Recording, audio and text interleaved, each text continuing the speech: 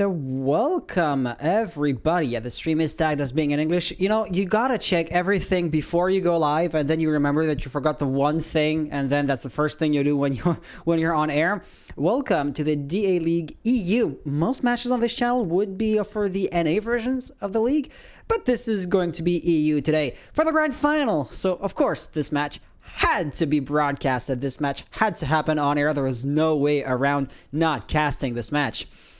Your contestants will be S8n, aka Satan, and Nakagata. I hope I pronounced that correctly. For what it's worth, Satan, they are a team which is totally French, so we as the admins talk to them in French, and Nakagata, I believe they speak Italian. You may have seen, you know, they have their Laughing Horse logo, but before the logos jump in, there's like a quick little flag that shows up.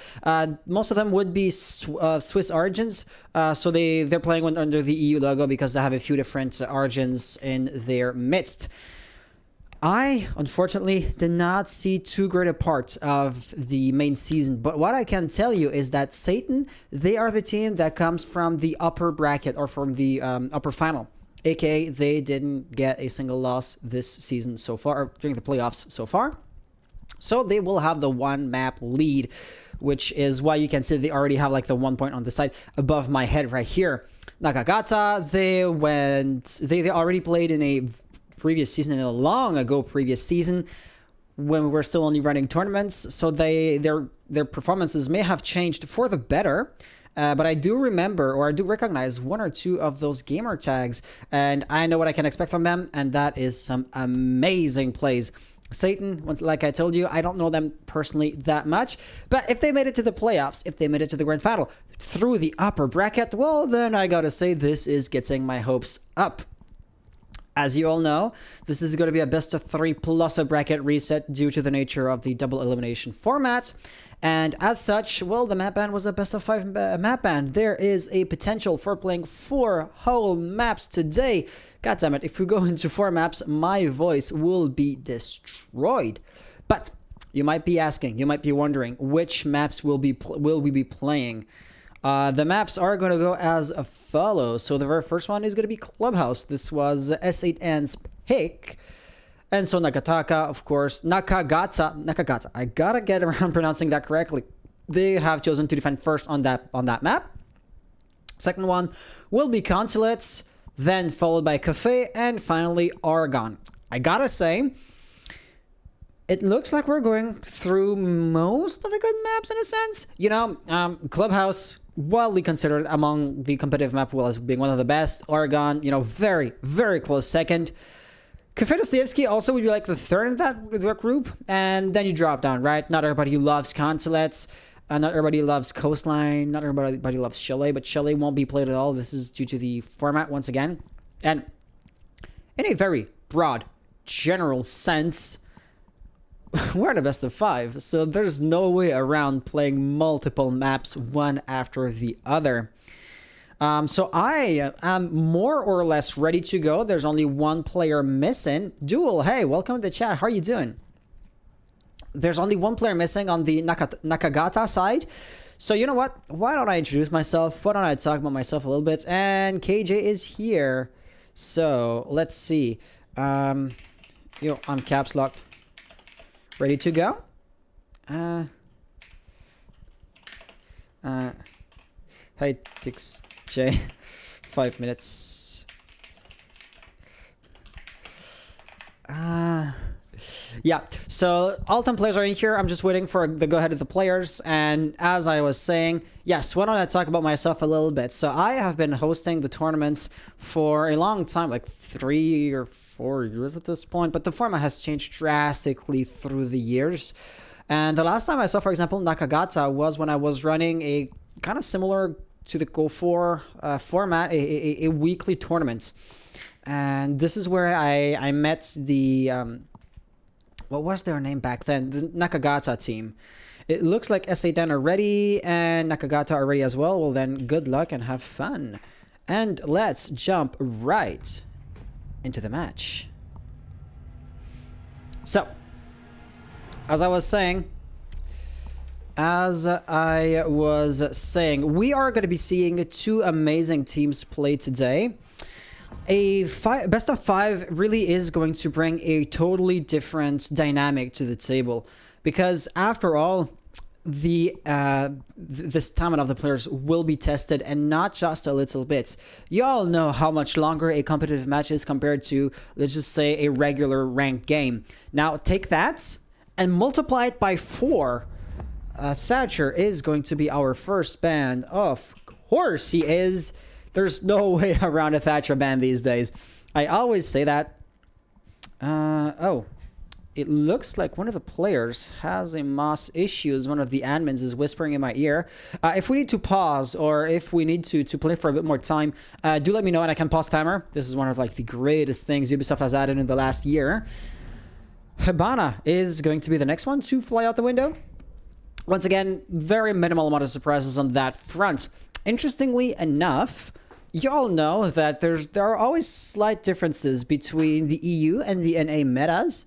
I, of course, am an NA player myself, so I might be interested to learning a thing or two, because, you know, different playstyles, of course, means that somebody is doing the better thing, and somebody has something to teach to somebody else.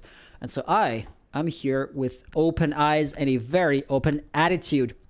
For what it's worth, I don't know how far along the EU admins are as Murray gets banned, but you know, the grand final, that implies that there's going to be the next season coming up pretty quickly. And yes, so if you guys want to register, I believe registrations are open on the EU server. Let me just check real quick. I believe they are, right? They are. Yeah, so guys, if you want to register for the next season, if you see these players play and you think to yourself, I guess I could take them, well then why not try your luck? The interesting thing compared to NA, once again, comparing it to my personal point of reference, is the fact that there's no entry fee in the EU league. So if you want in, you're in. It's basically that simple. The admins just are trying to filter out the less serious teams, because they just don't want to have too many teams that are going to like fold and disband during the main season, because when it happens, it's always slightly annoying. But, you know, slight details here and there, nothing too major. Let's look at this defense right here. So Nakagata, without any surprise in the world, will be picking the top floor first. Their composition is going to be interesting. So DixJ is going to be playing with the mute, because of course you have to have somebody to protect those reinforced walls, and that's going to be your mute. The thing is, he does not exactly destroy the Hibana pellets, the thermite, exothermic charges, or the ice. By the way, all 3 hard breach operators that are left, I should say, as Hibana has been banned, are going to be present. That means Joker is playing on Ace, Spock with Thermite, and Kazex with Maverick. At that point, I gotta say, if S8n wants to breach a wall, they're gonna. You know, a lucky spawn peak might maybe get the kill off of Spock, let's say, but there's going to be somebody else to breach those walls. And right here, you can just see how efficient the teams are. Walls are already breached within 30 seconds of the round. That is some really good time that they're making. Of course, somebody is going to be there to try to slow them down as much as possible. That's going to be Might, pre-firing quite heavily, not letting anything. Then again, he was being pretty passive about it, just like making his presence known to slow them down more than to expose himself and get the kill for sure. Right here, that is, I want to say, Dix's silhouette. No, that's not Ren. Okay. He has a long angle, has a few angles to get worry of. And no, the Barnet is going to go down pretty quickly. First blood drawn for Satan. So they're going to have the man count advantage at this point. Might right here, basically ready for a run out. There's no Claymore. If he takes the risk, it is going to be rewarded. But that is going to hold true for as long as KZX is repelling, which is no longer the case. At this point, you could say if Might runs out and looks to his right side, he could get 2, maybe even 3 kills. But once again, in action is going to be the death of that opportunity. But then again, no risks taken, no no damage dealt. But not anymore. Not Ren is on his tails, gets the kill. Kaizen with a frag grenade. This is a rough start for Nakagata. Jumping on a claymore. Is that actually going to be a flawless round? TXJ, last player alive, has to save the dream for his team. He's got a natural cell, could feasibly deny a plant this way, but he's seriously outgunned. To his left, there's somebody right there. He gets the kill. Joker trying to plant. Gonna have to toss the natural cell. That does not get shut down midair. Yeah, so to the admin, who I hope is still in the call with me, there was maybe a skin on Ash. I'll pause timer and look into this. Yep. So let's just pause the timer real quick. The round was really well played. The round was really amazing. But yes, if there are issues of skins, this has to be taken care of. Yeah, so Flars, Flars Toxic Man, you're still with me? He's muted.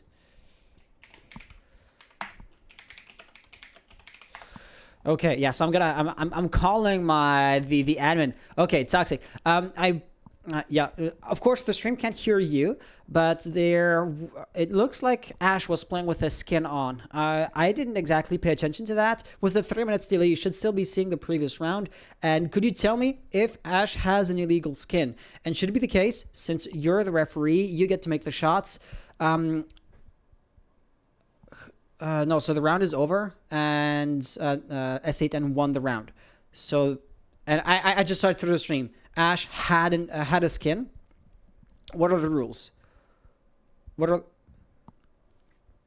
Yeah, S8n are attacking. Okay, so we're replaying the round, so we're restarting the game basically. Okay, but the round is over.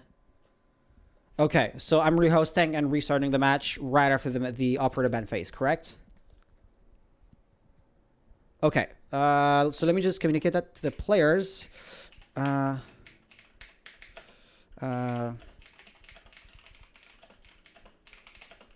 Due to the skin, will rehost. Will rehost. Okay, yeah, so let's get back to the menu, and I hope that won't be too long. So, so it was a uniform with a pretty white or pretty pale camouflage. At this point, it's too late. I'm already out of the match, okay? So I'm gonna have to recreate it. Not East US, West Europe. There you go. If I can give a piece of advice to the players, most dedicated Rainbow Six players will have more than one account, so I suggest you keep one account to play ranked, and you're equip that account with skins, and you keep one account for comp play, and you don't put any skins on that one account. So our banned operators were, and I quote, match options. So there were Hibana,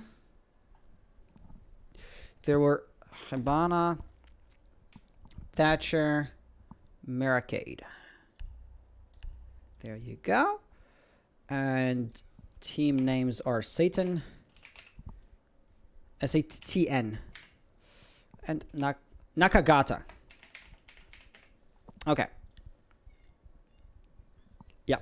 Yeah. You still have the screen share, by the way, so you should be able to see. I believe I spelled that out correctly.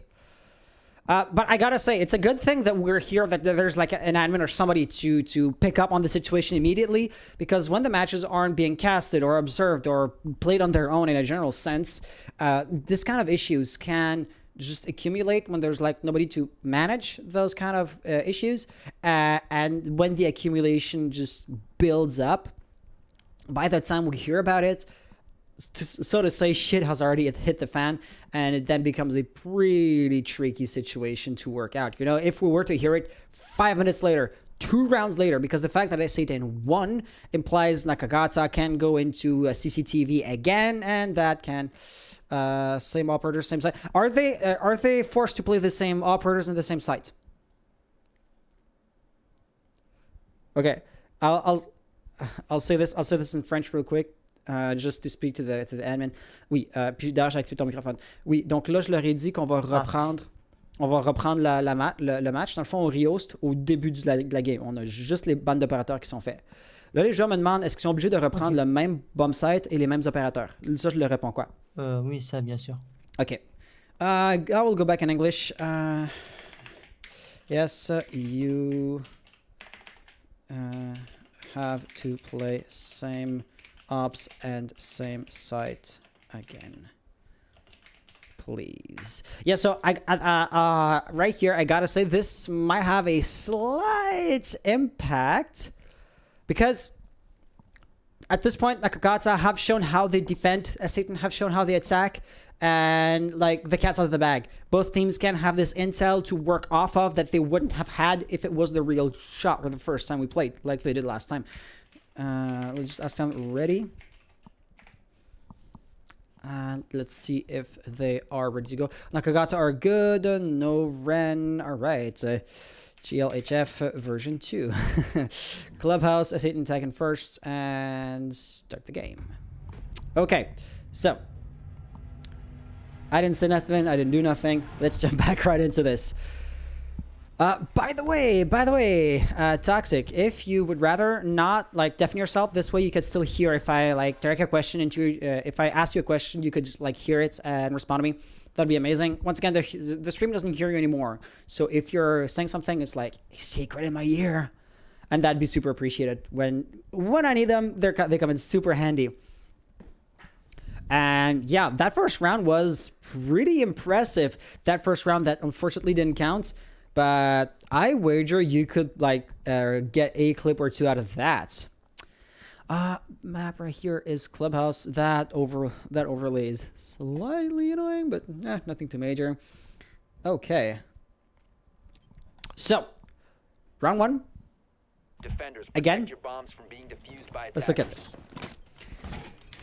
Since it's the same operators, there's a very high likely or very high probability that this is going to be the same thing as before, in the sense that TixJ will already know what's going to be happening, right? A jammer here on those walls, a jammer here, and a mute jammer there. So I would like to take some time to focus on those parts of the defense that I didn't see before. Namely, since Vulcan shields are going to be there, the Melusi Banshees already are on the field as they're no longer in his back pocket. So let's just see where he put them down. One goes there. In the stairs? No, I couldn't tell you where the other one is though. And with that being said, the attack is also pretty likely to be similar, right? 3 hard breachers. Yeah, they do have... Okay, they have the same operators. Yeah, okay, no. It's not the same match anymore, so the players aren't the same order because Spock was like all the way at the bottom before, so I saw like the Thermite logo all the way down. And that's just not the case anymore. So that got me confused a little bit. There is a drone which has eyes on our roamer here, Barnett. Unfortunately, the drone was right here, as you can see on the wall there.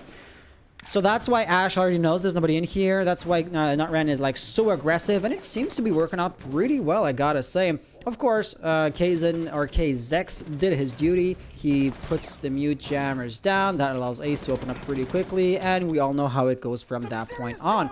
Already, Nutren is dead, so that's gonna be the other way around compared to the first time we played the round, as S8n did draw first blood before. KJ right here with these smoke canisters. That's maybe a tad early. He is going to inflict a fair bit of damage to Diju, but especially Joker, who was pretty low on health, is now in a critical state. He has diffuser, so if he dies, somebody is going to have to rotate to recover that launch box, which could be actually pretty problematic. Might right here. I mean, if somebody is going to get a kill off of Joker, that would probably be him. But right now, he's not exactly on a mission to get that one specific frag. Instead, he holds a nasty cross angle on the door of the garage, which kind of disables Diju from coming in. he could try it, but I mean, KJ is gonna be there on top of Might, and as I said, this TixJ gets a kill. Might also gets one. That was your Maverick. Unfortunately, no Joker going down. Unfortunately for Nakagata, right? If you're rooting for Satan, you want him to stay alive, but that is not going to be the case. Diffuser now lost, and Deju has to pull off a 1v4 clutch. He does not have Diffuser, he's out of drones and out of concussion grenades. Still has 2 impacts, so he can create a bit of soft destruction through those walls, but the verticality is going to be too much to handle. TixJ is going to put an end to the round and win the first point for Nakagata. Yep, that's what verticality is good for.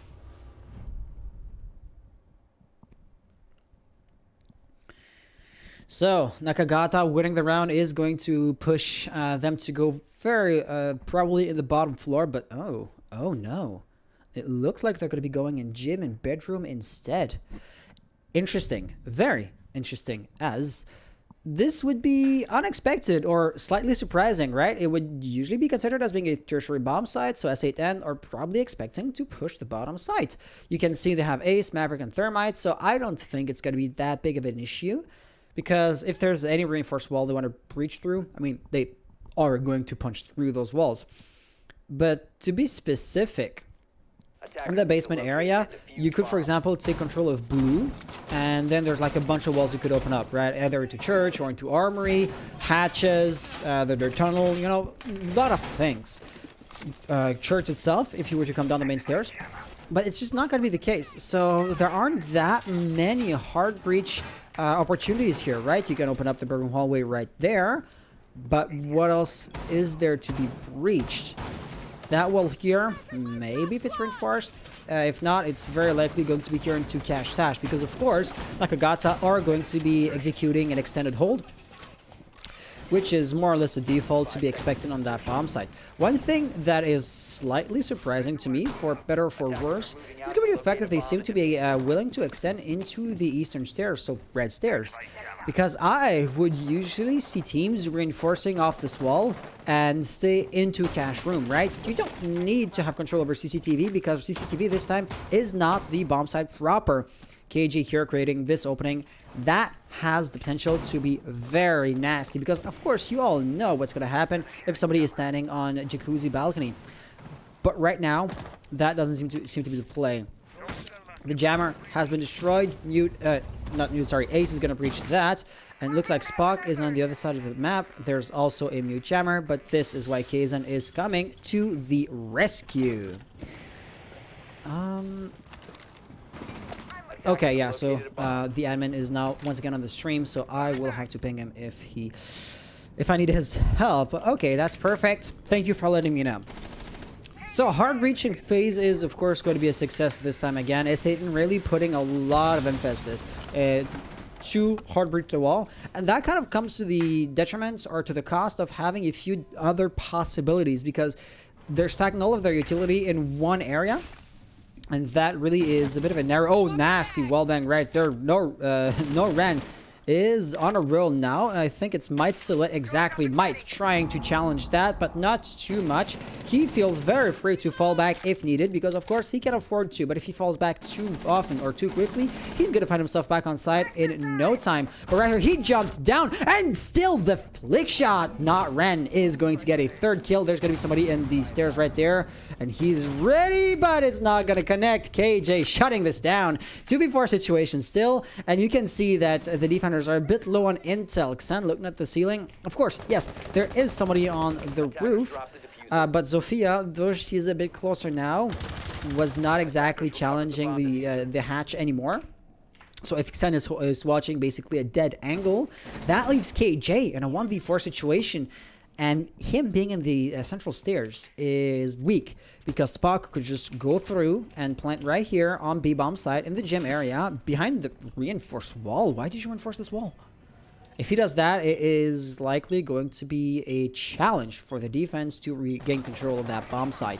Still, they are going to have to try. KJ coming back up. Of course, there's still that issue of the Zofia. Deju taking some amount of damage. Xen getting a nasty kill on Spock. That is diffuser lost.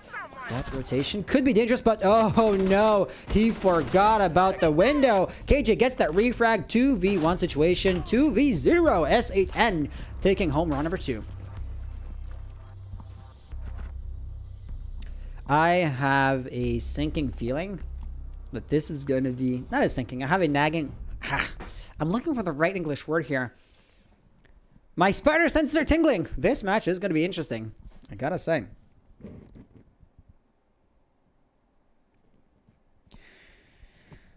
Both teams are on an equal footing, so if it was to come to that,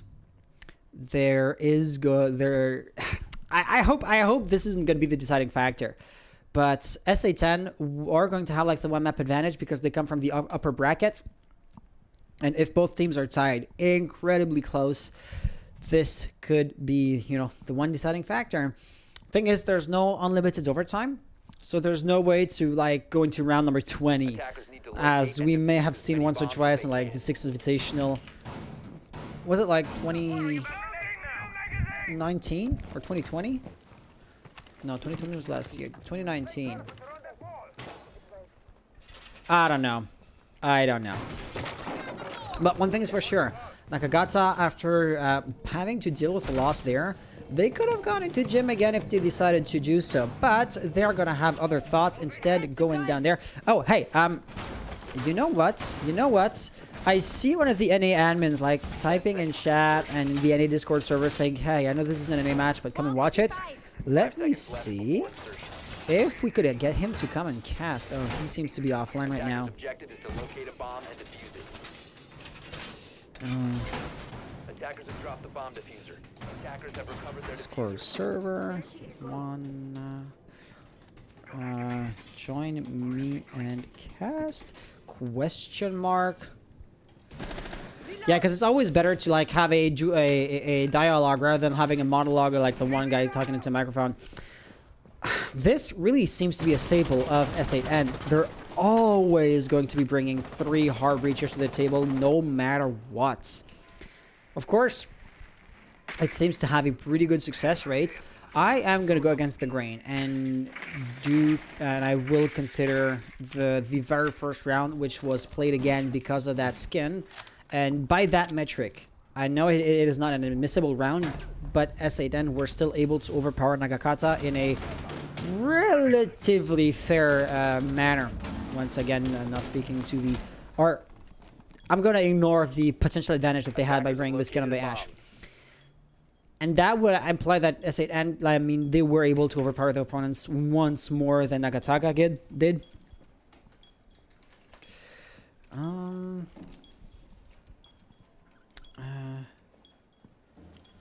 Okay, sorry, I'm getting messages on Discord. I always have to make sure it might always be like a player or an admin poking me. It was just not the case, though I still had to check, so pardon the momentary interruption. So right now, Nakagata, they lost 6J really early on. Him being smoke, it is going to hurt more than if they lost, say, Jaeger. On top of that, KJ being slightly low on health, nothing too major, but I mean, still, he lost a decent chunk of health. And now having Might that is dead, the health pool advantage and the man advantage is going to be tipping pretty heavily in S8n's favor. They still have the one natural. Oh, and that nade bouncing off of Xen. He's lucky to be alive. KJ taking some damage, returning fire, also inflicting, you know, hitting once or twice. And the natural cell is going to get the kill on Diju. He was a nasty killer. So him being off the board is going to be a breath of fresh air or a sigh of relief for Nakagata. But the way he got the kill was with the natural cell. You know, the one quote-unquote dirty trick now no longer is possible as they're going to be out of utility. 40 seconds to go. The push is going to be coming, and it's nothing too major at this point, right? But the time pressure is mounting. Barnett gets a kill, looking for Ashe, gets another one, but there still is a certain somebody in Kitchen, while Kaizen has dropped down. So both teams basically split up at this point, and the diffuser being in Thermite's hands, as long as Barnett keeps his opponent occupied. He left. That could have been an amazing or interesting way to deny a plant. But now Thermite has to drop right there. He is going to see him, but he is now hidden. Diffuser is going down. KJ being quite passive gets a nasty kill there. Spock is likely to plant, but I would wager Barnett from above it gets the kill. He does not. Oh, barely out of there. He is alive.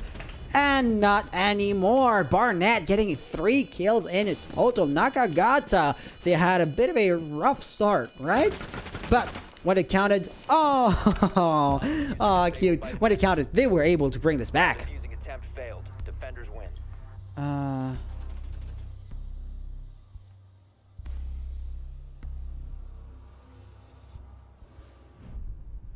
Okay, yeah, I was reading the message I got.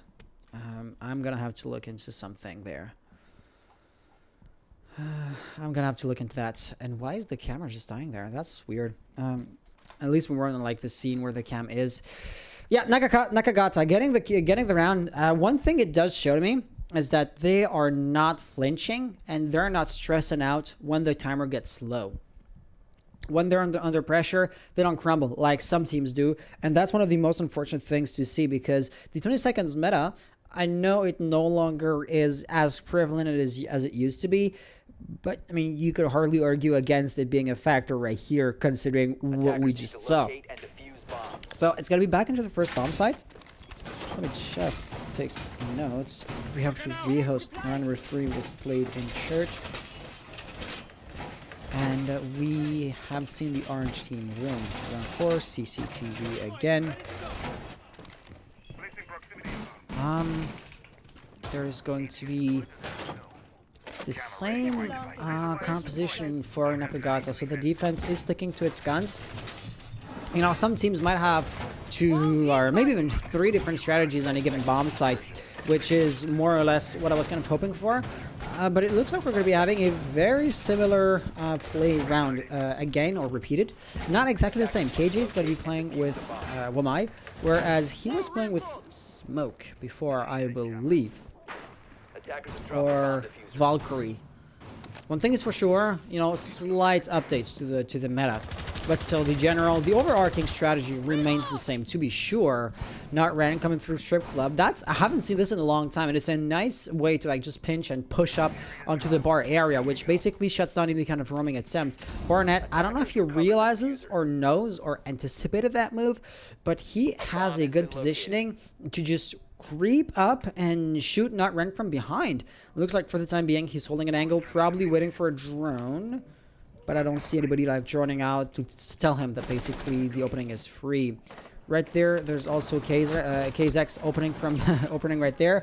And when you do the same thing over and over again, you become predictable. Might was trying to shoot through the Maverick opening.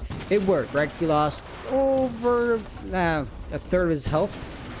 Nothing too major. A nade's going to be thrown, but of course he's no longer standing there. The nade was cooked maybe a tiny bit too short, as I suppose Might could have had just enough time to run away from that.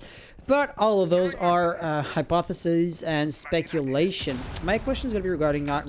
I was going to talk about that. Looks like the Barnett was not patient enough, and now that the flank is open, Barnett could creep up on Might. Might, who gets a kill at the very same time, and this is exactly what's going to happen at the same time. Not Ren and Xen puts Not Ren down, so that's the refrag. Joker has been put in a down but not out situation. Somebody could revive him.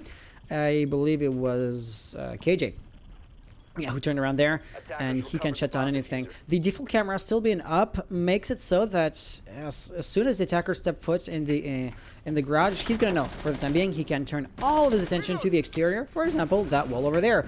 With the proximity alarm, Xen gets a nasty kill right there. 58 seconds on the clock. Both teams, or both players on S8n, should I say, are really low on health, so they're gonna be really soft targets. And there is not much they can do about that. Let's just hope for their sakes that they're going to be hitting the head before Xen or KJ hits anywhere near, you know, a body shot. This is going to be a lot to ask of them. KJ gets a kill. No, 1v2 situation. 37 seconds on the clock. He is out of rounds. Has 2 smoke canisters. And I think this might be one of his best shots at this point, because they're going to be pinching and flanking him, right? So shutting down the line of sight to isolate the defenders as much as can be is what you're looking for. But he does not land the shot. Xen does, and Nakagata winning round number 4. At this point, it's a 3-1. So guys in chat saying Nagakata or Nak... Okay, Capriello, you confused me right there. It's Nakagata, right? Yeah, orange team all the way. It seems to be holding true. Seems to be. But this is just the beginning. Let's not forget that there's like 3 or 4, or there's a bunch of maps lined up tonight.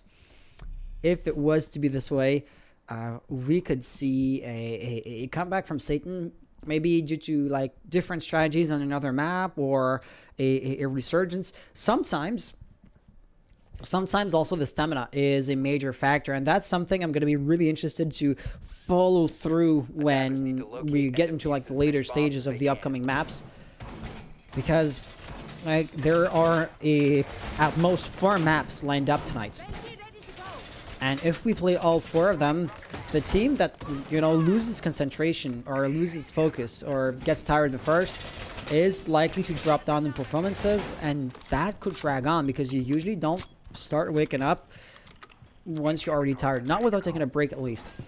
So human nature put aside, at this point, this is like the second to last round before the role swap. We have seen this defense before, and if memory serves me right, this is the one and only point S8n managed to win.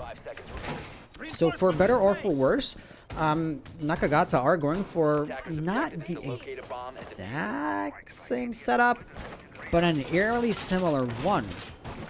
And of course, that means that S8n know what to expect, right? They went against this defense before. So, for example, breaching the reinforced walls, well, we know which ones are going to be reinforced. We know where a new jammer is going to be, where one won't be. For example, there is one right here. So, Maverick is going to have a bit of a job to do. Tixj, how do you lose health? Oh, through the window here as you look at the blood splatter. Not sure how that's... the alibi got shut down, because it would imply an attacker on the roof, and yes, there's a few of them there. Okay, there you go. That figures. That checks out.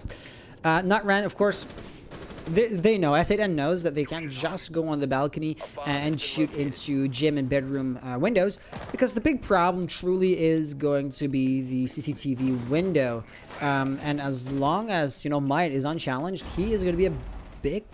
Not just a bit of a problem, a big problem, actually. So, drones are going out. That was Spark. No, that's Kaizen. No, that is going to be Joker then. Yep, probably Joker. But the push seems to be underway right there. Kaizen trying to come in, but Xen shutting that down pretty quickly. A smoke grenade at this point could be really interesting to basically disable the line of sight that they have through here. Look at that, he's thrown right there, and the cross angle is pretty strong. It would be hard to contest. So shutting it down with a smoke canister and pushing it on the other side to like get the kill off of Tixj or something like that, and then turn all of your attention towards the frost could be interesting. And there you have it. This is the big issue. KJ with the bailiff is going to create an opening in the early stages of the round, but he's not actually going to be there, so no need to like create the opening when you want to shoot at the attackers, and they never know when that is going to come. So putting a claymore down, or maybe putting a drone in a flank watch situation might be interesting. Tixj, that is so unfortunate. Thing is, this is what I say when people are asking for advice, or they're asking like, how can I get better? As Nakagata are winning yet again the round. Congratulations. So they were able to rewrite history. They lost the first time in bedroom, so I was thinking, well, if history repeats itself, they are on their way to lose another round.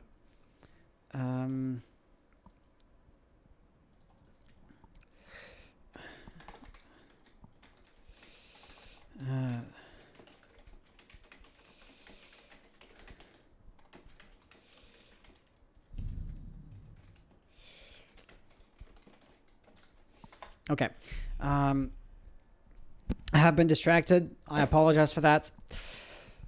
What I was going to talk about was Nakagata losing there the first time, so they were able to get a different outcome this time. Congratulations. Regarding the opening in the dirt tunnel area, that was a bit of a problem for Satan, right? But it's not that difficult to shut down. Just put a drone or put a claymore in flank watch. Either the drone or the claymore might get shut down, but that would imply somebody shooting at the piece of utility. And that kind of creates that is going to force the one roamer to make some noise and to make his presence known. Of course, we're talking hypotheticals, because this is the last round before the rule swap, and by extension, well then, Nakagata are going to play their last round in the basement area. That's rare. I have not seen a reinforcement here. And a shield here too often. That really implies that the defense intends to challenge the main stairs in an unusual way. And I will keep my eyes open, because if that's successful, if that's a promising way of holding the angle, well, I want to try that for myself. Might seems to be roaming right here, central stairs. And it was one of the most predictable things to do, right? Unfortunately, he gets shut down. It's a kind of angle that you really have to be patient about. Just like the other way around. You know, during the previous round, they had an opening in the dirt tunnel. That's something you should have done maybe on that window and like peek it in the later stages of the round, because if the push doesn't work, eventually the S8n players are going to rotate out of the dirt tunnel, and then a roamer could basically pick them up as they're coming out of the hole. But all those, once again, are just hypothetical situations. KJ being on cams, Xen was kind of semi-roaming, but he's back on set right now. Barnett in utility room, and TixJ, if he's roaming with the smoke, I would have been pretty surprised. And that implies that Nakagata aren't going to be challenging S8n as long as S8n don't come to them. And why is that kind of dangerous? Well, simply put, for example, do we have a buck or a sledge? Unfortunately not, so I'm going to say Diju and not Ren. They can open up the floor with like their breaching charges as much as they want to, without the fear of having a roamer come up behind them. Right here, Joker, seeing why you got to be cautious when you're opening up a hatch with two ace charges at once. TixJ with a quick little kill there. Xen turning around and replacing the bandit batteries. I don't know if he was trying to bait something like an ace charge, but that is now out of the question, as Aces no longer has any of those tic tacs in the back pocket. 4v4 situation, 1 minute to go. There are still many possibilities open to S8n, right? They could rotate into blue. Looking at KZX, this seemed to be more or less what he wanted to do, but oh, he rotates back out. Dirt tunnel, of course. There's always the main stairs and the kitchen hatch. So anything and everything is still very much on the table. But it really looks like we're going to be having a kitchen hatch push. Who's there to shut that down? KJ seems to be more or less the only one. TixJ right there also receiving some amount of pressure by, yeah, that's KZX. With one smoke grenade remaining, 30 seconds on the clock. Yeah, KZX could probably make it through, but he seems to not want to force it. And at this point, you can sense the desperation in the attacker's playstyle. Dropping down is so predictable, but the smoke canister does its job pretty well, but just not enough. Diffuser has been lost. 2v3 situation, 9 seconds to go. This is going to be DG to pull off the clutch. He gets one, look, turns around. Nutran is planting, but he falls down, and there's no longer anybody to cover him. 4 seconds to go. Why was my screen on 4 seconds? He just lost. God damn it. Yeah, so 0 seconds to go. And it looks like due to the timer, S8n will lose yet another round. I will say one thing.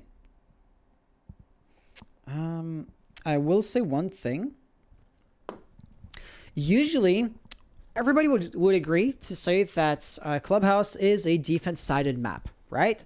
So it is kind of to be expected that the defense wins more rounds than the attackers. And so, rule of thumb would imply that having a 4-2 split in favor of the defending team by the time the role swap hits would indicate that both teams are more or less on the same playing field.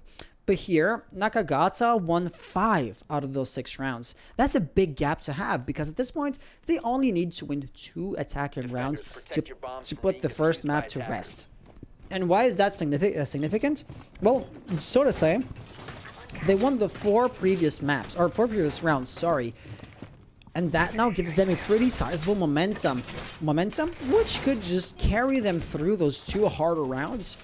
And by that definition, S8n are on a very, very small, say, margin of error. Because, I mean, humans aren't perfect. A mistake is going to happen. That's to be expected. But your time for mistakes is now coming to an end. If they want to win, they better not lose this next round without winning a few rounds, because that will put them in a 1-6 situation. It does not get much more dire than that. So, once again, we're not yet backs against the wall, but barely not so. So let's just be cautious. And oh, we were cautious, or aggressive, should I say, not ran with a nasty kill on Xen. those are the kind of spawn peaks that are going to hurt, as Xen is, well, not exactly the top fragger of his team with 8 kills, but the second top fragger for his team. So KJ being the last true fragging threat, not to be dismissive like Might, Barnett, and TixJ, but I mean, the numbers don't lie, right? They're trailing behind somewhat. You gotta have somebody, you know, playing on cameras, feeding intel, and being passive. It's understandable, right? Nothing to put them down. But I gotta say, getting kills really does help you a heck of a lot. And the Suya gate here actually is quite resourceful. It's the kind of stuff where you know they're gonna breach. And you know it's going to get shut down because at this point, right, the Barnett has still a lot of utility to shoot it down. 2 drones and 4 grenades.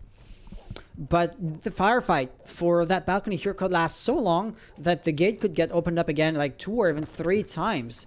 So not destroying it just yet actually is the right call to make. KJ could get a kill on Diju if he had intel, right? Diju is right in front of that window. But woulda, shoulda, coulda is something we can say. As we see everything, the players unfortunately do not. Diju taking narrow angles. At this point, it seems to be the calm before the storm, right? Not much was happening on the other side. Barnett just keeping them occupied, cutting off rotations. As if somebody, either Diju or who is it on the garage balcony, or there are Kazex, if they want to rotate to help out for the construction push, they're going to be in hot waters as the Barnett gets a kill right there. But I believe Diju was able to move. No, he was not actually. So yes, that is really splitting the attackers, the defense's forces. And there's a certain somebody prone right there. A grenade would be a really easy way to get the kill. But once again, they have to know that Spock is present. Pre-fires are to be expected, right? And oh no, Might with an unfortunate team kill. This is going to tip the skills in Satan's favor as they have now the man advantage. 40 seconds to go. DixJ with the diffuser is going to have to rotate, but he doesn't seem to know exactly what he wants to do. And the advantage of surprise is once again going to pay off. Might taking again some amount of damage, not too much, but you know, just enough to erode and chip away at his health. And somehow DixJ is planting barely in the bomb site. At the same time, Barnett got shut down, but doesn't matter. He wasn't on the other side, just providing a distraction, and distraction was enough to get the diffuser planted. Not Ren, getting revived by Doc, 75 HP. It's as if he never went down in the first place, but that does not matter. Down to a 2v2 situation, and for good, and in a 1v2 now. Ash with the R4C. Can you pull off either double kill or just play for time for 20-some seconds? Might does not know exactly what to expect, and the run out is actually going to be the end of Nakagata. Satan, I was saying they better not lose this round for their sakes, and they did not disappoint. Defenders have disabled the bomb diffuser. Defenders win. All right. Congratulations. This is the kind of stuff I was talking about. As soon as the rule swap hits, S8n, they are now on their fast track to recover the lost time, to recover their points, and to bring this maybe even in overtime. I don't want to be dismissive of Nakagata, right? They still have a sizable momentum, a sizable advantage, and their margin for error is way larger than the one Satan currently has. But if Satan were to have the same kind of performances that Nakagata did, well then, what is to stop them to bring this into overtime? Not much is what I would say. So this was a CCTV defense won by the blue team, and round number 8 is actually going to go into Church and Arsenal room. Defenders, protect your bombs from being defused. So you know, the kind of stuff that Nakagata didn't do, going into Church second, is more predictable, of course. But that's also a easier way to win your rounds. Once again, referring to the fact that Nakagata went into gem to try to bait or throw Satan off guard, and that didn't work. They just lost the round. So yeah, if I could make another little comment, I've said this like once or twice, but like a long time ago. So allow me to just talk about the fact that there are guns on this wall that are on the game, like a PP2000. No, a PP18. 5 seconds remaining. I think that's what the gun is called. Could we have that gun in the game? Like, could Ubisoft add another operator with like that little SMG? It's so nice to play with that gun in other games. I just, Ubi please. Correct me if I'm wrong, but that jammer could get shut down by the hatch. No, you can't. Okay. Plus, of course, there's going to be a bit of impact tricksing. So, last time, the orange team lost one player or two. Well, to be specific, one player and somebody else lost a chunk of health, but didn't actually die through spawn peaks. So that's the kind of stuff that works only once, right? As the advantage of surprise now has been burnt, it's been blown. S8n or Nakagata know to be a bit more cautious, and they are as such not going to fall for that trick again. But I gotta say, the spawn peak was an interesting way to get the upper hand early on to the previous round. S8n not resorting to the same trick for obvious reasons. I'm not complaining at all. For the same, so that was a factor, which was a great help to them, which they now no longer have. So it's gonna be a bit harder for them to pull it off. Oh, imagine if you got the kill there. And the admin is just texting me something. It looks like somebody is working overtime to like put a lot of clips of that comp into Twitter. Yeah, but all around, I gotta say, not Ren. He got flushed out as a roamer pretty darn quickly, and that is not ideal because the attackers, once again, I was saying this when S8n were attacking, but Nakagata here, they can, for example, sledge the entire floor and kitchen without any fear of repercussions. No roamer is going to be creeping up behind them and is going to be trying to be a pain in the butt. So as such, that's a great upper hand to have for Nakagata, and S8n should probably try to challenge that status quo, because if not, they're likely to lose one or two player, or at best have a few key rotation angles cut off, which is something you really do not want to have. Look at that little angle. Let's see how exactly the nade is going to bounce. It does not bounce. It does not even bounce. Not as Rende. As no Ren. Okay. No Rents. I've mispronounced his gamer tag the entire time. No Rents gets a nasty kill there. And Sen, once again, being like one of the best fraggers, having him off the board is major. Might is looking for the refrag, and that wall was well reinforced. Not sure why an Ash charge went into that direction. The drone being jammed, of course, Thermite cannot just reach the wall, and of course there is no Thatcher, there's no Kali. Maverick might want to open it up with 15 seconds to go. Things are going to have to go by pretty quickly. He is still jammed, looking for the jammer. It does not go. 6 seconds to go. This is going to be pretty tense, and they all die one after the other without me being able to spectate all of those kills. S8n pulling off another beautiful, well-executed round. They are... they're on their way to shrink and bridge the gap between their points and their opponent's points.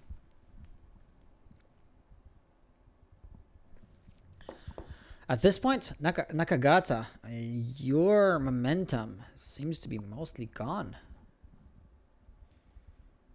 So, the 2-point gap isn't that sizable anymore. It shouldn't be too big of a stretch to say S8n can pull it back, which has got to be heartbreaking for the orange team.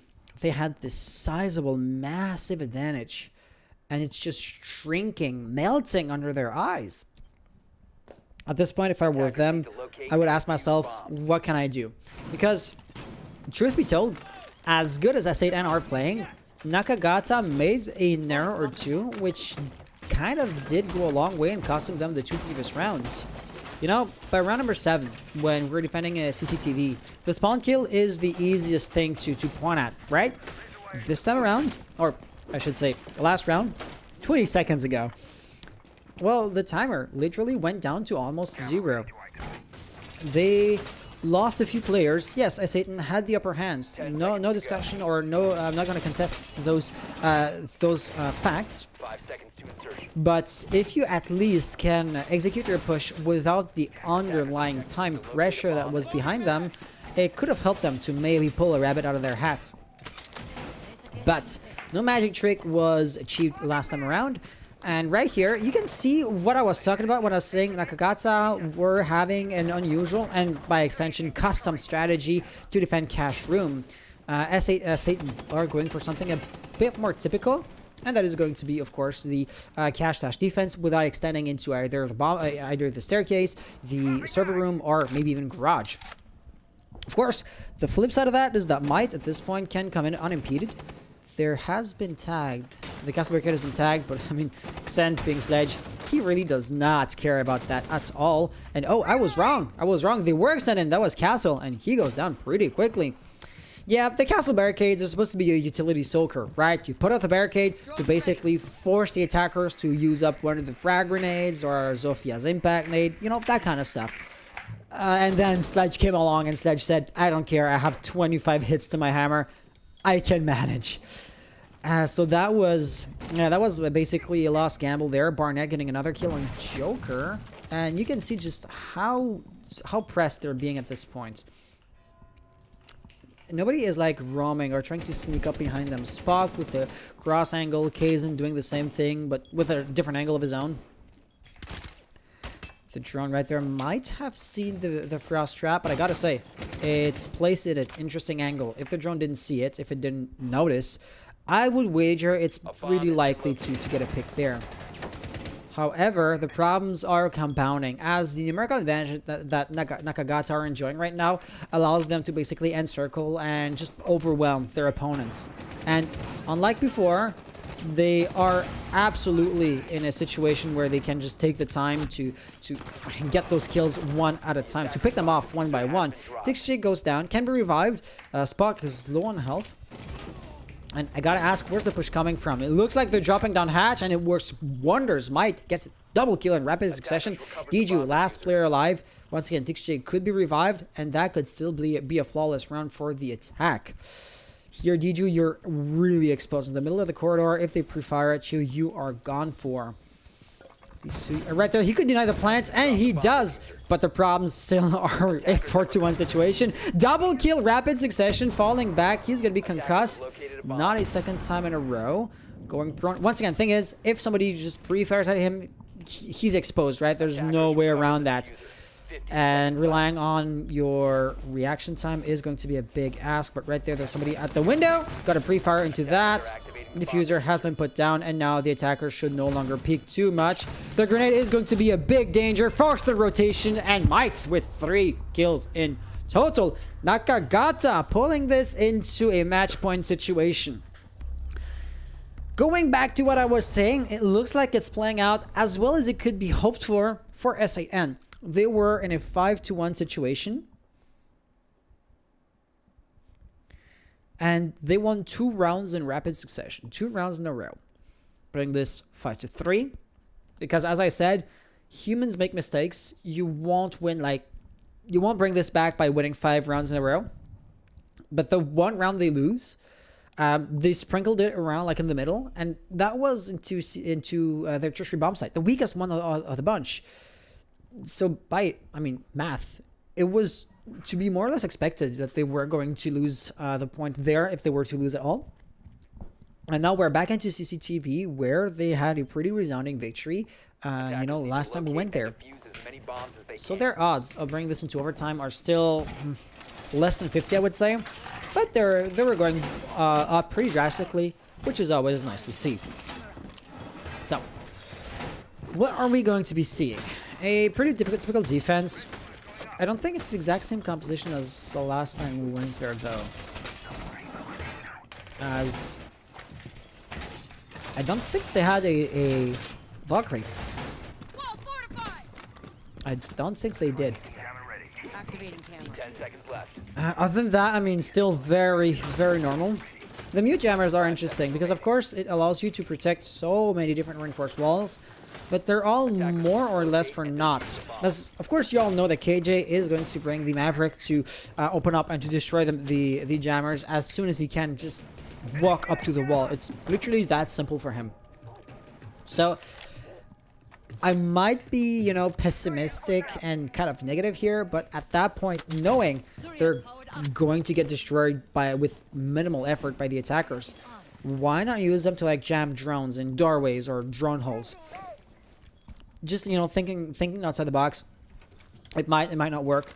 As soon as they know that they no longer have to bring a Maverick, they're gonna stop to bring a Maverick. So you could do this only once or twice, kind of just playing or taking advantage of the fact that the other team does not know everything about you. Kind of like pulling off a spawn kill attempt, But for the time being, there's going to be a pretty quickly set up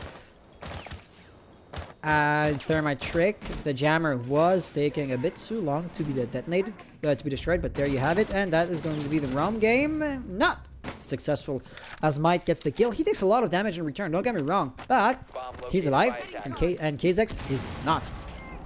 That's going to be early lead, early upper hand, early advantage for Nakagata, who, might I repeat, are in a match point situation, so S8n can hardly afford any kind of drawback situations here. The Barnet here is going to be trying to push into that CCTV area. The Melusi Banshee has been shut down, and truth be told, who can turn around and deny the push? Joker and Diju. But Diju, okay, so he's not on cams right now. He has problems of his own. So Joker really is the only one who can deny a push through the opening. That is a notable weak link, as Barnet, well, only has to get the 1 kill. Now 2 that Renzen has come back, gets those 2 kills, and he has a free site to walk up to. You can see just how thin the defense is being stretched. Not Ren having to go back and forth between 2 angles to shut down basically 2 prongs to the push.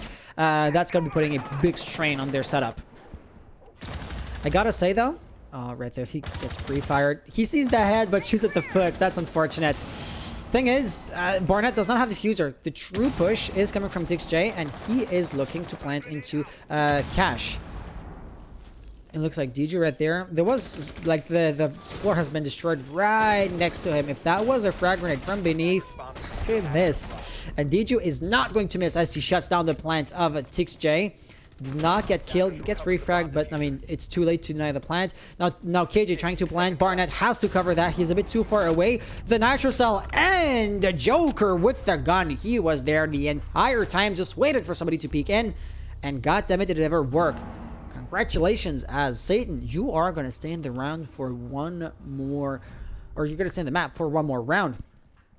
You know, when I saw Nakagata get the early pick, last time I checked, like, getting the first kill gives you like a 20% advantage for the remainder of the round. So that was really significant. And yet, S8n were able to clutch this situation out.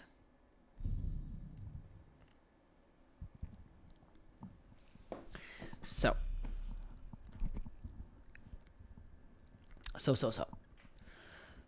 Church and Arsenal room. S8n's movements are going to be predictable to some extent. It's to be expected, right? They won in gym. They won in CCTV. I don't expect them to go into church. So what else is there? To go. They won CCTV. I don't expect them to go gym. What else is there? There's church. That, of course, could advantage Nakagata, but it's really just a minor factor, which I'm underlying here. Smoke is not going to make an appearance this time. This, I think, is a bit more noteworthy, because he is like the one operator that can shut down Dirt Tunnel with any kind of major success or major ease, period, right? You could maybe lump him in a group with, say, Goyo, but Goyo really isn't as good as Smoke would be. And so what I'm trying to get at here is Nakagata, if they pick up on that, could maybe work with that intel to their advantage. On the other side, though, not bringing a smoke implies that they're bringing somebody else to the table. And they're going to have a... Barnet, was that a spawn kill attempt? It probably was. Oh, it was. Oh, it was. Oh, no. Yep. So I was going to say S8n have a lot of intel at their disposal, right? They have Joker's cameras, a bulletproof camera from Kaiser, the Melusi Banshees. They do make some noise when somebody's standing next to them. A Suya Gate also kind of does force you to make your presence known, right? Though they really aren't a intel-based gadget as a primary objective, it still is a secondary function of theirs. So now, not Ren being dead, well, he has a lot of time in his hands to just sit on cams and feed intel. Make the best of a bad situation, so to say. So, let's take a look at this situation. It was their only roamer, who's been fleshed out pretty easily. Once again, Nakagata can just make a number of the floor without having to be too afraid, like of a roamer coming up behind them. Sledge, last time that they tried that, got shut down pretty quickly by just a gun from underneath. So I would be a bit more passive, or a bit more cautious if I were them. But the thing is, not even half of the round has been played.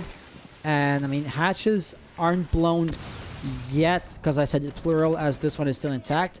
But the time that Nakagata are making is just really good. Like, I'm not sure whose silhouette that is in the main stairs. That's Ash. Ash is already, so to say, knocking at the OBJ's door. And that's the kind of stuff that you want to have the attackers do with like 30 seconds to go. So yeah, the slowing down part, be it with thrommers, be it by challenging, you know, by shooting back at the Ash who has an angle onto bomb site itself.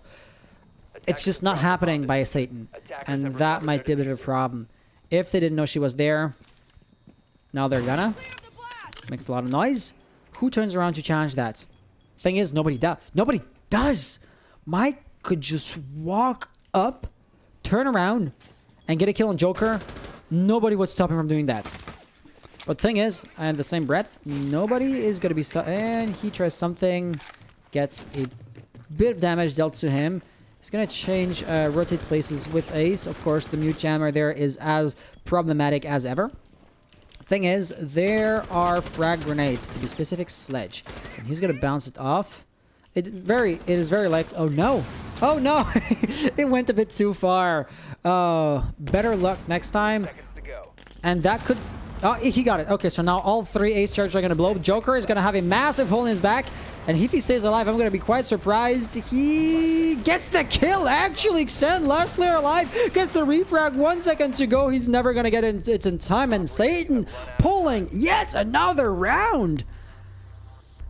When I say that every round comes down to the wire, this is what I'm talking about. Wow. Could every match be just as fun as this grand final? Well, I suppose not, because it is the grand final after all. It is the single bestest match game face-off of them all.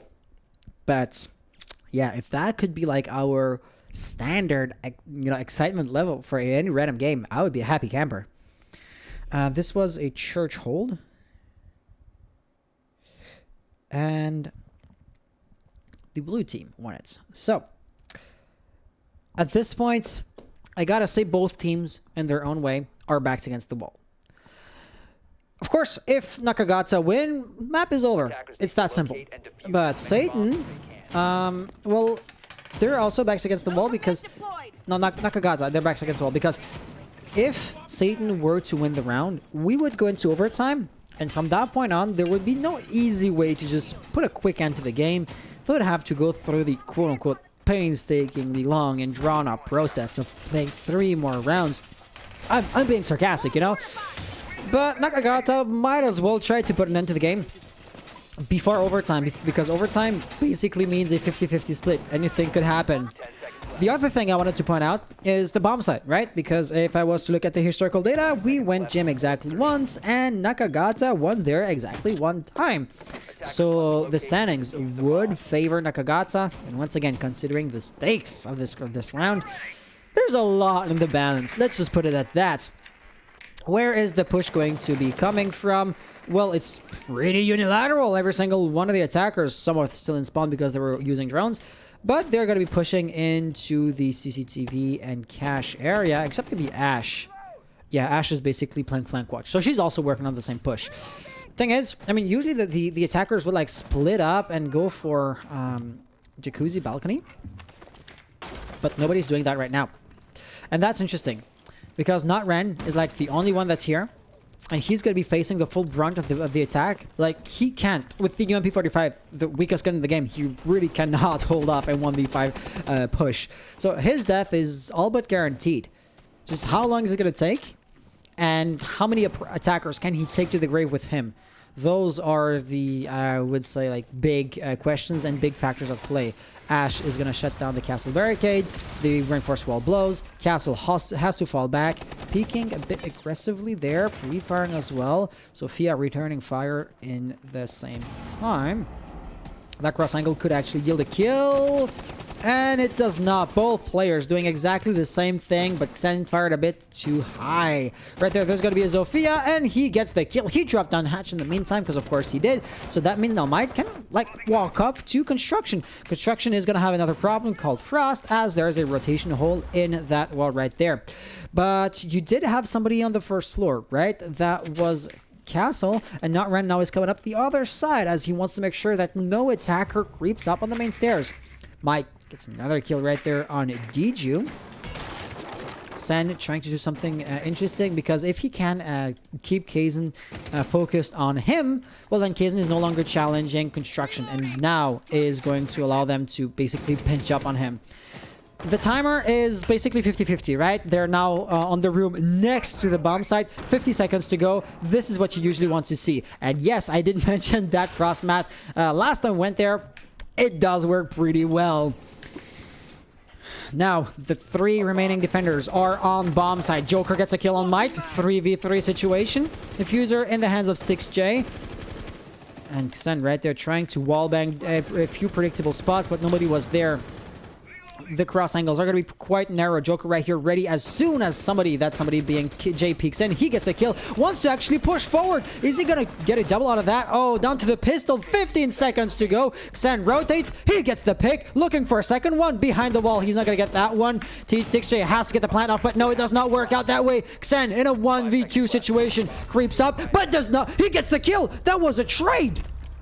That was a trade. So luckily for Satan, it was a 2v1 situation, which turns into a 1v0 as soon as that trade happens. Therefore, overtime situation is now underway.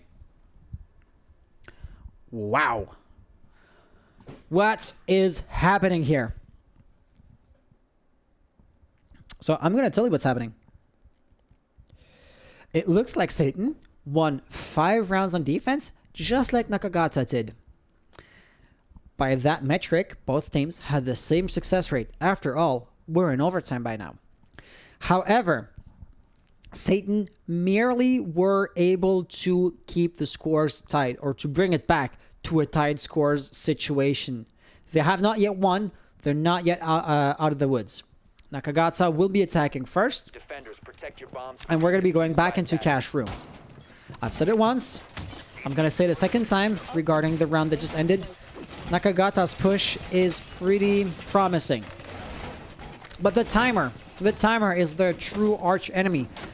Once again, I would not argue that they lost just because of the time. After all, Sen lost because, I mean, he lost the gunfight as much as he can lose a trade.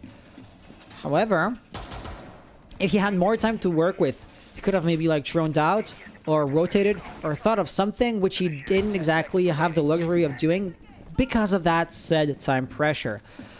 So if Nakagata were to be just a tiny bit faster, I would say that their chances of like getting a lot of kills would go up drastically. As it might just be me, but I know Not Ren gets 15 kills, but like the high numbers seem to be a bit more numerous there. Not Ren is going to get a spawn kill on the Barnett. That is unfortunate as ever. And yeah, that's a thing, right? We are at a high level of play here. Platinum at the very least. Sorry, I'm curious. I didn't even check the... yeah. At the very least, they're diamond, right? So a diamond level should not make small mistakes.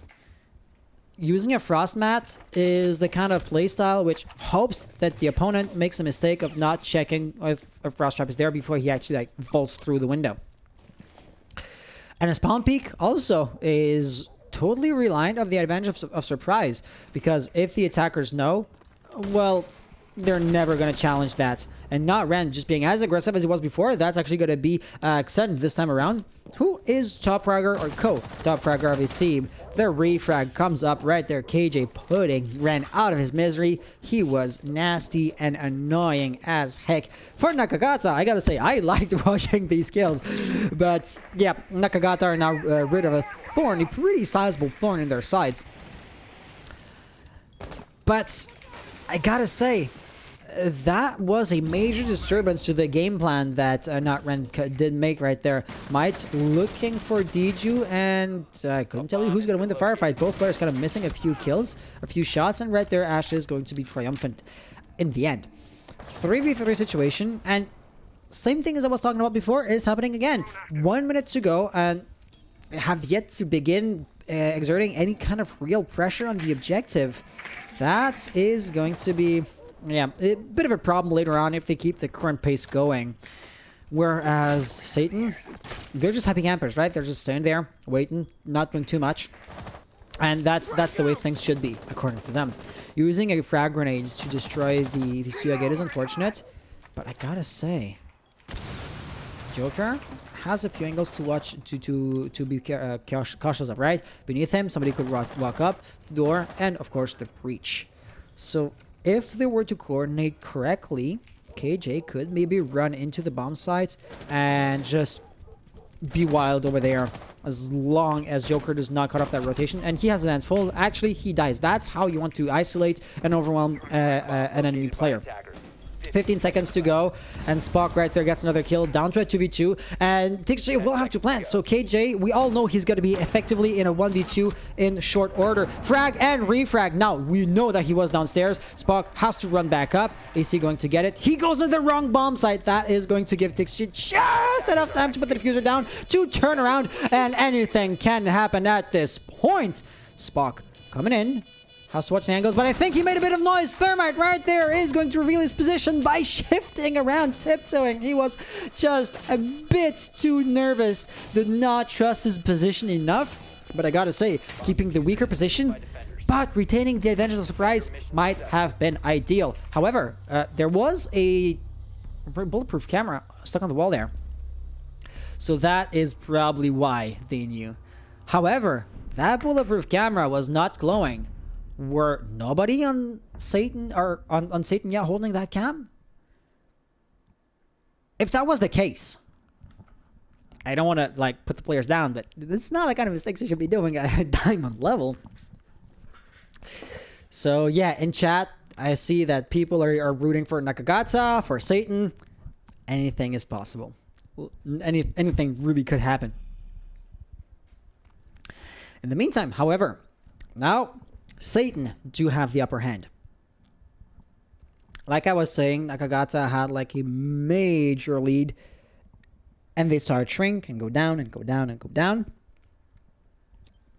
And now it's all but gone. Attackers need to locate and They are once again the ones backs against the wall. However, they're now in defense again. And we remember just how how good the defense is on this map. In total, the attacking team has won 2 rounds. S8n won 1 attack, and Nakagata won an attack. So if I was to go by that historical metric, I would say Nakagata are pretty likely to win the upcoming round. But, you know, you could then just turn around and say the same thing about S8n when they will be defending next for the upcoming round.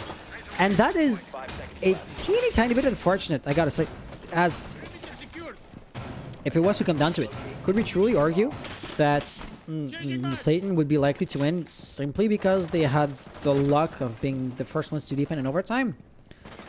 If it's the case, well, first and foremost, it really does go a lot to tell how tied the teams are. And right there, Spock gets a killing send. That rotation was just so careless. Barnett is still there, trying to harass the attackers as much as possible, but because of that window breach to his left, he really cannot peek or creep up the stairs at all.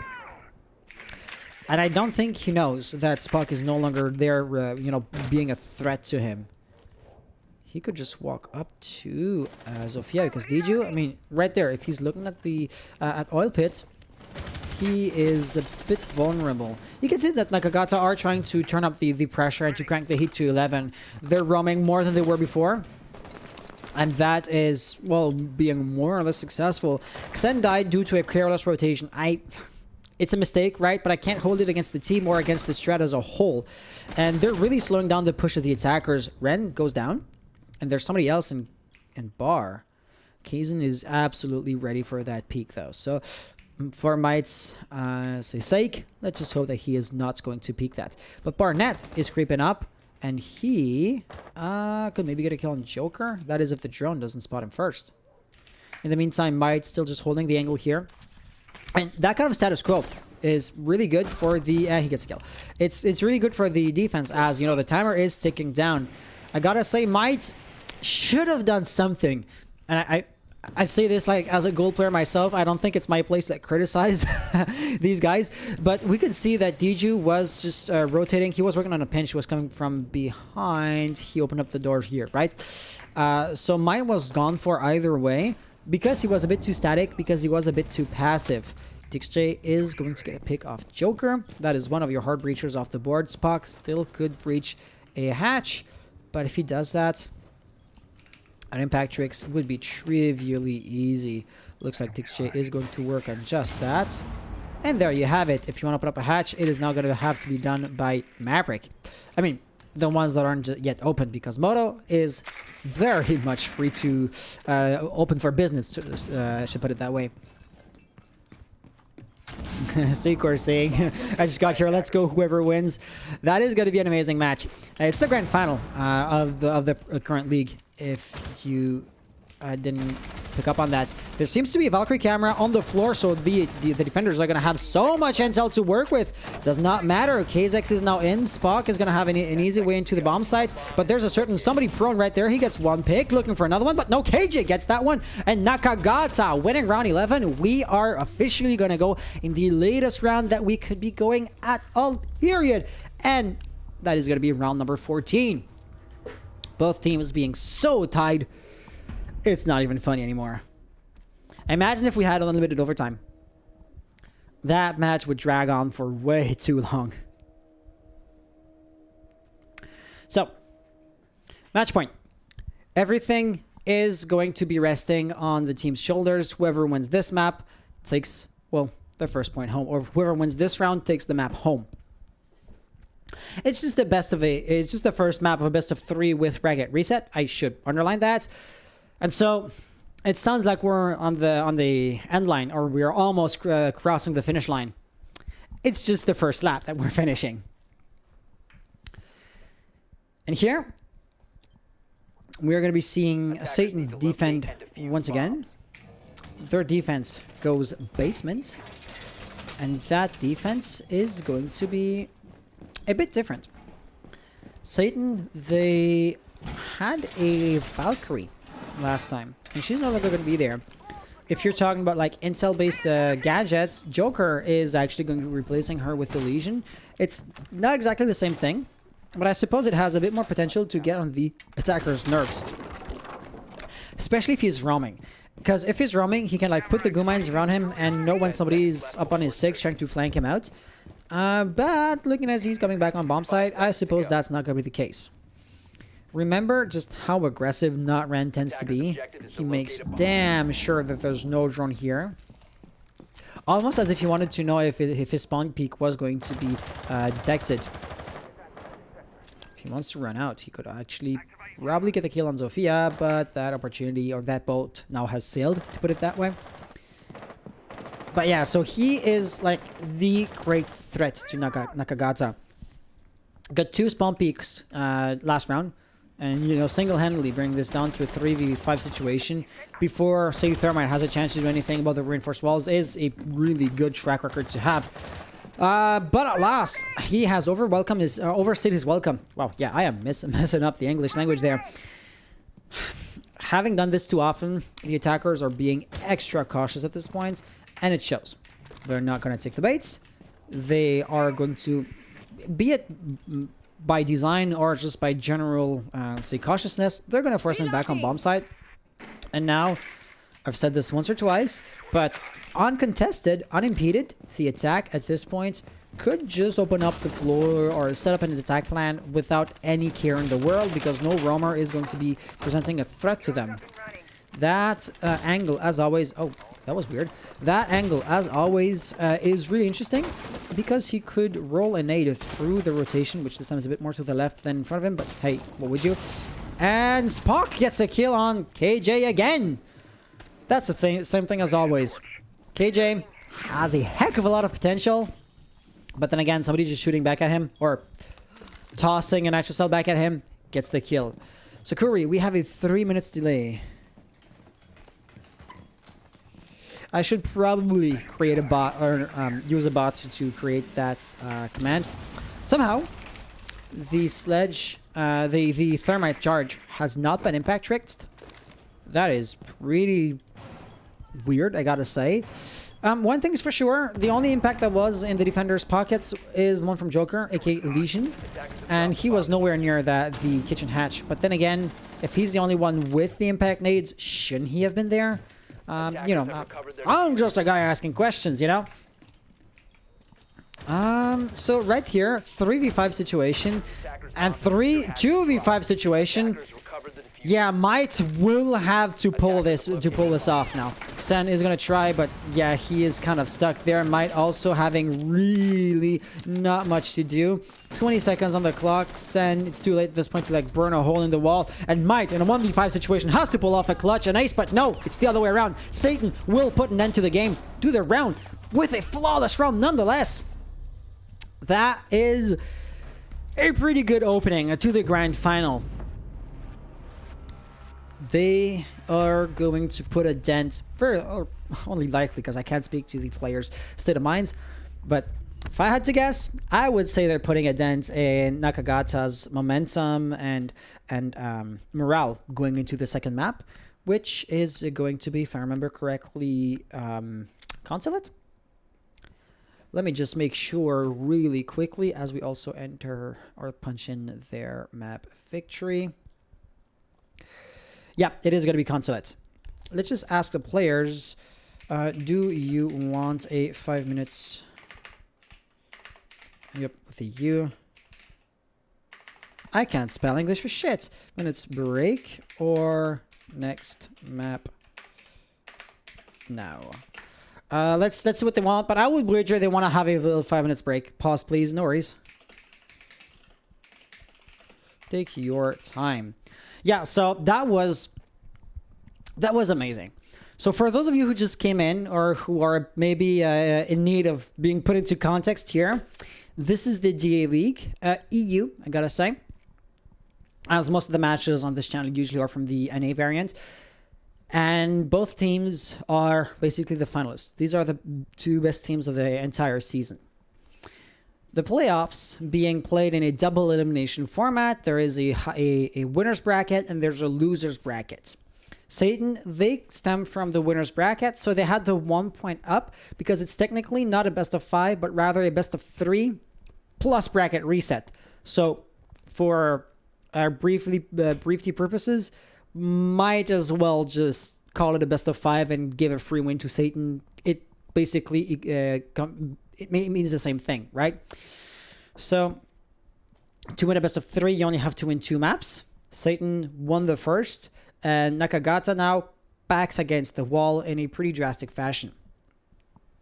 This map was a map pick by Satan themselves. So you could maybe argue, okay, this is the single map on which they have the best strategies there is. And if that was the case, well then maybe going into Consulate, which was picked by Nakagata, we could expect some different results. It remains to be seen. Everything is still on the table. But as far as maps are concerned, yeah, Nakagata are backs against the wall in a pretty drastic situation. Having another few minutes as the players want to take a break, let me just talk about the teams or the differences between the two teams. I did feel like Satan were a bit more aggressive, right? Remember how Nutren, not in the last round because he got shut down, but, and I would wager like every other round that he was on defense, he got a spawn peek or was a general pest to the attackers. And, you know, every so often, getting a free pick, early on, maybe even 2, was the one defense when they were in church by round 11, I want to say. Like, getting 2 kills, putting this in a 3v5 situation, unpunished, that was huge. And Nakagata weren't doing the same thing. For better or for worse, don't get me wrong, spawn peeking always is a risk. But it looks like Notren knows absolutely how to calculate the risks, and he came out on top almost every single time, to put it that way. So that was really strong of them. Nakagata being a bit more defensive, they were a more consistent team, however. If you looked, or if you remembered, probably not, because I wager nobody here, not even me, has a photographic memory. The kills. of the points or the performances in a broad sense were spread out a bit more on S8n than they were on Nakagata. So if you look at the kills, for example, Notren was leading, and by a lot. So that means if he's gone, if he gets killed, if he dies, the rest of the team is going to struggle a bit more. Whereas Nakagata, yeah, they had their top fragger, they had their bottom fragger. Whenever you want to have a list, whenever you want to have a ranking, somebody's going to be the first, and somebody is going to be the last one. Right, I should also set the map. But they were more consistent as a team. So killing the top fragger was not going to yield as big an advantage for S8n as it would for Nakagata. That factor, of course, was not enough to win the map. As we saw, they just lost. But, I mean, those were the two differences between the two teams that I wanted to underline. We're playing consulates, and Nakagata are attacking first. So let's just give the attack to the orange team to begin with. And both teams, so Might has said he's ready. He's for orange team, and Joker is for blue team. Yep, it's set. I'll put your team names, and we good to go. So let's go to the match options. Team blue is called S8n, and team orange is called Nakagata. And let's just tell them good luck, have fun, and let's jump right into the match. And I should probably just do this because the operator bans, they're not happening. Well, they haven't yet happened for the map in question. That was a beautiful remontada. Hey, I gotta say, remontada, is it just a French expression? Or is it like a European expression, which I don't know of, being based in NA? So, S8n are going to defend first here. I'd be curious to see if the other way around is going to be unfolding now that we have S8n defending first, right? So that was the defensive S8n winning a lot of rounds early on, then Nakagata after the role swap winning a lot of rounds, bringing this into overtime and overcoming them once in overtime.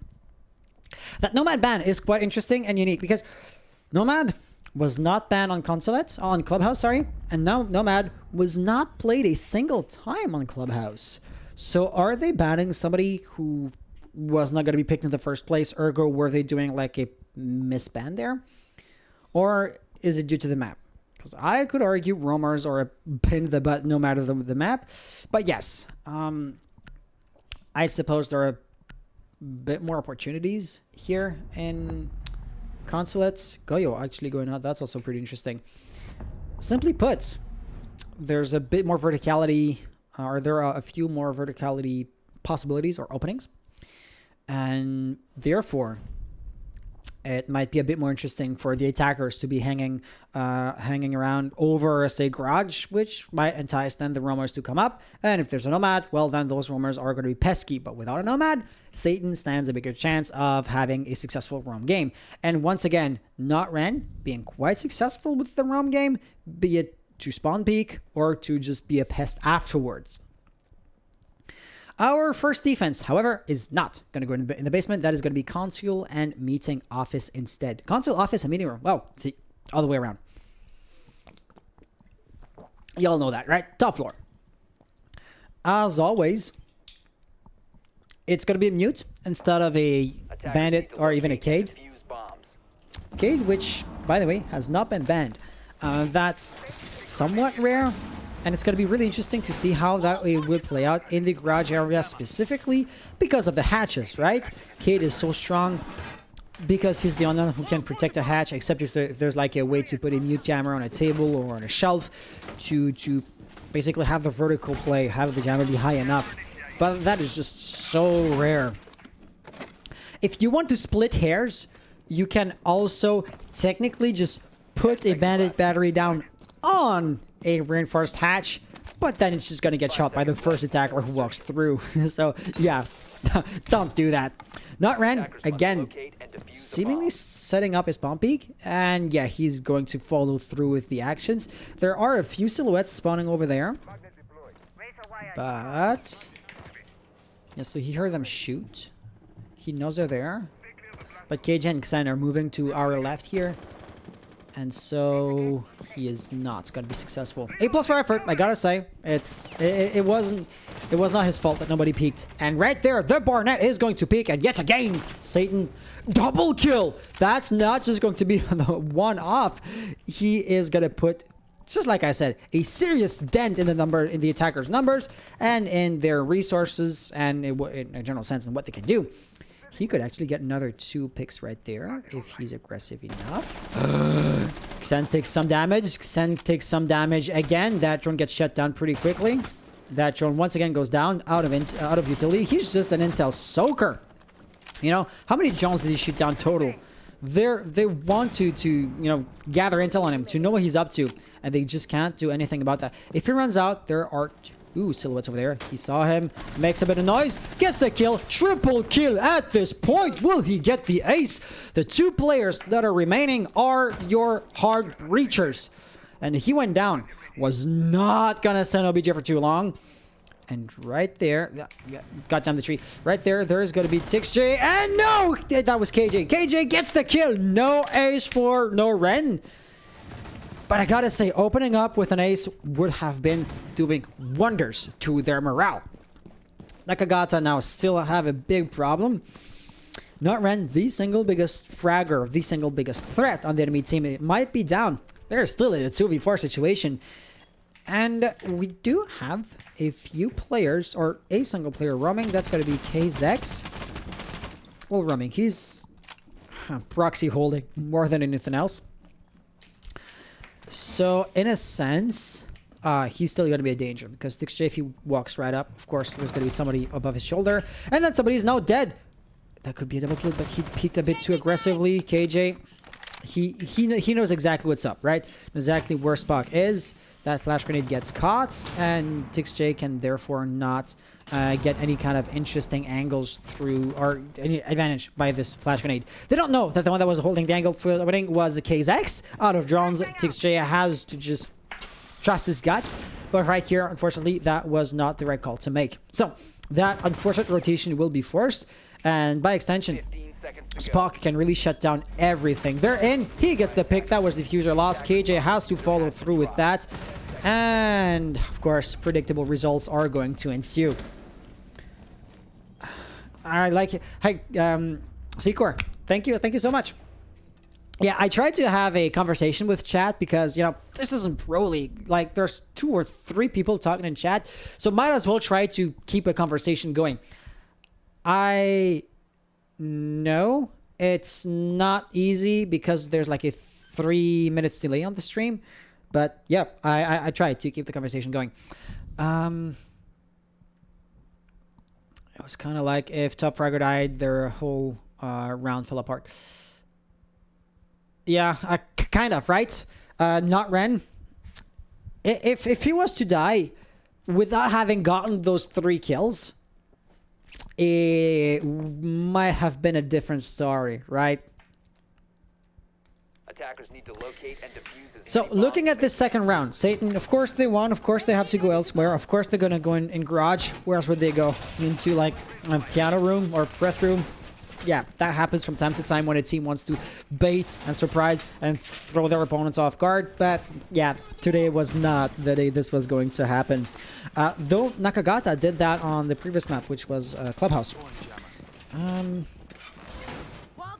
Just gotta keep a log of where we went and who won on which round, because if we have to go for a rehost, I have to keep a complete history. Secor saying this guy's going places. I mean, I gotta say, yeah. Attacker's objective is to locate a bomb and defuse it.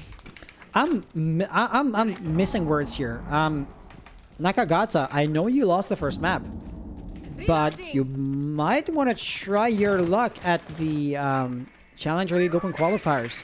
You would not lose every single round or every single map. I can tell you that. Are they going to qualify if they try? Maybe not. Gotta stay realistic here. But those spawn peaks are impressive. 2 things on that front. Spawn peaks are always dangerous because if you do them too often, of course, you're gonna become predictable, and then they're just gonna pre-fire in the window you're aiming from. And especially in comp, you are going to be scouted out and voted heavily as KJ gets killed by Noran, and Noran gets refragged. However, if you think to yourself, okay, yeah, I might not have enough time, or I might not want to play Rainbow Six for 8 hours a day every single day, well, then at the very, very least, with that kind of gunplay, the kind of YouTube montages you can make could rival Media Marley's things. So I'm just gonna put it there. Once again, they lost the first map, and Might, you know exactly where head level is. Congratulations. Thing is, he's crouching. So try again, just like a few inches lower, and the results would have been a free kill through the wall, which DJU could have done nothing about. But right here, he's been droned out. I mean, he's stuck, right? There's somebody repelling there. Barnett's not in the bomb site, in the room. But since he's holding the angle on the doorway, and he also has a line of sight on the other doorway if he wants to, yeah, there you go. DJU was basically stuck in that room. He was trapped. There was no way out. And at best, he could get a kill or two to take attackers down with him, which unfortunately did not exactly happen. So, 1 minute to go. Nakagata have the upper hand, as Noran is dead. KZX with Echo. I am going to throw back to the previous map. On Clubhouse, the timer was actually their arch enemy. And it looks like Satan are aware of that, because Echo can absolutely just lean into that playstyle and waste time as much as possible. The garage wall is going to blow. Xen from above is making a number on the ceiling. You know, typical stuff. The thing is, as always, are they going to follow through? When will they commit to, you know, walking either down the stairs or through the thermite openings? This is usually happening a bit too late. 20 seconds to go, and they still have to challenge a few key gunfights, right? Joker falling back, staying alive. The yokai drones will be feeding a lot of intel. Spot gets 2 kills as a result of that. That is some pretty good results. And now, just like that, the chances have been turned upside down, and Satan has the advantage. And they're going to win yet again because of the timer. You have run out of time. As I was saying, Nakagata, same thing. You want a 4v3 situation. Just do it quicker. And furthermore, having Echo on his yokai drones, that's a gun off the board, right? He can come out of the drone. He can pull up the MP5 SD. Of course he can. But, and that's a big thing, if you get rushed, you don't have time to put down the camera, put up the gun, and defend yourself. If you're facing an aggressive and coordinated aggressive team, attacking team, yeah, Echo was basically done for. So at that point, if they're not planting, might as well have a dead teammate on the cameras. What I'm trying to say is Satan, they had like 2 guns up, and intel, which once again could have been fed by a dead player. By definition, I'm going to say they pulled off a 2v4 clutch. Congratulations. It's as much your success as it was Nakagata's mistakes. But hey, you take what they give you, don't you? Console, this last defense was in garage. Won by the blue team. Now we are going to be in press room and main lobby. AKA piano. Okay, we all know how this defense goes, right? Top floor is going to be really important because if there's a line of sight through that floor all the way into the doorway, well, planting is going to be pretty difficult. That's what the hatch is there for. My one question is going to be, Noran, why are you running with Rook? Oh. Did I just ask that? He wants the magnification scope to try to spawn peek something. It is unfortunate, though, that no attackers spawn over there. Nice try, though. Because, yeah, I was going to say, well, Rook brings next to nothing on the table in terms of utility. Yep, survivability is nice. But they're just going to shoot the head, and the Rook armor plate can't do nothing about that.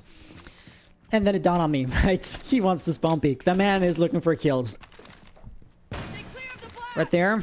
Unchallenged. Might already is going to be into admin, now in copy room with the drone. So he is basically clearing out a large swath of the top floor in record time. And that drone. Nobody's dead. Nobody's there just to watch the angle. But that drone has a really good potential to feed a lot of intel. And looking at the positioning, right? Xen is there. Barnett, Might. They're really going to be going as for a sweep. Thing is, You might think, oh yeah, this is a floor above, so there aren't going to be too many defenders here. It's like a roam game, but I was on the wrong POV. Right here, Kaizen, not Ren getting a kill also. The defenders were just as ready as Nakagata were insisting on taking control of that second floor. Or first floor, should I say. The second story, to put it that way. Yeah, so but Xen here on balcony, I suppose he could vault through. If he does that, Joker will swing that pretty quickly. But as long as you know, he can pre-fire and take care of that situation, or maybe even bounce a knight off of the doorway if he cooks it long enough. But all that is for naught. No Ren is gonna get another pick off with the MP5, leaving us in a 2v. I was gonna say 2v5, but now a 1v5 situation. Things don't seem to be going too great for Nakagata, as this is actually going to be a flawless round.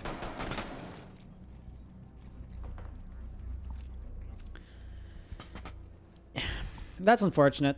I gotta say, it is just unfortunate because look exactly how exposed the final kill was. He was standing like in the middle of the room with no cover whatsoever. So I gotta say, TixJ should have gotten the kill. In a 1v5 situation, yeah, you're overwhelmed. I totally get that. And the mistake was not losing the 1v5 situation. It was to be put in a 1v5 clutch situation in the first place. But I gotta say, for their sakes, I really hope Nakagata are going to stop the bleeding, because they lost the previous map. You know, on Clubhouse, they had a 5-1 lead. They lost that in overtime. And now S8n have picked 3 points in rapid succession. They have gone a full rotation, primary, secondary, tertiary objective sites. So if they were just to go for another rotation like that, because they've shown us that they can win a point no matter where they go, well then, a 6-0 match point or halftime mark situation might sound very plausible. I hope for their sakes it's not going to be the case, but you know, that accumulation, that multitude of factors stacking up against each other, basically is bound to make a number on Nakagata's morale, and that's the kind of stuff you just would rather not see happening, you know? So, as always, with but a few seconds to go, no Ren. And there's a drone right there in the plants. He did not see that. And the drone, not sure who that is. Yep. Well, that was Xen. They know he's pump peeking. And not sure who he's going to swing that, but he was getting pre-fired. Knowledge is power, and that's that's how you can see exactly at which point you gotta stop trying those things. Pump peeking really does depend on the advantage of surprise. Once you've lost it, don't even try. It's exactly what happened here. Now, the question is, without their star player, are S8n going to be able to pick up the round? On top of the fact that it's a 4v5 situation. Because, you know, there are 13 kills in total on the blue team's side, and Notren has 6 of them. So it's really close to half the points, half the kills.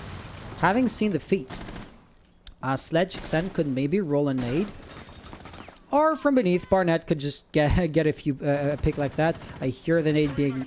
Oh no, it's Mike. He just tossed another magnet on top of that. And Xen isn't going to get the line of sight on that one. But TixJ with the flash grenade to burn off the magnet. At this point, you could say that KZX is truly weak, or exposed. But he's no longer standing where the nade would go off. So, yeah, that is just good rotations all around. Actually, he's falling back. You know, giving some map control away in exchange for time, in exchange for being alive in the first place, is actually a pretty good trade. You gotta have a tempo going, because if you fold as soon as any kind of pressure is coming your way, you're gonna be back against the OBJ's wall in no time. But it's not the case right here, and I gotta say the tempo, the rhythm that's going on, might actually be favoring S8n, because with under half of the round to go, Xen barely just, you know, having both of his feet on in the map, or in the building, should I say. It's a slow tempo. They haven't yet started to, you know, go at the OBJ proper, OBJ's defenses. For example, here, there's a mute jammer. Somebody's gonna have to shoot that down. Barnett might, for example, want to go downstairs. He does that with 50 seconds to go. He's going to be back up with like 35 seconds, and that's not going to be a lot of time to actually execute the push, right? They have a numerical advantage, but Joker is going to dwindle that down.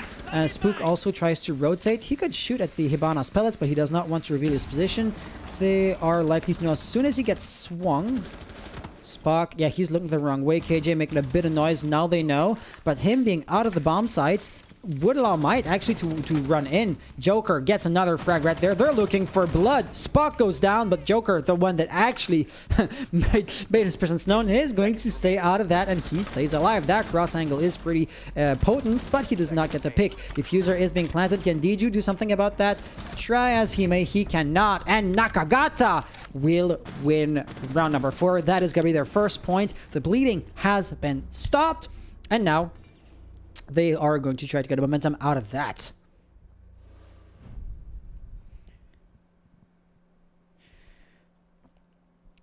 Wow. Hey, I wish I had a co-host here, because if I was to be able to like ping ideas off of somebody or just get a conversation going, I feel it would be so much better of a cast than just me talking into a mic. But with that being said, still, S8n have a pretty sizable momentum. 2 points. Yeah, it's not the biggest lead ever, but then again, the round or the game, the map is still fairly young. On top of that, it's like the momentum or the pace that they have going. Not within a single round, but, you know, in between the rounds. Now the question is going to be, is that one round going to be a one-off thing for Nakagata, right? Or is S8n still going to retain the momentum with like the one bump in the road? Or is it truly the beginning of a momentum switch, which would go in the favor of the orange team? It remains to be seen. But actually, as much as the defense is going to be interesting, I have another question regarding the attackers' drones. Because we saw how the one drone basically shut down Noren from the get-go, you know, last round. So they are going to be stashing their drones pretty hard in a few different spots. And I'm not sure if Noren basically got the memo. Because he is going to be staying on site. Yeah, you could still like run out with like 5 seconds to go find a window and spawn peek there, but that really seems to be an afterthought this time around. So I don't think he's going to be as aggressive, instead choosing to be just a generic roamer. That drone gets shut down. They just know where the drones go, right? And right here, thing is, without spawn peeking, Nakagata don't know where Noren is going to be. And we saw in the round number 1 just exactly how evasive he was. As soon as a drone came his way, he shut it down and then moved away. And that being that evasive makes it very hard to track him down, isolate him, surround him, and basically put him to rest. There's no pulse, so that natural cell is going to be tossed at random. And random results are going to occur. Xen taking minimal amount of damage. He probably like heard the footsteps, but it really isn't that accurate, so to say. On top of that, losing an natural cell is unfortunate because, yeah, that utility is rare, scarce, and valuable. But for the time being, since there aren't too many aggressive roamers at play, none to be precise, well, just like I was saying before, Nakagata have the upper hand because they can just go wherever they please, breach the floor, breach the wall, drone, set up a push, and basically they get to dictate the pace. But, if you think that this is going to allow you to just face check Noren without any repercussions, you were wrong. Might bites the dust, but he seemed to be more or less alone, right? Xen or nobody is going to be helping him out, trying to get the refrag because Noren is now more or less weak and also quite isolated. Joker's there, yeah, but he wouldn't be there in time to save him if Noren was to be flashed and then subsequently rushed by, I'm gonna say Vindictive KJ or TixJ, as those are the two flash-wielding attacking operators on the board right now. Oh, yeah, you gotta toss the flash through the slits in the floor, though. That's unfortunate. At least he didn't flash himself. But once again, you know, 58 seconds on the clock, and they're just beginning to execute something. Garage wall just getting breached. 50 seconds to go. There are both Echo Yokai drones and Maestro's Evil Eye cameras. So really, if you want to sneak a plan, it's going to be so hard.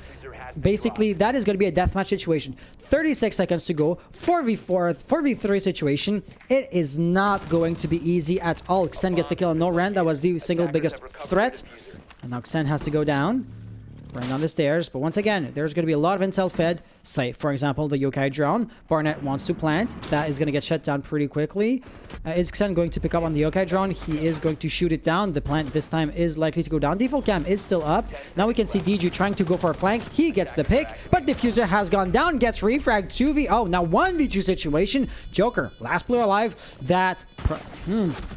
That momentum did flip upside down pretty darn quickly. And now Barnett is outside with a very long angle. He's not even peeking, actually. KJ from above is going to be the true threats.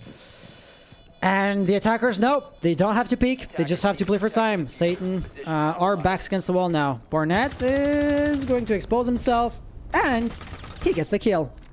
And, and Barnett always draws a heart wherever he is with the gunplay. I gotta say, I love that. I love that. Seiko, you're back. Welcome back. Might sing one tap. That last shot, that last kill though, wasn't exactly a one tap. Sorry to disappoint. And this is actually going to be the last round before the role swap. Orange team 1. Yeah, so it's going to be the last round before the role swap. So I'll have to go. I love your casting, by the way. Also, go Norin. So Seikor, if you want to, I know you got to go right now, but keep an eye on the channel. Like there are the EU and the NA leagues being streamed here from time to time. So there's like 2 to 3 streams per week on this channel. So we're bound to cross paths again if you keep an eye on the notifications coming up from our going live notifications. So hey, thank you for being here, and see you again next time. Looking at this defense right here, Nakagata are being, I'm gonna say, mildly successful. You know, as I was saying before, you would generally consider that a force 2 splits is what you're looking for, considering that the maps are defense-sided.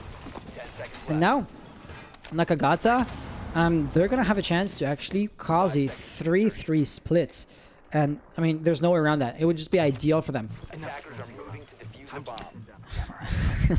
Kaizen tossed the drone, and Echo as the operator of the character said something, and I thought I had like a YouTube video or something running in the background. I was not expecting like a human voice in my ears right there.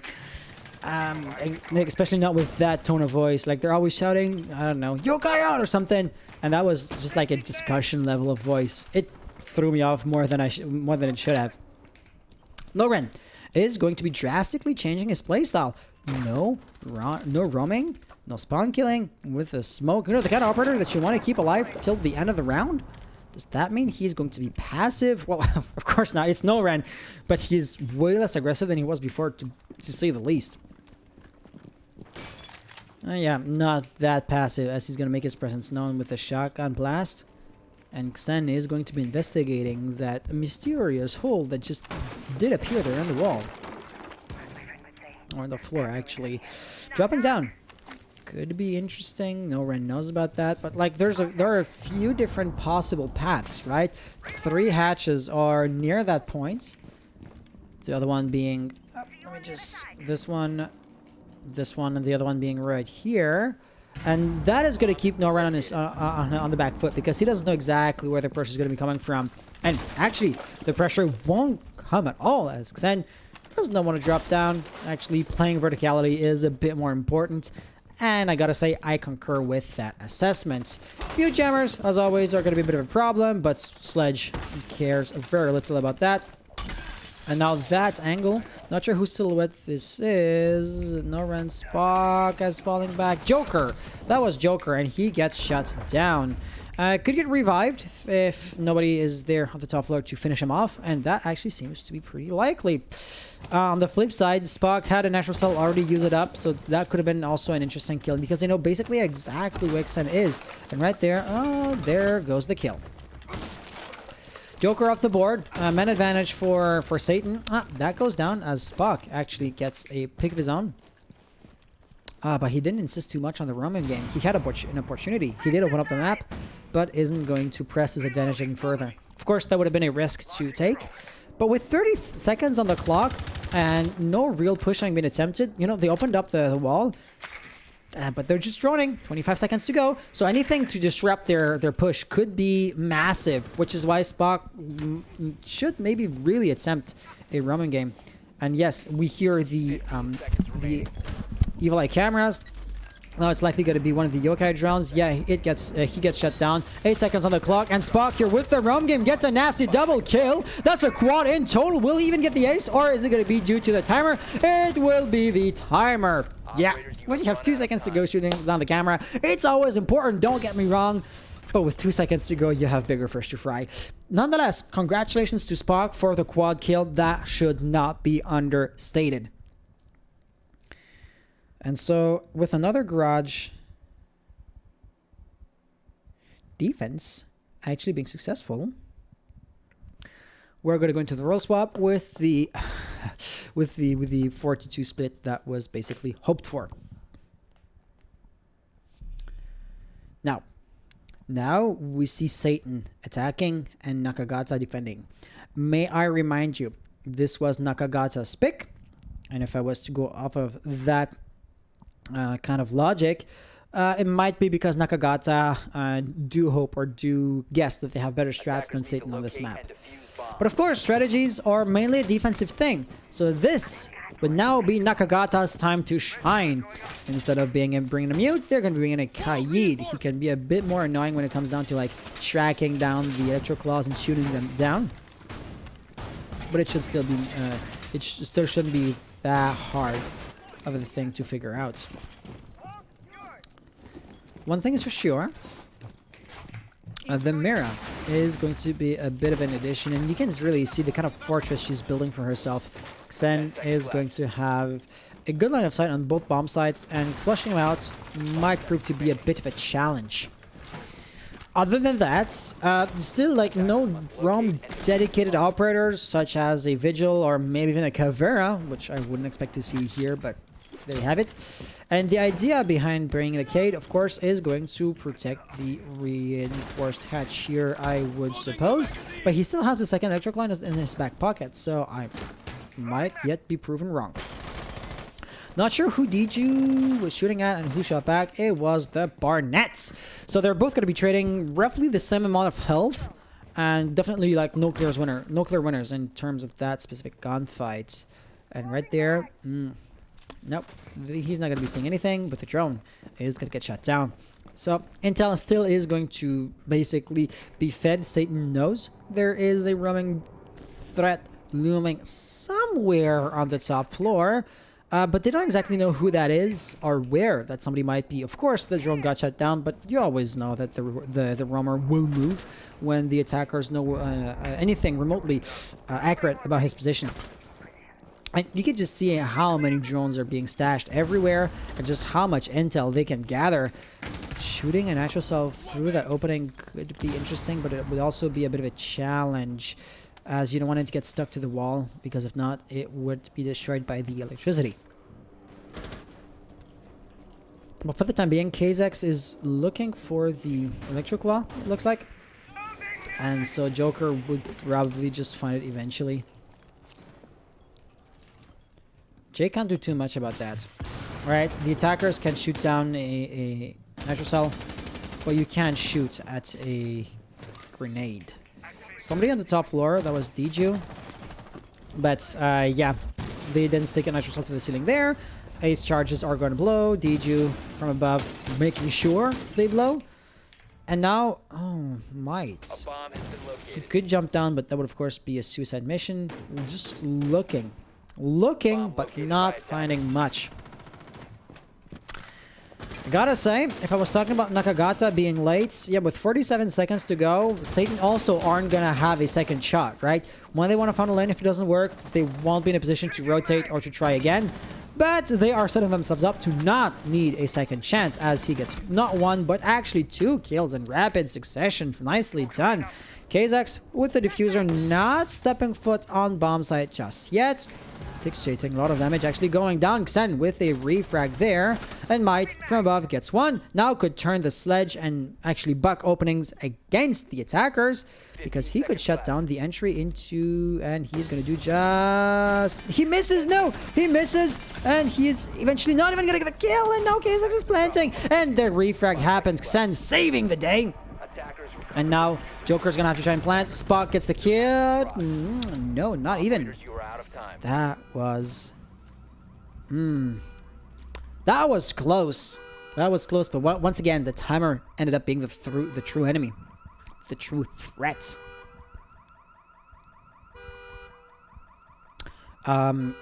Rainbow? Okay, thank you. That was weird. So yeah, Satan still will have the upper hand, but Nakagata winning their defensive rounds, and they're shrinking that gap.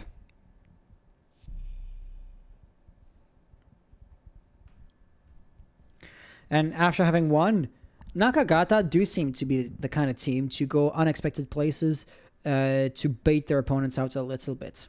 What I mean by that is lobby and press room as a second defense. Defenders, protect your bombs from being defused by attackers. As most teams would be expected to go on the top floor, right into console. Musky, yeah, you kind of missed the emojis there. I think you needed a space or something, but hey, there you have it. With the emojis. Yeah, no, thing is you would expect the secondary bomb site to be console, assuming that the primary is going to be the garage, which was the case here. But instead, Nakagata are trying to throw Satan off guard. And I'd wager this has a pretty good shot at actually working. What I mean by that is we're going to be seeing two hard breachers, right? Kaiser with Ace and Spock with Hibana. But there aren't that many hard breached walls to open on this bomb site. Actually, the only one that's truly remarkable would be gaining a pretty expedited access into bathroom. That's the only thing I could see that's actually worth bringing your hard breachers for. But right here, I mean, debate kind of worked on that front. But they still have to pull off the defense proper, which is, I would say, the hard part. Mike here is going to be roaming on the top floor. He will truly be the first line of defense. Was I lagging? Was he lagging? I think it wasn't me, because yeah, he was kind of moving, but moving on the same spot for a bit too long. So Not Ren is running, but he's on the floor below. And for now, everybody's still repelling, and Spock gets the kill on Might. So that was going to be first blood for Satan. The numerical advantage now is coming to them, and Not Ren has an interesting line of sight. Because if he walks up, he can see into projector room, which of course is directly above bomb site. And so if, say, the Baronet was to be flushed out, there would be nobody to deny the plant from above. Hibana hatches from behind, sorry. So he is now basically treading on thin ice. Baronet, it's a kill, no Ren, but he knows this isn't the end of it, as the pre-fires are still going on, and he is still being basically forced to stick into the one angle where they can't see him, and he strayed from that path, and he paid the price. 3v4 situation. Satan do have the upper hand, and I would actually say things are looking pretty good for them. Meaning, they're now only being contested by roamers with proxy bomb site, with proxy rooms to the proxy room. As you know, what truly matters on the top floor is projector, because this is where you can shut down a plant from. And now they're like trying to challenge projector from outside of that room. And yeah, the levels of abstraction kind of go a long way to illustrate how much ground they've lost. KJ very low on health, and if he falls, well, Tixche is the only one. Yeah, this one he's down. Tixche is the only one, and why would you peek like that? You should stay on side, shouldn't you? Yeah, y'all know how it works, right? When you're the last player alive, you gotta go for aggressive plays, because if you don't, the attackers or your enemy is just going to surround you and pick you off, basically suffocate you under their numerical advantage. So he had to try something, but yeah, that something ended up being another failure. In this very instance, can't blame the man for trying, but then again, in 1v4, 1v3 situation isn't exactly a walk in the park, period. So, console office, meeting room. Nakagata having partial success, right? They won their first defense because of the timer. And just like I was saying to encourage Nakagata, this also applied to S8n in that situation. If you are losing due to the time pressure, do it just a tiny bit quicker. Because if you're to be a tiny bit quicker, then, well, then at least you're not going to be suffering from the time pressure. And if you have a lot of time to think clearly, you can drone out, you can rotate, you can reassess the situation. And sometimes the situation is hopeless to begin with, but it's not always the case.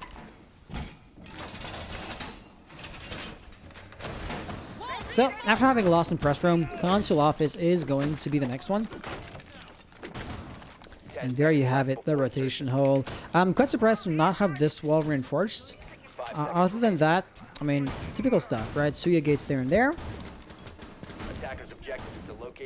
There's an extension into the white stairs. That also is normal. Not every team does that, but it is also a very well-known strategy. Might right there trying something, and he is going to be as aggressive as Noah ran when he himself is playing with Lucy.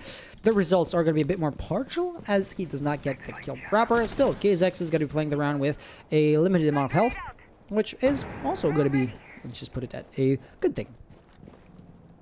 But with that being said, Might roaming. I think Burnett is not exactly on site either, right? No, he's in the white stairs. He's not going to go too far out of that. And Sen right there. Pre-fire through the window, through the barricade. Could have been interesting, but alas, he did not try it when he should have done. And now, 2 drones later, the problem might be Diju or who is there?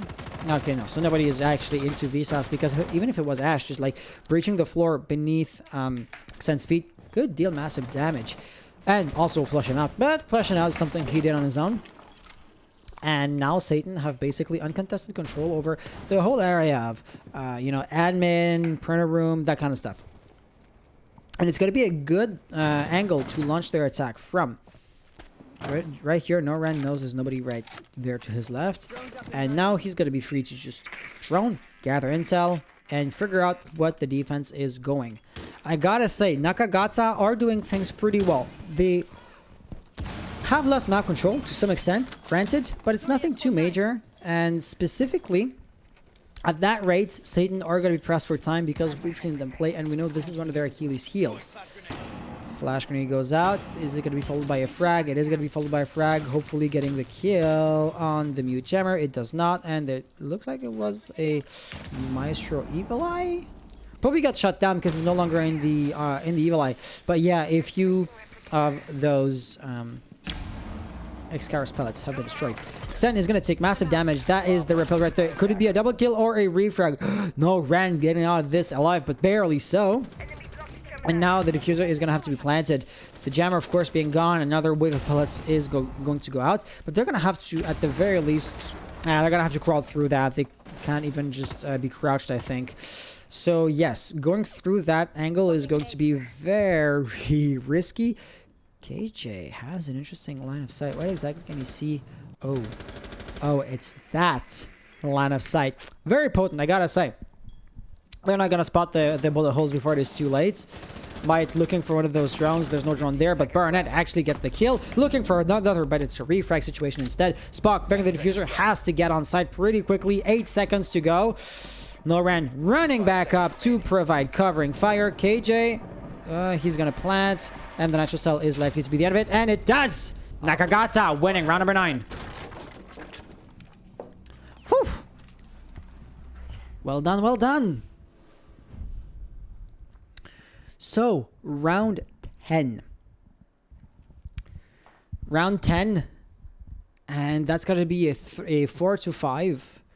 That gap between the two teams is shrinking. And Nakagata seem to be on their way to get the same kind of comeback situation as S8n got before them. Cafeteria and Garage is going to be the next bomb sites. And we remember how Nakagata won that one also because of the timer.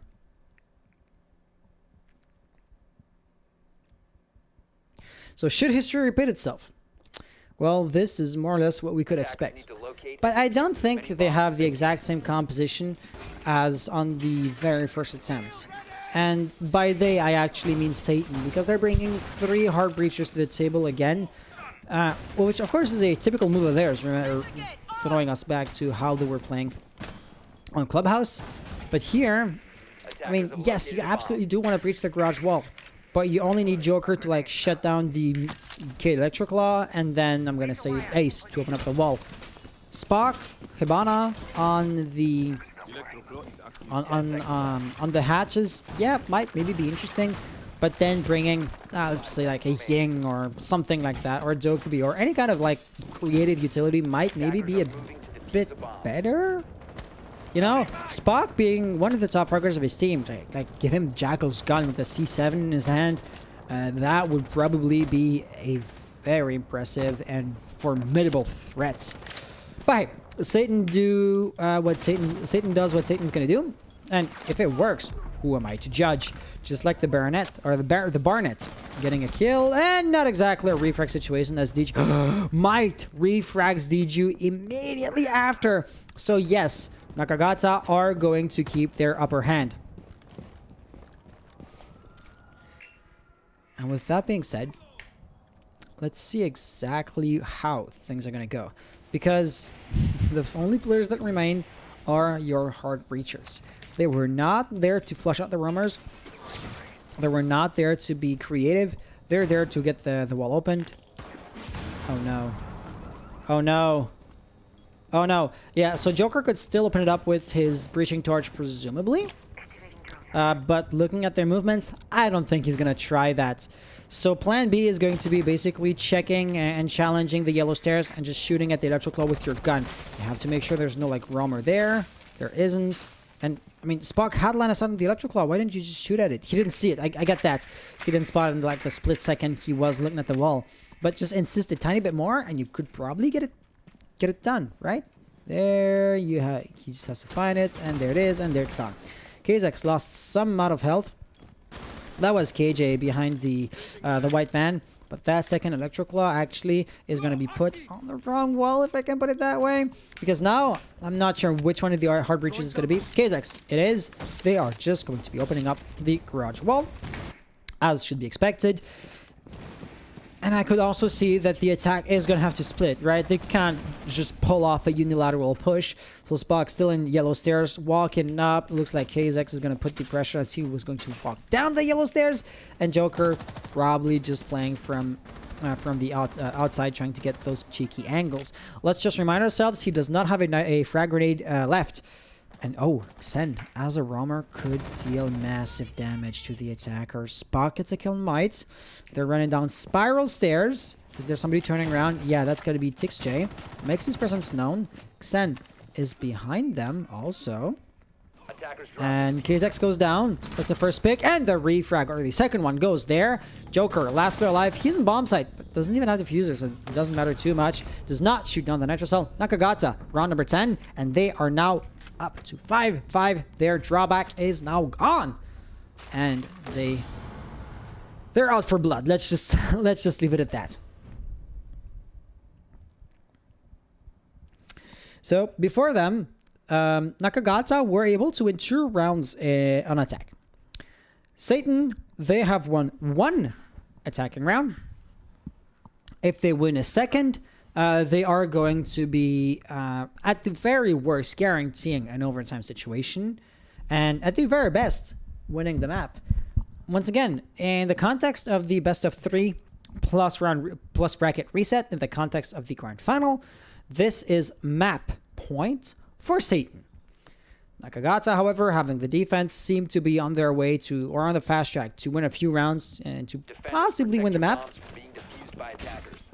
But one thing is for sure, Nakagata here in the lobby and in the press room, by nature of it being a tertiary bomb site, their statistical odds of winning the round are a bit lower. Not that it stopped them before. Well, I should actually say it did. This is where Satan won their 1 attacking round so far. And it worked really well because Satan, they pressed hard and they pressed where it hurted. That being the top floor. You can't exactly push into bomb site when there's still a lot of roamers out and about. So they pushed the angle which the roamers were trying to hold. It was not the bomb site itself, right? So it was less defended than the bomb location proper. And when with the full brunt of the attack, like a weaker pseudo bomb site was just no match for S8n. And so if a repeat of that is going to happen, I would wager they're going to win again. But it does not seem to be the case too much, as you know, going up the yellow stairs, you see just how close you are to the bomb site itself if you're going for a piano push rather than a lobby push. Right here, that angle, yeah, the wall was reinforced here in piano, or in the bathroom. But the true threat actually was to Xen, as they want to have it on our side on him if he wants to rotate through that corridor. Now, add somebody to come in through the yellow stairs, like Spock or Joker might want to do. And yeah, he could be pressed pretty hard. Which is why he rotates back on site. That makes sense, that figures. But, you know, that is kind of like the flip side of the previous round's play. As the push that was originally supposed to come, Noren still is working on it, that was supposed to be coming to the projector room, it's just no longer coming from that angle. As right here, Barnett is holding the angle. Xen goes down. But Noren really is like working alone. Okay, Zex with another kill of his own. That's the Dokkaebi call for you. The phones are ringing, and that fed enough intel to get 2 kills in rapid succession. KJ holding a narrow little angle, Barnett as well, and Might being the roamer, but with the drone ringing again, or the phone ringing again, should I say, he gets a pick. Despite that disadvantage, his position is going to be known, and somebody, not sure whose silhouette that is, it's going to be Joker actually, is going to be hot on his trail. They want Might out of the picture, because he is the, you know, he's the ace, right? He's the threat, the unknown quantity, so to say. And you can see, he hears them. He knows the threat is there. Well, he knows if they walk up the stairs, he's going to just shoot at them from behind, and that would be ideal. Ace is gone. He picks up on that. Dokkaebi still as cautious as ever. Knowledge is power, but you gotta land your shots when the firefight erupts, and this is where he unfortunately failed. Being tagged. Oh no, KJ. Is KJ gonna try something? He tries and he succeeds! S8n now kind of backs against the wall. No Ren. In front of him, above him. 20 seconds on the clock. No diffuser. Not much he can do there. The other one is gonna be in the bathroom. 15 seconds to go. Rowan over there. He's tagged. He gets the kill. Gets pinged 2 more times right there in the hatch. He does not seem to think somebody is in the bathroom, but that does not matter as timer goes down to 0. Hazik, stop jouer la Zofia, stop jouer Maverick, sors-moi ta Zofia, la Jokos. Pas mal. Fallait des kills, il n'y en avait pas eu assez dans cette ronde-là. Okay. Sorry for the French there real quick. Yeah, half of the players are French and the other half speaks English. Don't they speak Italian? I think Nakagata speak Italian and they're... No, there's like... I don't know. Because they played like 4 seasons ago, like a year and a half ago. So their roster may have changed. But I believe they're like an Italian team. Most of the players being Swiss. So yeah, they're playing under the EU flag more than a specific country. But everybody speaks English as a second language, and not everybody speaks either French or, I mean, I don't speak Italian. Yeah. So looking at this point, Nakagata in a match point situation, they're on their way to win the map. S8n have to pull off the attack, which is something they failed in doing last time. So, let's look at what there is to be said on that front. There's going to be a top floor defense, which we've seen exactly once. We've seen this exactly once, which was, of course, a success for Nakagata. And I believe it was the same thing as ever. Press for time, S8n had to try a last-second desperate kind of push. And that, of course, failed due to for predictable circumstances. Oh, right there. He could have a nice little angle. and 3 potential targets, but oh, he is going to break off the line of sight before they actually get a chance to present themselves to him. Not that the S8n players knew, and not that they should have challenged that. The best thing to do is usually to ignore, or to be damn sure that you're going to win the firefight. However, right here, it seems like they spawned there, thinking they would push into admin, and basically reconsider the strategy before committing to anything. So now with a few attacking players on the roof and the other half basically rotating, I actually don't know what to expect. Seeing No Ren here playing for you know, bathroom window, they want to get Barnett out of there for sure. KZX lost a lot of health. Oh, that is Might, the elusive roamer. Looks like the elusive roaming strategy is pretty popular nowadays for these two teams specifically. But yeah, going back to No Ren, he's here standing by the bathroom window. Barnett somehow made it out of there alive. That's because he rotated through the door and not the rotational hole. Drone's coming in. Joker trying to gather intel. They are going to know about the Barnett, and the wall is actually soft. So No Ren, if he's lucky enough, could maybe shoot through. But the thing is, there's not just Barnett. Xen is there as well, and he's actually in the bathroom. I don't think his position has been revealed, and that's basically advantage of surprise for the defense. Doesn't matter. Barnett challenges, gets the kill. And now in a 4v4, yeah, the... Oh, is that going to be another peek? No, it's going to be a refrag, which was a bit delayed, so I'm not sure if you could actually call it a refrag. But hey, let's just take it for what it's worth. KJ, that is one of the most predictable angles ever. Let me just, yeah, that's KZX here who gets actually run out on the balcony. It looks like Tixje is out for blood, but no blood is going to be drawn there. 2v4. I was saying S8n really need to pull off the victory here. They won a single attacking round so far. Well, let's just say they're on their way to another one, but not if Xen has anything to say about it. Thing is, Kaiser still has the diffuser, and he's low on health. So they're gonna need a safe way to get him on bomb site, as Xen is just going off. Repelling through is missed shots. He potatoed because he had a free kill there as well.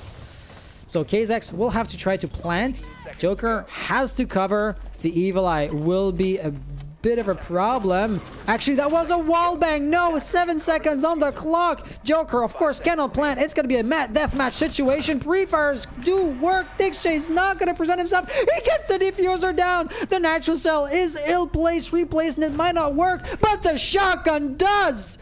Nakagata, thanks to the Evil Eye, is going to win that. And they are thus going to take the map. Wow. It really does not get better than that at all. I speak a little English. All right, awesome. This way I can stick to English. But yeah, I mean, it's interesting because I can react to what you're saying, but I believe we've seen like a bit of Italian in chat, or at least something I can't exactly read. And that's why I can't exactly react to what they were saying. So hey, congratulations to Nakagata. Let me just tag this as being their map 1.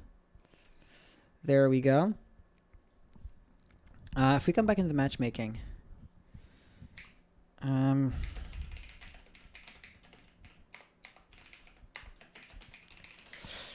minutes pause again, I suppose. Thing is, I am going to need a 5 minutes pause as well. I've been just talking and talking and talking. Yeah. Take your time. So Might asked for it, and Barnett, yeah, 5 minutes pause. Awesome. Yeah, so the players asked for a 5 minutes break. This time I too will need a 5 minutes break. So guys, I'll kick us into a be right back screen. And yeah, if you guys want to like get up, go grab a ball of popcorn or maybe a soft drink, now might be a good time. And I will see you soon. Be right back.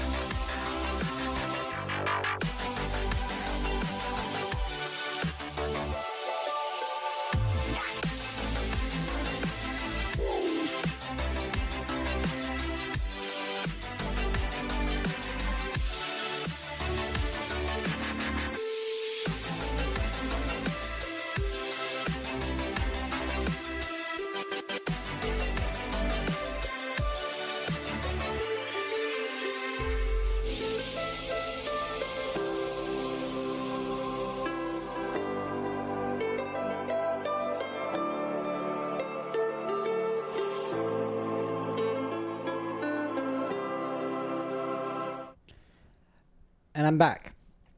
Map 3 is going to be Cafe Dostoevsky. So Satan is going to be starting on attack. It was Satan's pick also. So far, both teams have won the map on which they decided to play, right? So you could argue that this does give them the upper hand. And it held true for both teams. So both teams have told me that they're ready before we came back on stream. So that's good because we can just chain them up. GLHF in that order. And let's start the game. And the operator band should be blank. Hey, dear admin, dear referee, how are you doing? You guys can hear him, but he's whispering in my ear. Is there something you wanted to tell me? On t'entend pas sur le stream, non. It's going very well. Okay, hi. I also just found a co-host with to cast with me, so I'm going to be going in the casting server, okay? And hello, Spree. How are you doing? We are already live.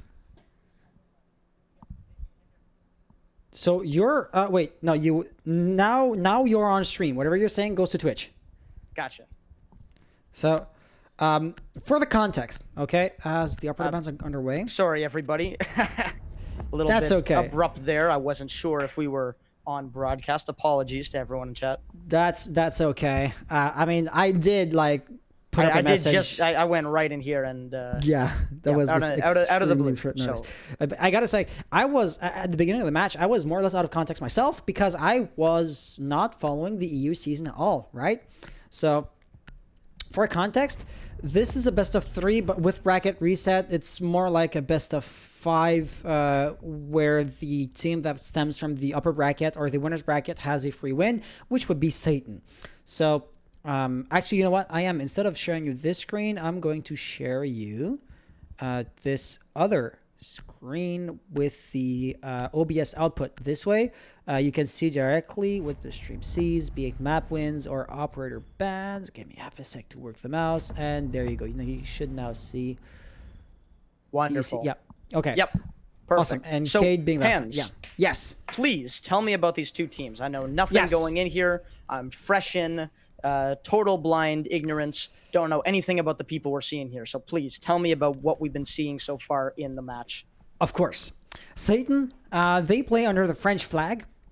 They stem from the winner's bracket, so this is why they had the one free win. So today, so far, both teams have won a map. They've won their respective maps for what it's worth, and now we're heading into Satan's second map.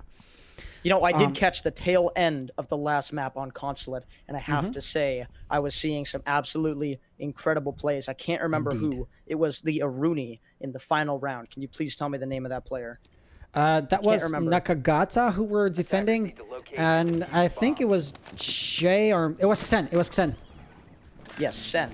I was blown away by some of the gun skill we were seeing there in the final round, just from the small glimpse that I've seen so far of these competitors. Yeah. I am very excited for the rest of this game here, especially considering we're seeing Nakagata. I assume that's how we pronounce, just to make sure. Probably. Don't want to offend anybody. As far as I know, the players are Italian. So, you know, I told you Satan are playing under the French flag, Nakagata under the European Union flag, because I believe, like they said, technically most of the players are Swiss. Possibly but I believe mixed that's players, yep. Yeah, but I believe that's the language they're talking among themselves. So there probably is like a language pronunciation aspect to it, but I couldn't help you on that front.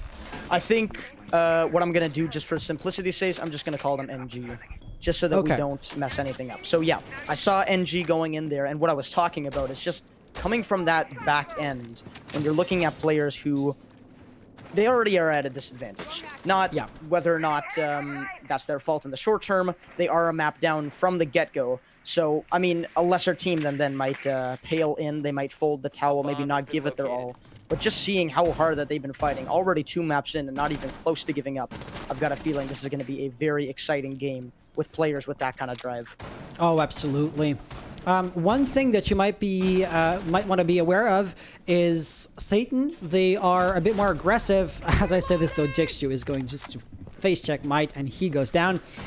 No Ren, expect to see him spawn peek pretty aggressively and pretty often. I believe he got like a 3 peaks the very first round when we were on consulate. So you can imagine like how this sets the tone for the rest of the game.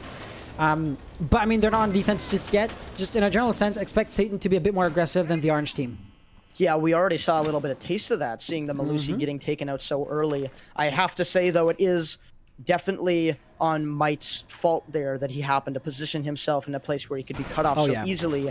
But that information being very quickly brought over to Satan, they were able to cut him off and take care of him quickly with ease. But let's go over to the top take here. It seems like NG has put very little effort into holding onto that top floor, focusing much more on their mirror extension here, just wanting to hold on to that bakery area, but not really giving much care to what's going on the second floor. That nade speaks to a lack of intel, because if he knew that nobody was there, he would never have thrown it. So might I suggest a bit of droning on Satan's part. Both teams do tend to underestimate the time pressure a little bit. Both teams have been forced more than once in desperate actions late round, whereas if they had more time on their hands, not to say that they would have necessarily won the gunfights, but they would at least not have done like desperate pushes. Dixie with another frag. Barnett goes down. That is now going to be a 3v4, and Diffuser is going to be planted. They have full control. There's no way that that plant gets shut down, except for the yokai drone, which had slipped my mind. Xen also goes down. Things are happening in rapid succession with Dixie not on the gun. KJ is the only one who can basically those echo down the drones numbers. really coming in at the perfect time for the defenders here, especially considering the gun skill has definitely been. Oh no! Oh my goodness! An incredible attempt did not work out for him, but absolutely 200 IQ.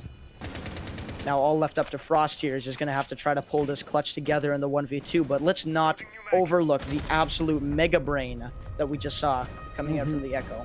Although, unfortunately, going to be a loss for NG nonetheless.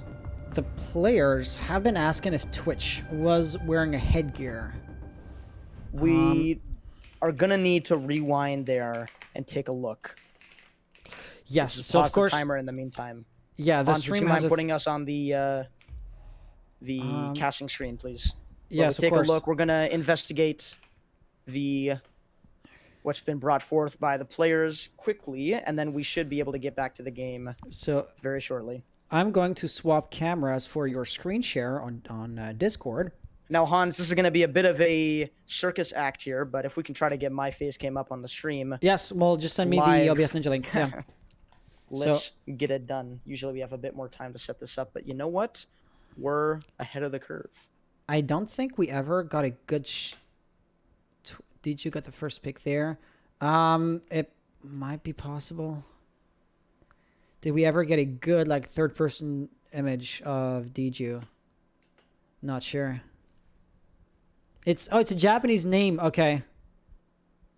You want to start to pronounce that in Swiss German or Italian way? Okay. Gotcha. So, Nakagata with a Japanese accent. I'm sorry, but I can't exactly help you out on that front either.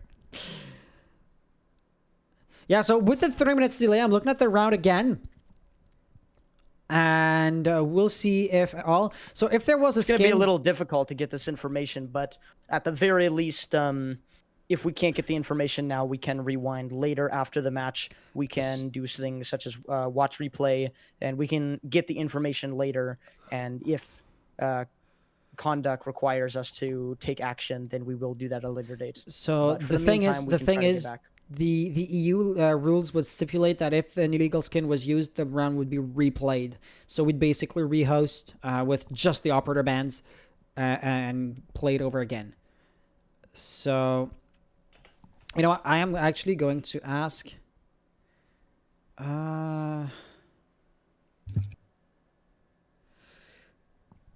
Let's just see what they were saying. I guess we don't care if it's in Braz or not. Whoa. I think the best way to proceed here is we'll just start the game up again, and then in terms of action, we will review post game. We have we have an admin with us right here on Discord. He's just deafened.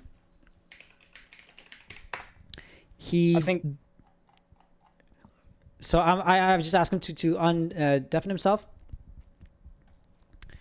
And are you? And he seems to be AFK. Okay. So.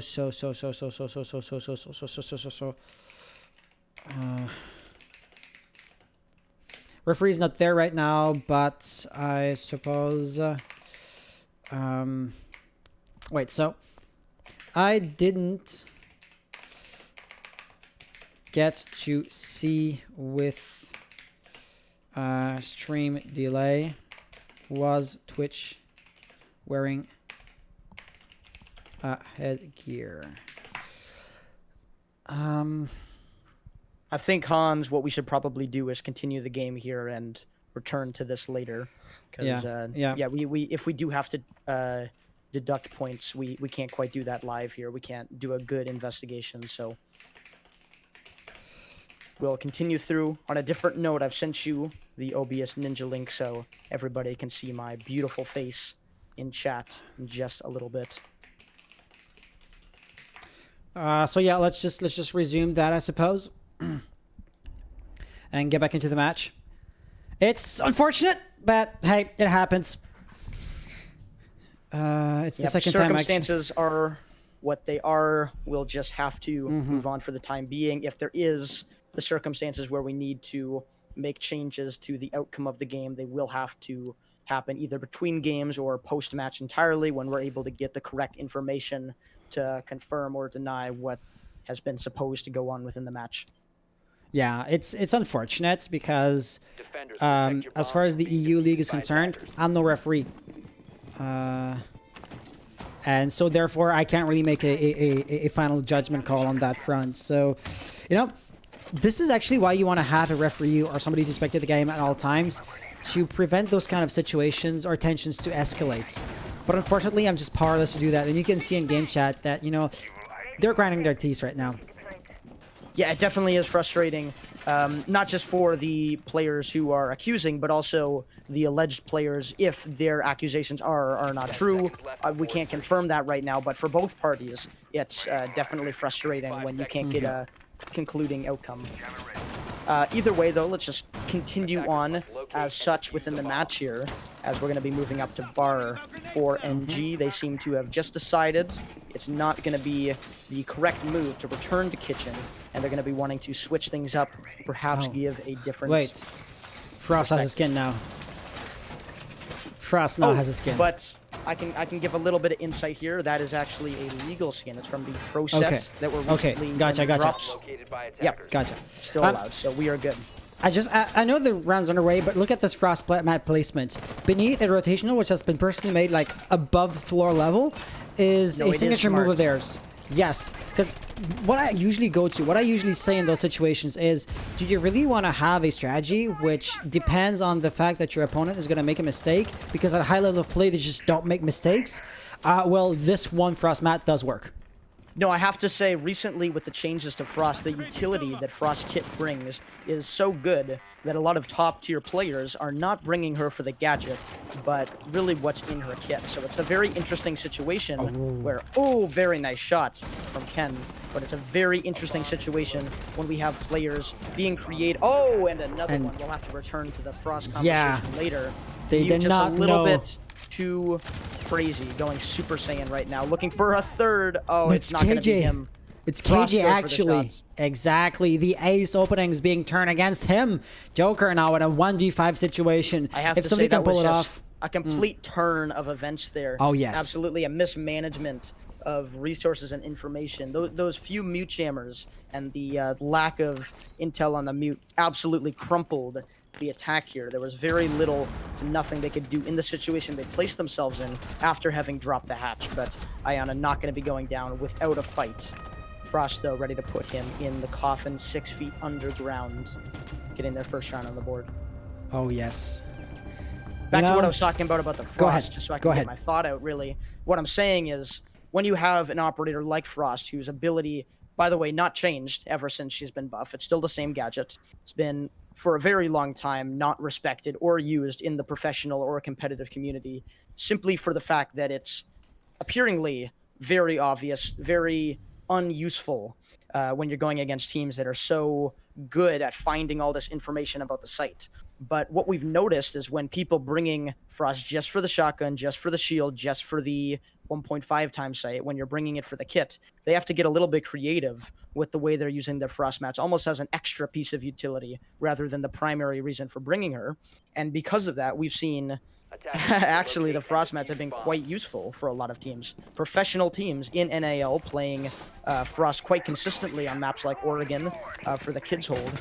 We've been seeing actually quite good results from the Frost mats, something no one would have ever expected from her kit. Oh, yeah, I mean, Frost mats in Pro League, just a few seasons ago, that would have seemed ludicrous. The pick rate would have been, I think it is 0% for most seasons before this point. But after these recent buffs, it is interesting to see how people have been changing their lineups to incorporate the Frost rather than sometimes a smoke, perhaps, if there's other denial, especially with the Tachanka soon coming. It's going to be interesting how those combos line up.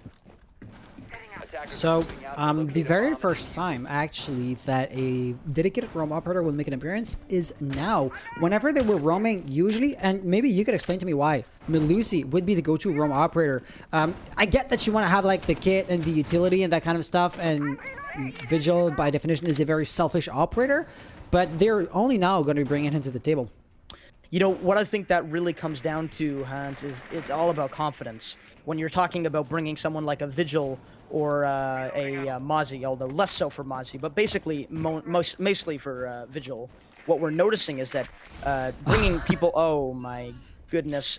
Just as we were talking about the usefulness of the Frost mat, yes, it looks like they're going to be able to pick him up, though, so no harm, no foul. Close one there for Vigil. Still plenty of health taken off on that Ashe there. Oh, and a nice shot for... Oh, two nice shots from Melusi. Looking to chain them up, actually! Third. Oh, my goodness. So DG could come from behind, and Joker's basically face-checking there. Every time I'm finishing a thought, NG's like, hold on, Spree, let's just shake up the board here, do something a little bit crazy and make you have to interrupt your own sentence, and they've certainly done that with ease. It might just comes through with a incredible 3K. Granted, one of them was a Frost mat kill, but nonetheless securing the kill where they shouldn't have with so much manpower in that area. It's pretty much all just left down to the Sledge and the Nomad here, separated by different sides of the maps. Oh no.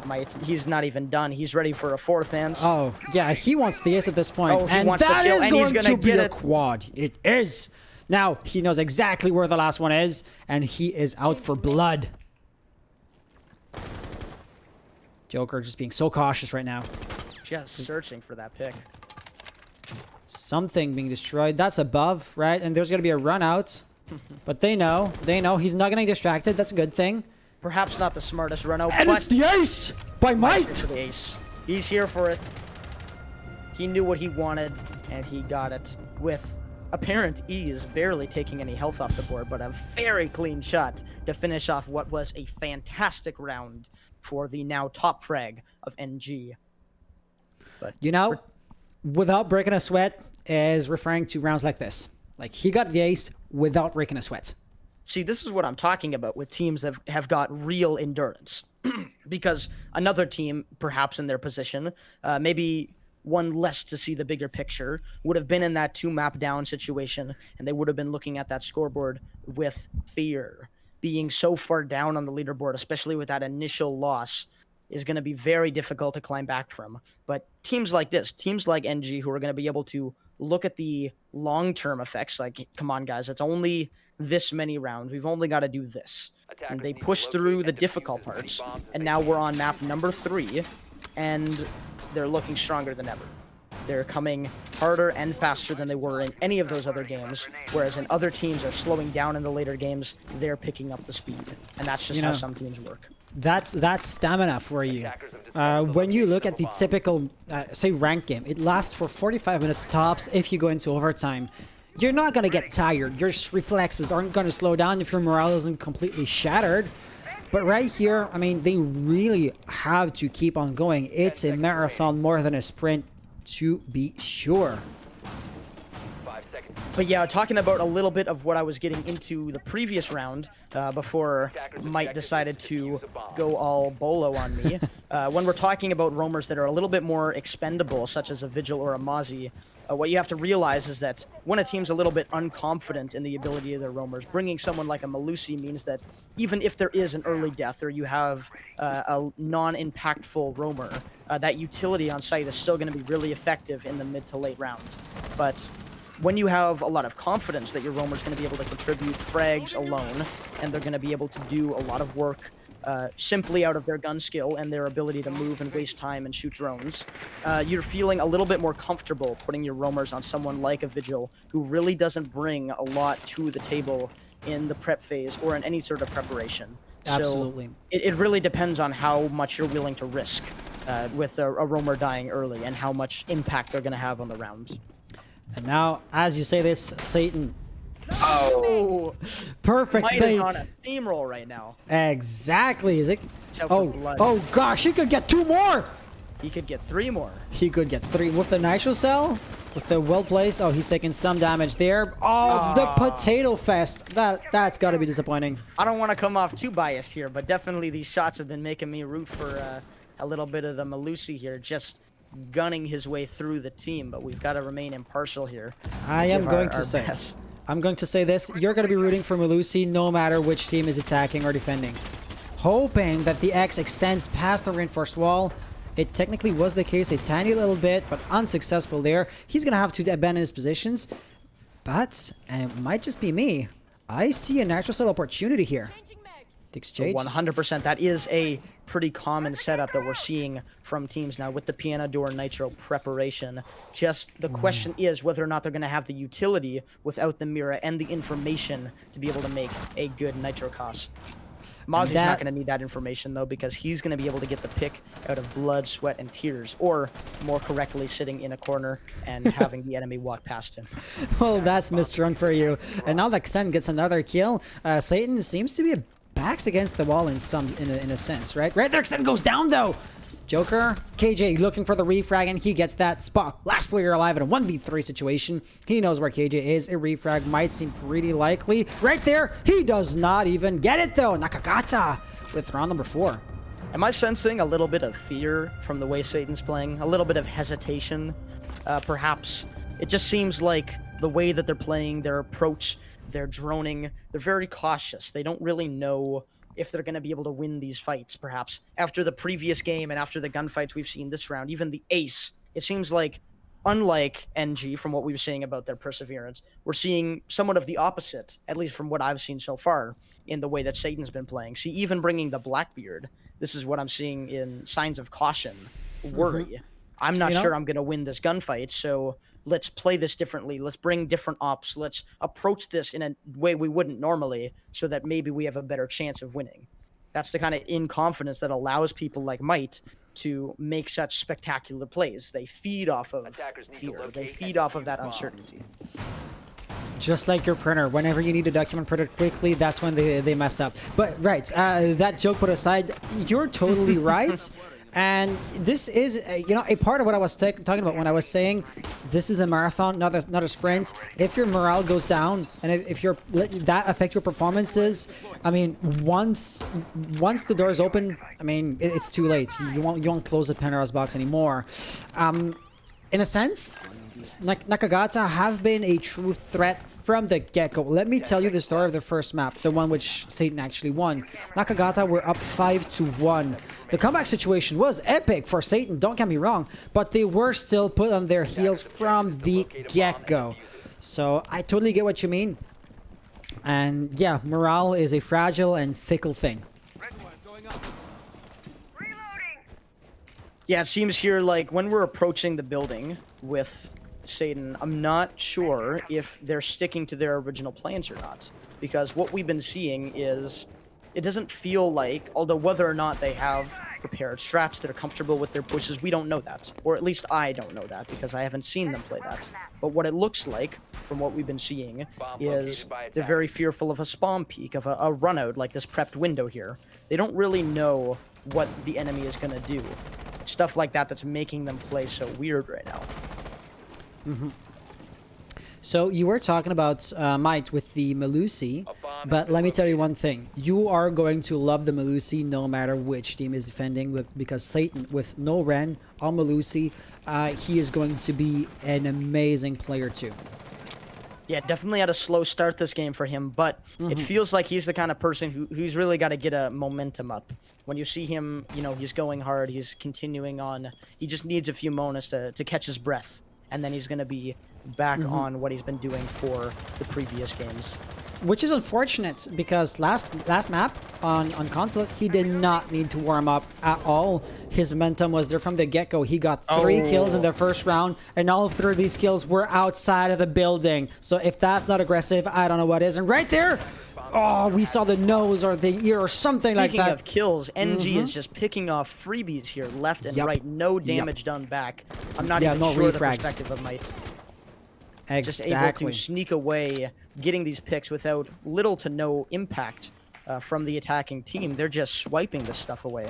It's not what you want to see if you're a S8n fan. You want to see them be putting impact. Oh my goodness. These shots of... And Xen. Wow. Yeah, things are just falling apart at this point. What is there even to comment on this? We're not seeing back and forth. We're not even seeing... any impact whatsoever besides a few hearts of health from KJ. Pretty much a flawless so far as they put Akai in a 1v5 so quickly into the round. Yeah, it absolutely is a flawless round there. KZX. I mean so we've seen him 1v5 before. This is his second time, but now it's a real 1v5. Oh my god. Or a flawless round, apologies. Just cleaned up. Putting NG in 4-1. I mean, this is almost difficult to cast, not because it's an exciting game, but because it's too fast of one. We're moving through this game at lightning speed, with almost no back and forth. It feels like it's either one way or it's the other. And you're not mistaken. It's literally what we're seeing right here. Nakagata, NG, like you're saying, just have an amazing performance. Flores will have to 6-pick. Okay, yeah, he does. Because Flores, we saw first round, S8n was kind of on their momentum from the previous game, which, by the way, was a much closer game than it's looking like this one's turning out to be. They kind of carried through, and NG was like, all right, let's show them how we do it, snap their fingers, and then all of a sudden, we see this absolute momentum switch. They just stopped the car and went in reverse. And now we've seen S8n backpedaling, as we've talked about so much, trying to find their momentum again, trying to find that rhythm, and not doing it very well. And let me put it that way. Did it work or not?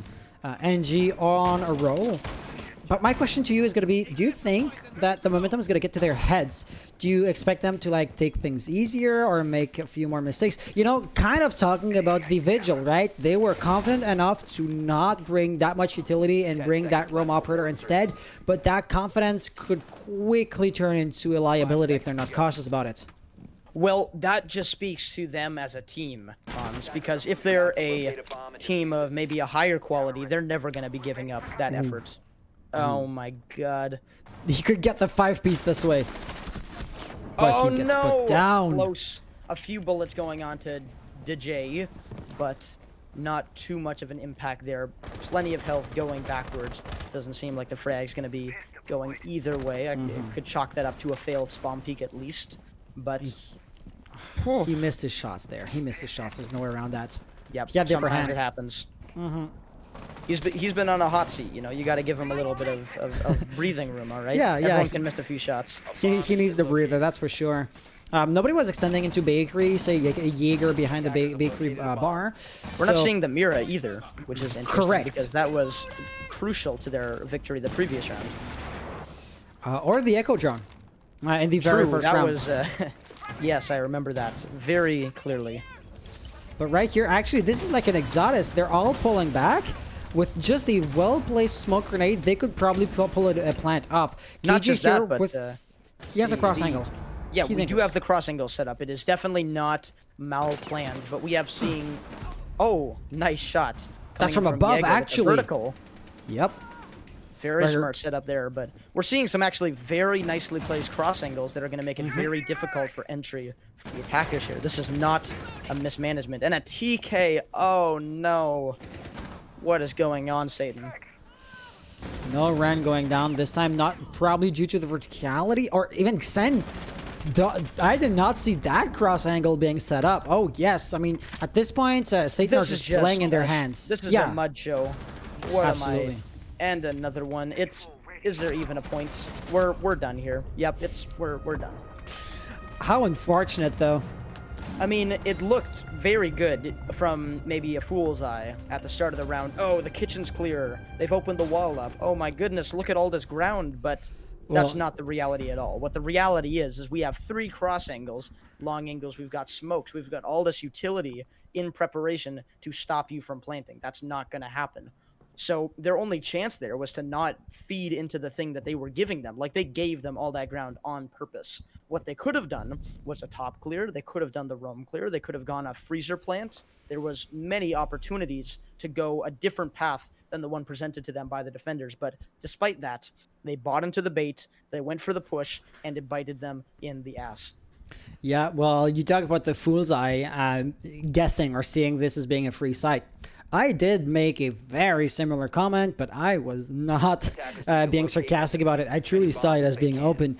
But yeah, you're right. I mean, they kind of went for a loose push, as you're saying, not going for a top-down sweep, not trying to flush out those roamers, not trying to isolate anybody. They just went directly for the prize, and yeah, they just got played, plain and simple. Scot-free, chilling upstairs, got 2 freebies, just holding angles that, by the way, they didn't even know about. There were no cutoff drones upstairs.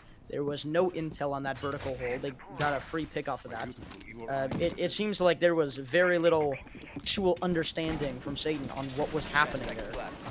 But so flipping sides now, this is their chance to bring things back. Absolutely. Absolutely. So different teams, different strategies. We can compare and contrast and see if maybe S8n's defenses are better or stronger than Nakagata's. NG's, I'm just going to say. They are going to be bringing a Kali. This is interesting. So basically free open walls. They're going to care very little about any kind of mute jammers. But this definitely comes at the cost of a lot of firepower. Yeah, it's is that trade-off worth it? The top frag of NG happens to be their Kali player with very little in the way of assault rifle gun skill. We're pretty much confined to a trick shot up, and that's about it. Aside from the actual hard breach utility the Kali brings, we're not going to be a lot in the ways of heavily favored gunfights towards the best fragger on the attacking team now. But I suppose you could make the argument that him being the top fragger, if you have to put somebody on a weaker gun, he's the one that's going to be able to pull it off. Perhaps there, but I mean, when you're talking about someone like Kali, what you're really bringing her for is that utility. So you don't want to sacrifice your ability to get impactful frags mid-round. You want to be able to allow them to continue. I was absolutely playing devil's advocate more than anything else here. But it looks like he is there to cut off the one and only angle. But that could absolutely be an impactful frag, because if he does get the kill... 100%. That's a very strong way of using Kali. Yeah. It's going to be close here to see if... Oh, it's so close. Look at that. And now they know. Now No Ren knows he no longer can afford to rotate. I mean, just taking that shot there is going to keep them on their toes for the rest of the round. Oh! Yeah. Being a bit too confident here, Spock, maybe? Yeah, that hole was not proper peeking, and already getting into piano here with no vertical presence, by the way. We're not seeing any nitro play here. We're not seeing any double shield setup. There's barely, actually no pixel extension. I have to be brutally honest. I have no idea what their S8n is doing here. Another free pick for the buck on the attacking team, leaving them in a 2-down man disadvantage. I cannot give you one reasonable explanation why S8n is doing any of this besides possible lack of preparation, because it doesn't look like there are any sizable utility burns, any dumps, anything in the way of giving the defender or the attackers an actual struggle. It doesn't feel like that. So let me just put you into context a bit more. This was S8n's map pick, their second to be more specific. So they should know what to expect. They should know what to do. Else, I would ask why they went there. Yeah. Because I don't understand, if they picked this map, why would they not be prepared for a default piano push? And almost a very lucky shot there from the There's somebody on the mezzanine. They never noticed Might being there. He is going to not even get 2 kills. That's Diju. Diffuser was planted, not being shut down. Refrag immediately there. They have eyes on the prize, but shooting down that lunchbox would be a suicide mission. That is. Now we are seeing something. Might gets a kill. No Ren. Last player alive. He is going to get the pick there. Now has to face check a Kali. And we all know how this goes, especially the Skylight there. Oh. We were talking about why they put KJ on the Kali. That is why you put KJ on the Kali. In that situation, even in such strong spot, it was a second there away from Malusi hitting a nice shot and closing out the clutch for his team. But now we see already on match point so quickly, S8n finally putting up a bit of a fight here, but nonetheless still down 5-round deficit, are going to have to do a comeback of a lifetime if they even want a chance of pulling this game through. We're going to have to see something completely different than that, because despite how close that round came, that cannot be ignored. The absolute lack of preparation for a very default push. I mean, there is not one thing I can think of that I saw that round that was not, maybe beside the Kali angle, nothing besides that wasn't default. We saw a very default piano take, rappel angles that are very default, a trash can plant that was very default. There was almost nothing there that felt out of the ordinary. So S8n should have been very prepared for that if they know how to run defaults on Cafe. Furthermore, they had 1 Evil Eye and 2 Piano, so that would have been perfect to have an extra stuff from beneath, which would have been a very default way to shut down a default push. Or a freezer shield, or a pixel shield, or an echo camera, or a deep angle from trash can, or a cocktail shield of any. I don't even know if they had a shield that round. I can't remember, but it didn't feel. There wasn't a Wamai set up there for. There wasn't even piano wall denial. There was nothing. They had no shields. I confirm. That is worrying for a piano site. I mean, unless you're working outside of the box, then maybe you can make an argument. But if that was them working outside of the box, then that did not go well. I mean, once again, going to the fact that this is their map, so they should be ready. Because they decided to go there. Did they win on NG's pick? So both teams have won on their own maps for the first half. I mean, that precedent is likely going to get broken at this point. But, I mean, then again, this is not going to be the end of the best of 3. And right there, Might is going to go down. But KJ with the sniper rifle still showing us why. But taking Might out that early is going to be very detrimental. Although, actually, not as much as I thought. Because, there is not a shield on the board this round. I would have thought the Ash going down would have been a much bigger impact than it was. But the defenders do not have any sizable utility that needs to be cleared by an Ash. So I think they're going to be just fine moving forward. Look at how aggressive Sen was walking up. They now have control of prep room. There's still a jammer there, and it's going to be a bit harder to destroy because of those venting ducts. So they couldn't just get vertical to destroy the mute jammer. Well, remember, for sure, after the way these guys have been playing, obviously they're going to be confident.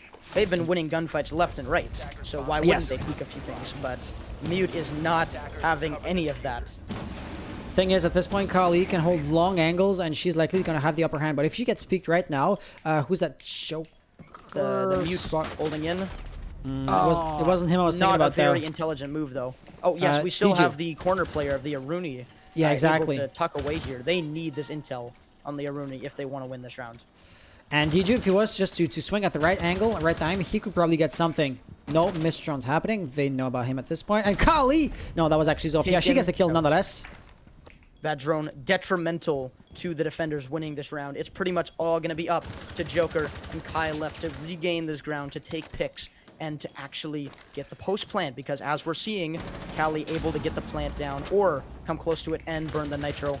But with both of the defenders falling, I don't even know what to say. That was...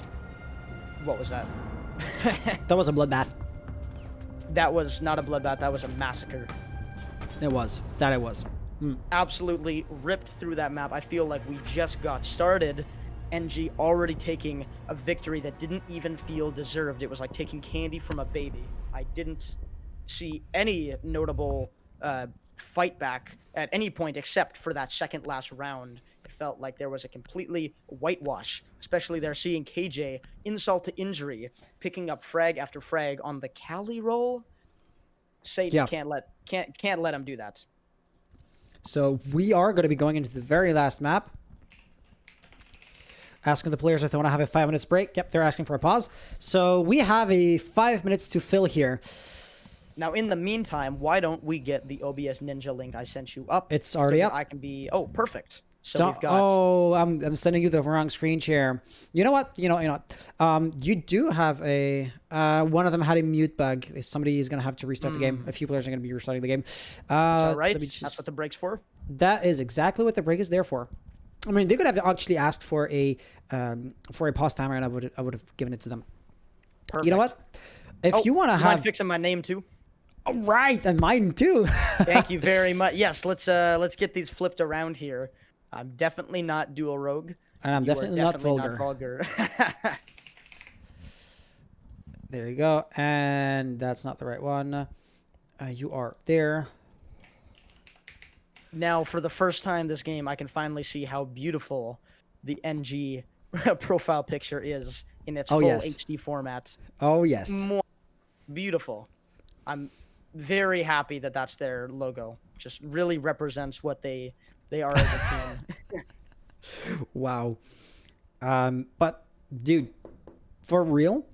What happened? This is not like the S8n team that we got to know.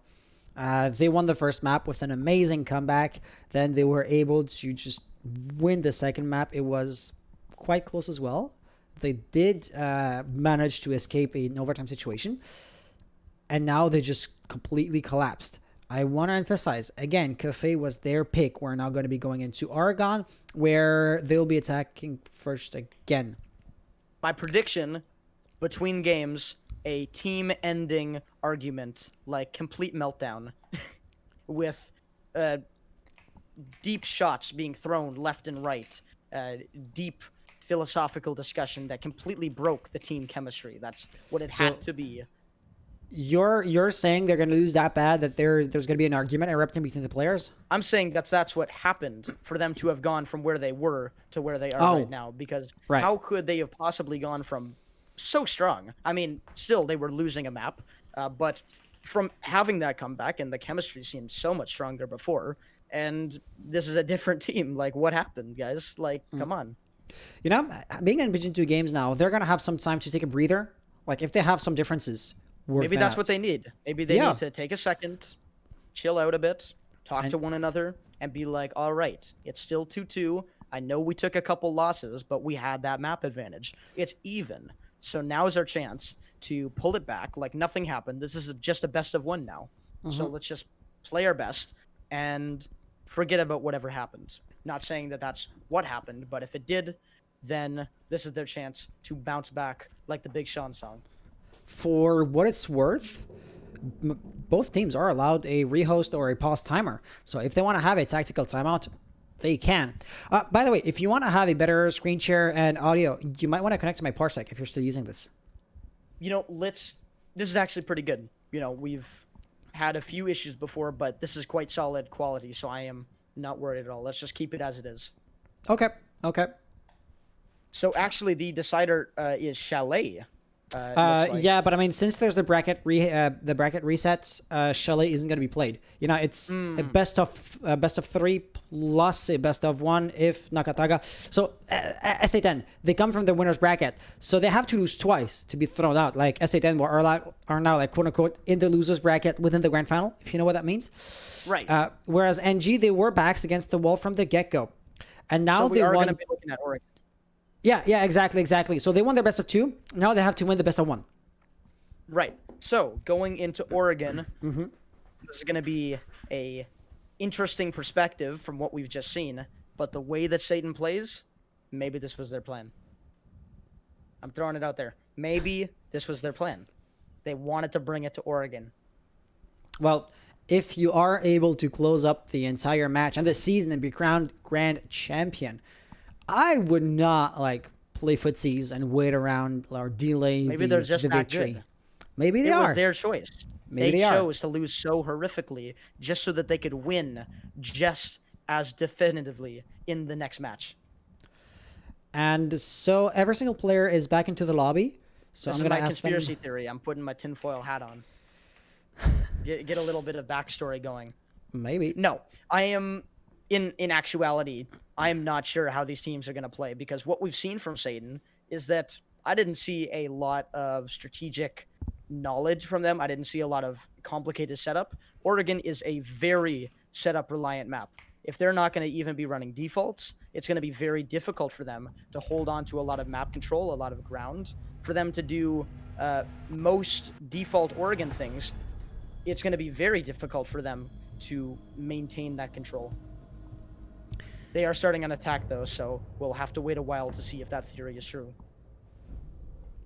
Joker saying they're supposed to start defending. Okay. Oh, it happens. No, P-man. Yep. Yep. Because, of course, the order in which players do their operator bans is significant. So, yes, at this point, I would then want to blame the admin, which isn't me in that case, because the players did the map bans among themselves, and now I had the EU admin like tell me, oh yeah, so the bans are this and that. He fed me the right maps, but apparently made a mistake on the order of the spawn size. It's all his fault. Yeah, I'm perfect. Don't blame me. Persecute him on Twitter. West Europe is the server. So at the very least, as far as this rehost is concerned, it won't be too long. Gives us a little bit more time to theorize and think about the way that this game is going to play out, because, I mean, with most games, when we're talking about a best of 1 or even a best of 3, sometimes you don't have that momentum behind the game. Sometimes you don't really know how a team plays in the long run. But when it's a best of 5, I mean, how much map knowledge, experience, VODs, how much do you really know about how a team plays 3 or 4 hours in? Like, this is unknown territory for almost every team below the T1 level. You don't see this a lot. So when teams are playing this much back to back to back to back, I mean, a team could be a different animal this far into a game. Like some teams, like we were talking about NG, it appears that yes, they are becoming better as they continue to play. But is there a drop off to the curve? Do they just clock out at hour 3? Like, that's what we're looking for. That's why this is interesting. In chat, so interestingly enough, so Capriello, French people like to lose finals. Berlin 206. Oh, Berlin 06. Okay, that's what you were referring to, the FIFA final. Absolutely hilarious. Yep, so funny. Great banter. Well done. We'll give you a cookie. Both Spree and I are Canadians, so that's not exactly our culture. But I remember my grandparents, and I was young back in 06, right? But I remember my grandfather saying if the French hadn't lost Zidane that year, they probably would have won. Hey, his words, not mine. I'm not gonna jump into the fray. That's gonna be an Italian-French point of dispute. And luckily enough, Flores Toxic Main, so the admin that's behind all of this, is having fun there. And so, yeah, I mean, some stuff that goes on in Europe that may be a groundbreaking event there, it merely feels like words in the wind when you live in Ontario, just in one ear and out the other. And baguette power. Yes, I've not heard that before, but that is a great catchphrase. S8n defending first. Yes, Orange team attacking first. We are good to go. Perhaps they should have that on their jerseys. Good luck, baguette have fun. Power. Version 2. Let's jump right into it. All right. Let's get started. I'm very excited, as I mentioned. And you know what I gotta say, if you have like a second monitor, open up the DA League EU Twitter. Toxic has been tweeting so much. Every single time there's like something happening, he tweets and he tweets and he tweets, and that would be generating some amount of traffic if there were more than 20 followers on that account. It is so unfortunate that the European guys have so little casters. Yeah, well, I mean, in building something great, there always is a little while before traction comes around. Yeah. I am not surprised at all. Sometimes things like that just take a while. So let's not give up hope for them just yet. They're in the building process. Definitely. Thatcher Maverick, that's going to be typical. Oh, I've never seen that before. He says sarcastically. Yes, I do. Let's make that clear. That is definitely not surprising in the slightest. I would be worried if someone said that it was. Welcome to Rainbow Six, where heart breaching is so integral that so far every single ban has to do with heart breaching. the hard breaching. Oh my goodness. I mean, are we gonna see a bandit ban next? Ban. No. I gotta say though, I mean, they're always gonna be jumping on mute. Yeah, Mira, that makes sense. So as bans go, that was about as default as it gets. Absolutely, for better or for worse, because, for example, Mira, you could argue, and I would have to bend over backwards to make that connection, but you could argue she's also somewhat related to hard breaching. Because, for example, if you can't reinforce your walls because they're going to get breached either way because of Cade or because of Maverick, don't reinforce the other one, put a Mira, and shoot at whoever wants to walk up to that wall, right? So I know I'm making a strenuous connection there. But yes, I totally get why they'd ban Mira. Plus, she's very map dependent because he's just as strong as the line of sight you're going to be having by creating a hole in the wall. And that map does create a few good line of sights for Mira. I have to say, if it were not for the defenders going to kids, I would say that there was no chance they get any walls open, because going downstairs and trying to get stuff off with a Twitch drone is that's just not happening. That's a fool's dream, especially with a mute on the board. Yeah, you're not doing that. But because that they're upstairs, we can see that vertical play. We can see those ass charges, those bucks. And yeah, the walls are going to get opened. It's going to happen. Nakagata. Nakagata are being known for playing Kali, though. Yes, that's true. We did see that. So it is interesting that they broke up from that pattern, but despite that, I can see why very clearly. Like when you're talking about a map like Oregon, especially for the top floor, like all you need is a little bit of vertical power, and those walls are getting open. There's nothing the defenders can do about it. No Cade charges, no bandit charges, no mutes. Those walls are opening, period. Oh yeah, definitely. Look at pro teams. There's a very high rate of opening, and the rounds that they don't get all open is usually the rounds where Shaiko gets a 4K in the first 10 seconds. Otherwise, you're not going to see it happen. Yeah. I gotta say, don't run in your teammate's line of fire, though. One thing that I definitely do not see is Nomads. She's like a really must pick operator, and she was either never picked or banned for the one and only round where she was like actually interacted with. See, teams with good coordination and a good ability to work in flank watch really choose to defer from Nomad. I mean, it's always nice to bring those stuns, and she's not a terrible fragging op, but a lot of teams would prefer to bring a different utility than rely on the Nomad for watching their flank. Ren, on the other hand, is not interested in watching flanks. He's interested in shooting heads, and that head happens to be KJ, the top frag of the previous match, going down without impact in the first minute of the round.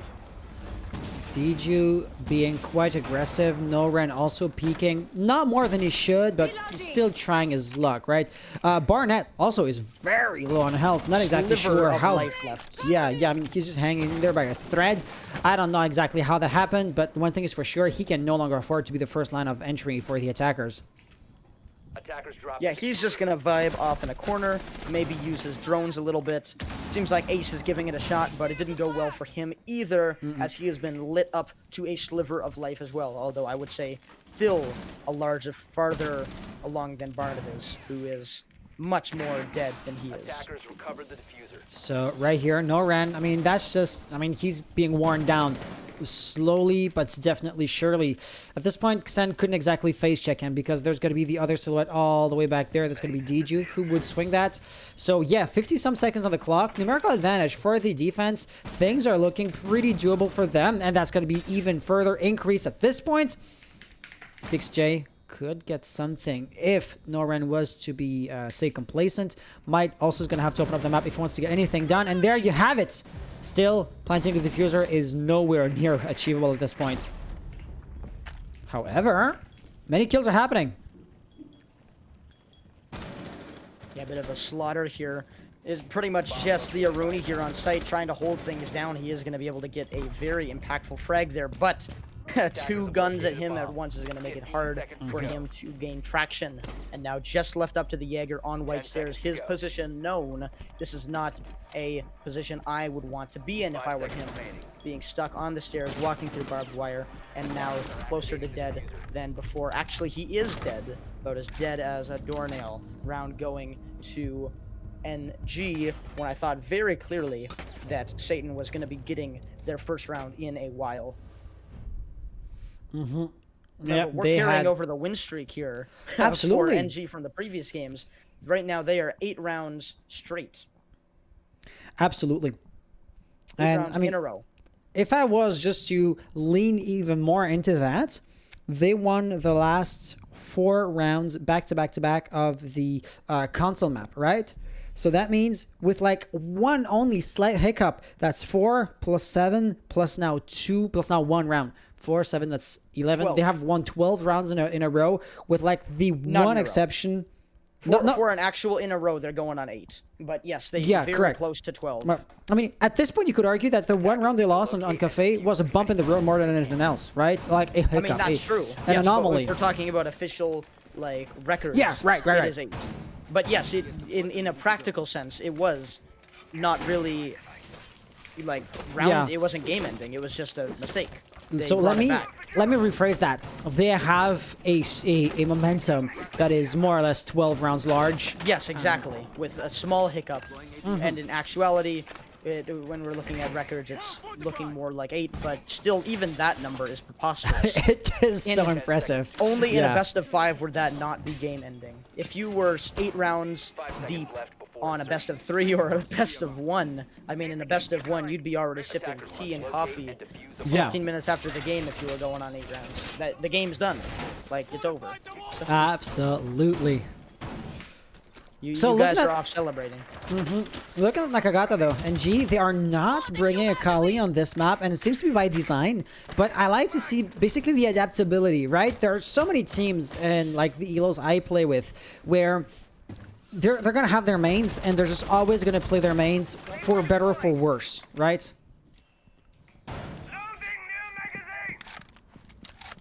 Yeah, seems like I wanted to see better preparation from S8n on this. I think it's only been a couple rounds, but we can already really tell it doesn't feel like they're doing anything particularly creative here. The downstairs roam in basement doesn't feel super inspired. They're not actually denying the vertical here.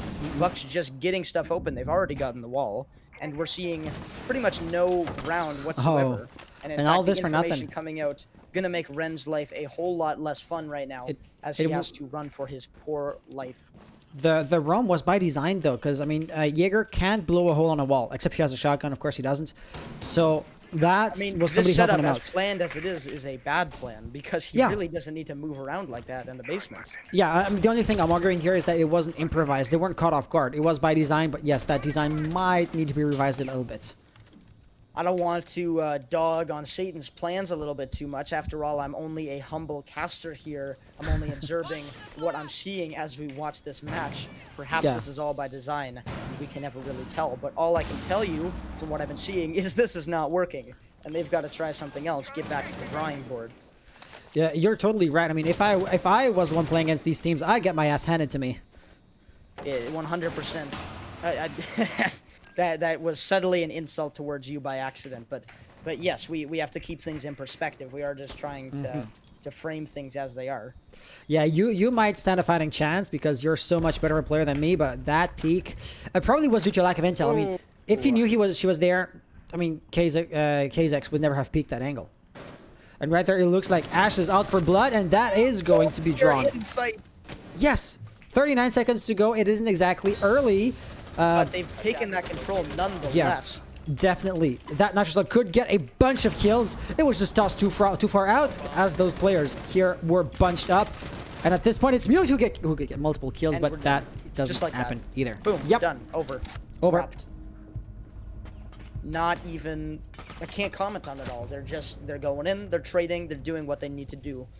I have to say, I mean, maybe a little bit more than a chance. I would actually argue that what S8n's really problem here is that they're not addressing default pushes. It feels like they're very used to, they've got their gun skill and they've got their chemistry as a team. They know how to talk to one another, and they're used to going against teams who get intimidated by that. They don't actually play normally. But what we're looking at here with NG, I'm looking at very default takes. These guys are doing normal stuff. They're taking downstairs. They're roam clearing properly. They're getting the walls open. They're smoking off rotates. They're trading each other. They're doing everything that a normal competitive team would do. And if I were doing that, or if any other player was doing that, any other competitive player, you could pretty much guarantee that all of them would be having the same results here, unless we're looking at some sort of abysmal aim. But pretty much all they're doing, in short, is they're setting themselves up for success. And S8n is not preventing them from doing that in the slightest. Say, Spree, could I ask you for a huge favor and ask you to remote into my parsec and maybe spectate and take over the stream for me for like a round or two? Oh boy, here we go. All right, let's. I'm so sorry, but I just realized that I miscalculated my time by a long shot. Okay, let's do this. Okay, this is gonna be difficult, but give me 1 moment. Of course. All right. 5 seconds to go. Let me see what I can do here. Attackers must locate. So you'd be asking to connect to 6th gen?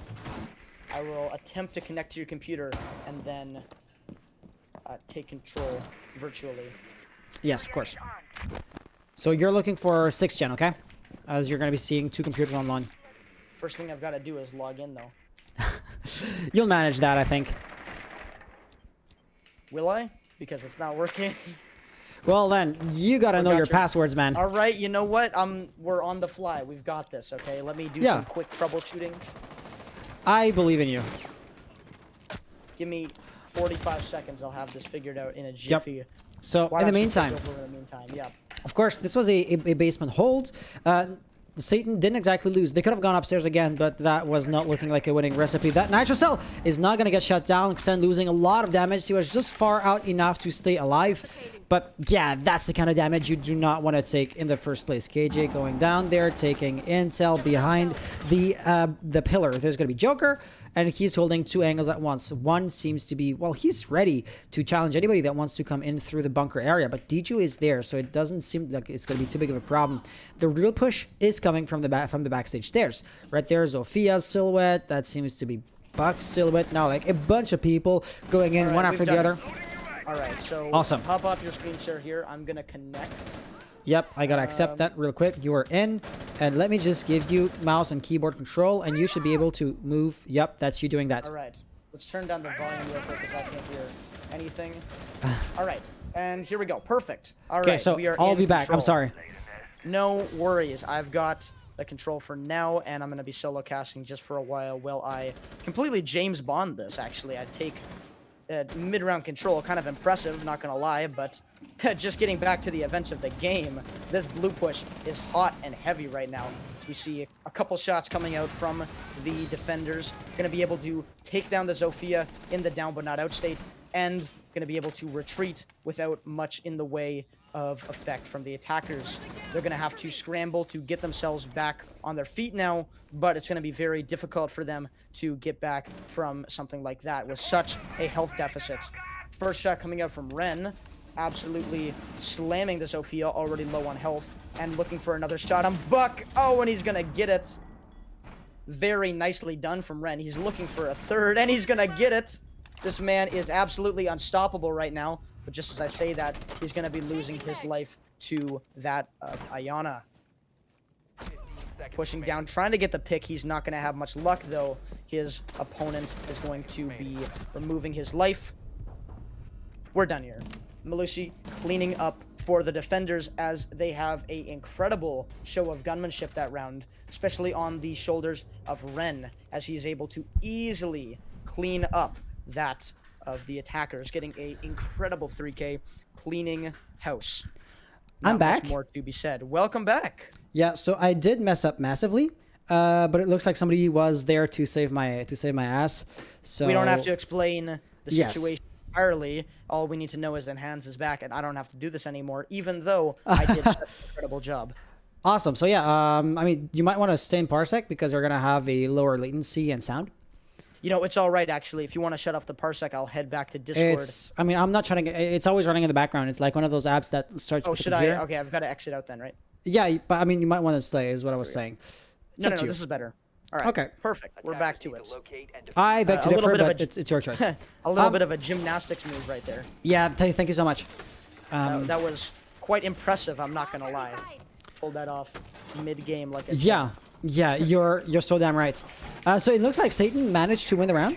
And yes, no, they didn't. Yeah. Or yes, they did. What am I? Yeah, they did. talking The about? defense won. Yes, they did win the round, and I have to say it was spectacular. Ren was taking a beautiful 3K, some very nice shots, and what we were talking about with S8n having that superior gun skill was absolutely exemplified. We saw the round being cleaned out, and the strats so much better than what we've seen. There was actual infrastructure, there was an extension, there was a fallback. Very nicely done. Because right here, this seems to be, once again, pretty default of a setup, right? Yep, this is looking somewhat default. The main thing that we're seeing from them that they should be doing that they're not is having that downstairs presence. Because we saw the Jaeger on the basement before, but we didn't see any denial for that buck. We didn't see any denial for that utility game. But when we went downstairs, and it really is just a one-floor site, we saw them really come into their own as they were able to totally dominate the entire floor, all of blue, a very nicely done extension with a good fallback and all the correct operators. So it's only if we can see them carry that through into this round is going to be the make or break moment. So right here, already I can say that they have no roamers whatsoever. And yeah, having all of your players bunched up on site rarely is the best call to make. So I would be healthily skeptic here. Not saying the round's already lost for them, but yeah, I'm gonna have my doubts. It's going to be a lot more difficult for them because they're really, I think it leans into that confidence thing we were talking about. They just don't believe they can do a good job on roam. They don't believe that they can contest that.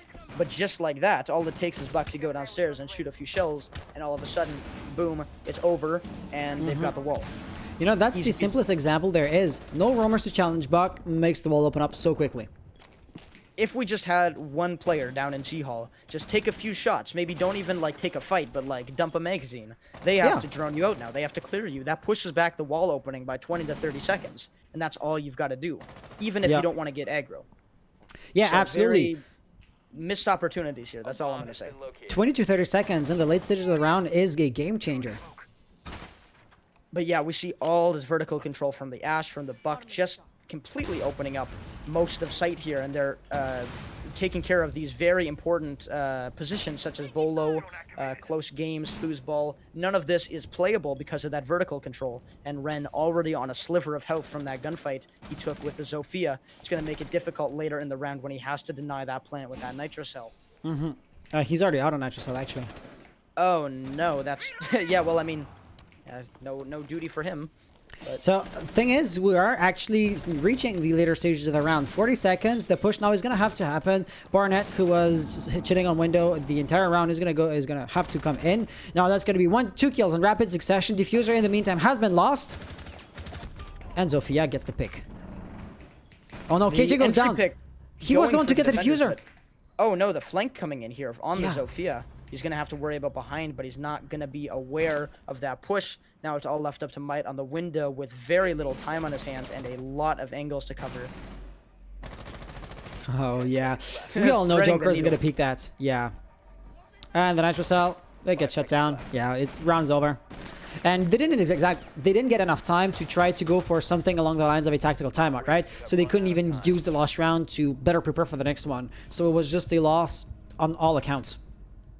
Very difficult there, noticing the map control totally being taken for the attackers, but we saw S8n finally doing something I deem to be very enlightened and insightful for that round, which was that late round Malusi flank, getting behind the enemy lines, able to get that free pick and go from a 2v3, which is very winnable for these guys, especially from what we've seen from NG, and putting Buck in a 1v3 situation outside of the map. It's going to be very difficult for him to get a foothold without his teammate. So now that we've seen that they're capable of doing that, it's whether or not they're going to be able to roll this backwards and actually get the momentum for themselves on the map where it matters the most. Oh, definitely. Thing is, now they're going to be going in kitchen and dining hall. It's a weaker bomb site. They can still pull it off. Don't get me wrong. But their odds are just slightly lower here. It might be looking good for Nakagata, but at the same time, yes, if they do get the momentum here, now too late to use the momentum to get too many more rounds on defense to just say, hey, we won this, we won a round with said strategy, let's just use it again a second time on a specific bomb site. But definitely, you want to scrape up as many points as you can before going into the attacking side. Yeah, some teams do find themselves being better on attack on Oregon, but in the meta and what we're looking at here with the teams that we're looking at, we're not in LATAM, we're not in APAC, we're looking at a normal EU competitive team.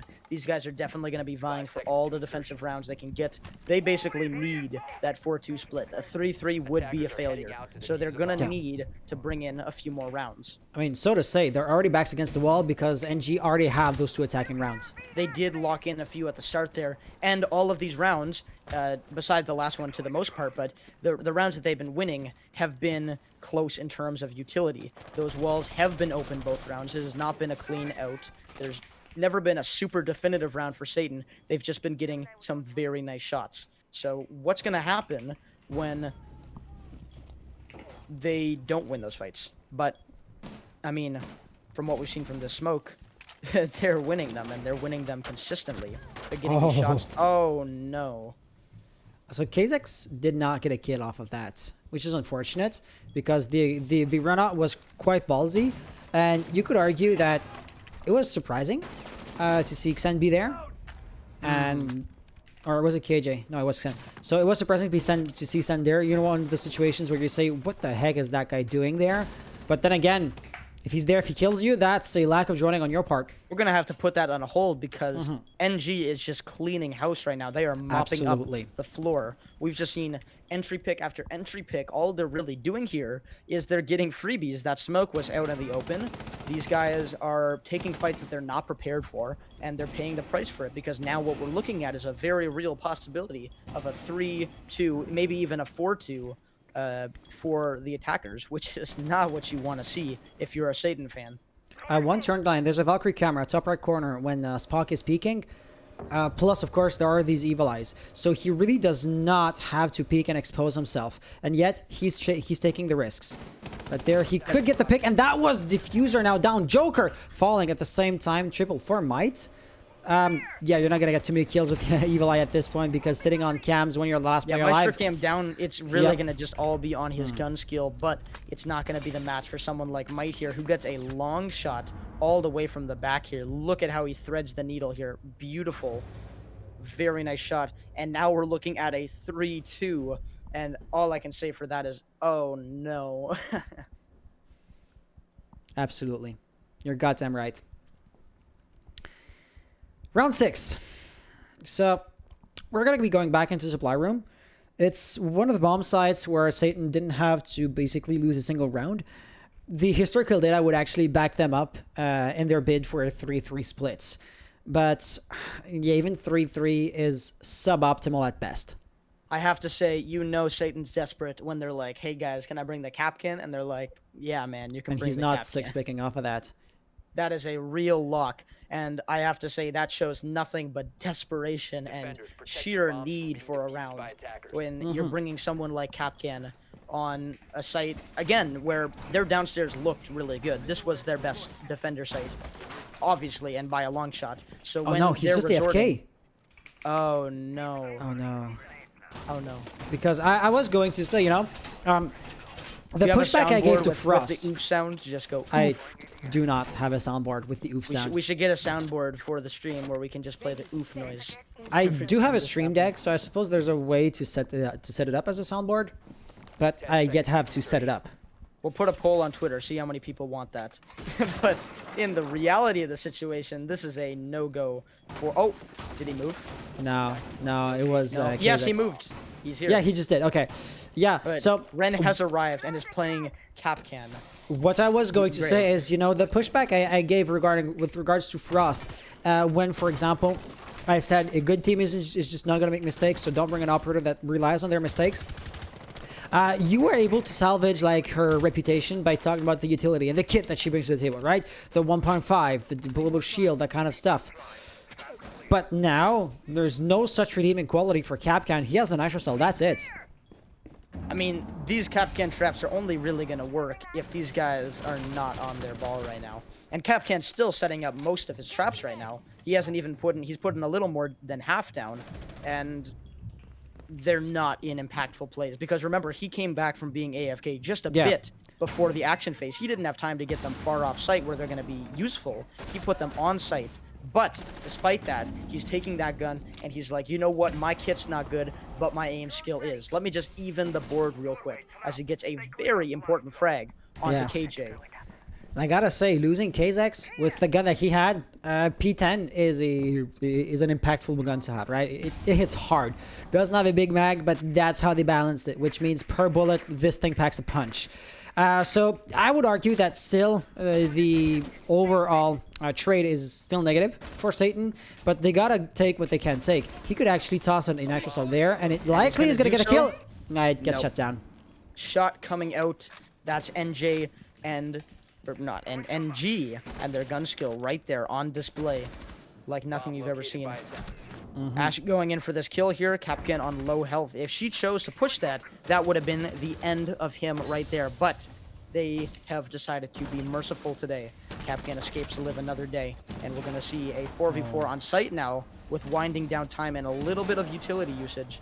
This is probably going to be one of the biggest slog fests we've seen so far this game.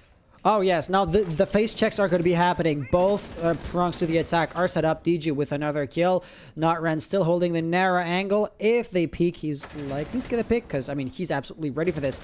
But they're going to have to come to him. Barnett is going to put Ren down out of his misery. And right here, Spock with the SMG-11 recoil. He is not going to get a pick right there.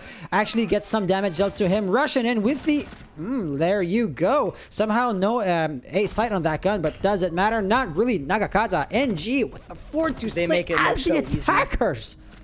Why? What are we watching? A slugfest. I mean, I wanted it to be more of a slugfest there. That was just that was NG losing a player and then cleaning house.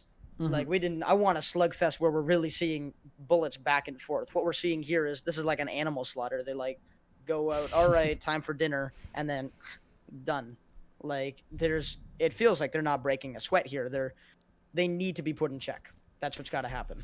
They still did not just come in unannounced and unchallenged, you know? They had to hard breach. They had to split up because they had to set up a two-prong push to make it work. So yes, they were somewhat managed, they were challenged, but ultimately they weren't held back. Defenders, protect your bombs from being defused. Yeah, especially now going on defense from what we've seen from NG and their ability to actually run defaults and set up things normally. It's going to be difficult to see if S8n's going to be able to pull off any sort of comeback here. They're really going to need to play coordinated if they want to win this. They need that wall control. And from what we're seeing here, we're not seeing that Cali, we're not seeing that Twitch. And going downstairs first, I remember what we said first round, it is laughable if they want to get any of these walls. I mean, actually, I take that back. We're not seeing any wall denial. Interesting. Correct. Had they brought a mute, this would have been game over, but it seems like NG is playing a little bit of 4D chess here. They're like, you know what? We just don't need it. So, these walls are going to be grabbable. We're not going to see much in the way of denial there. It's surprising because who would have thought, right?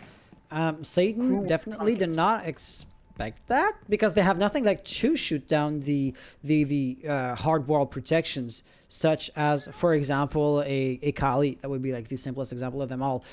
So yes, they're gonna go in not expecting to open up the reinforced walls, as if, I mean, they're preparing basically to go down the main stairs, is what I can see so far.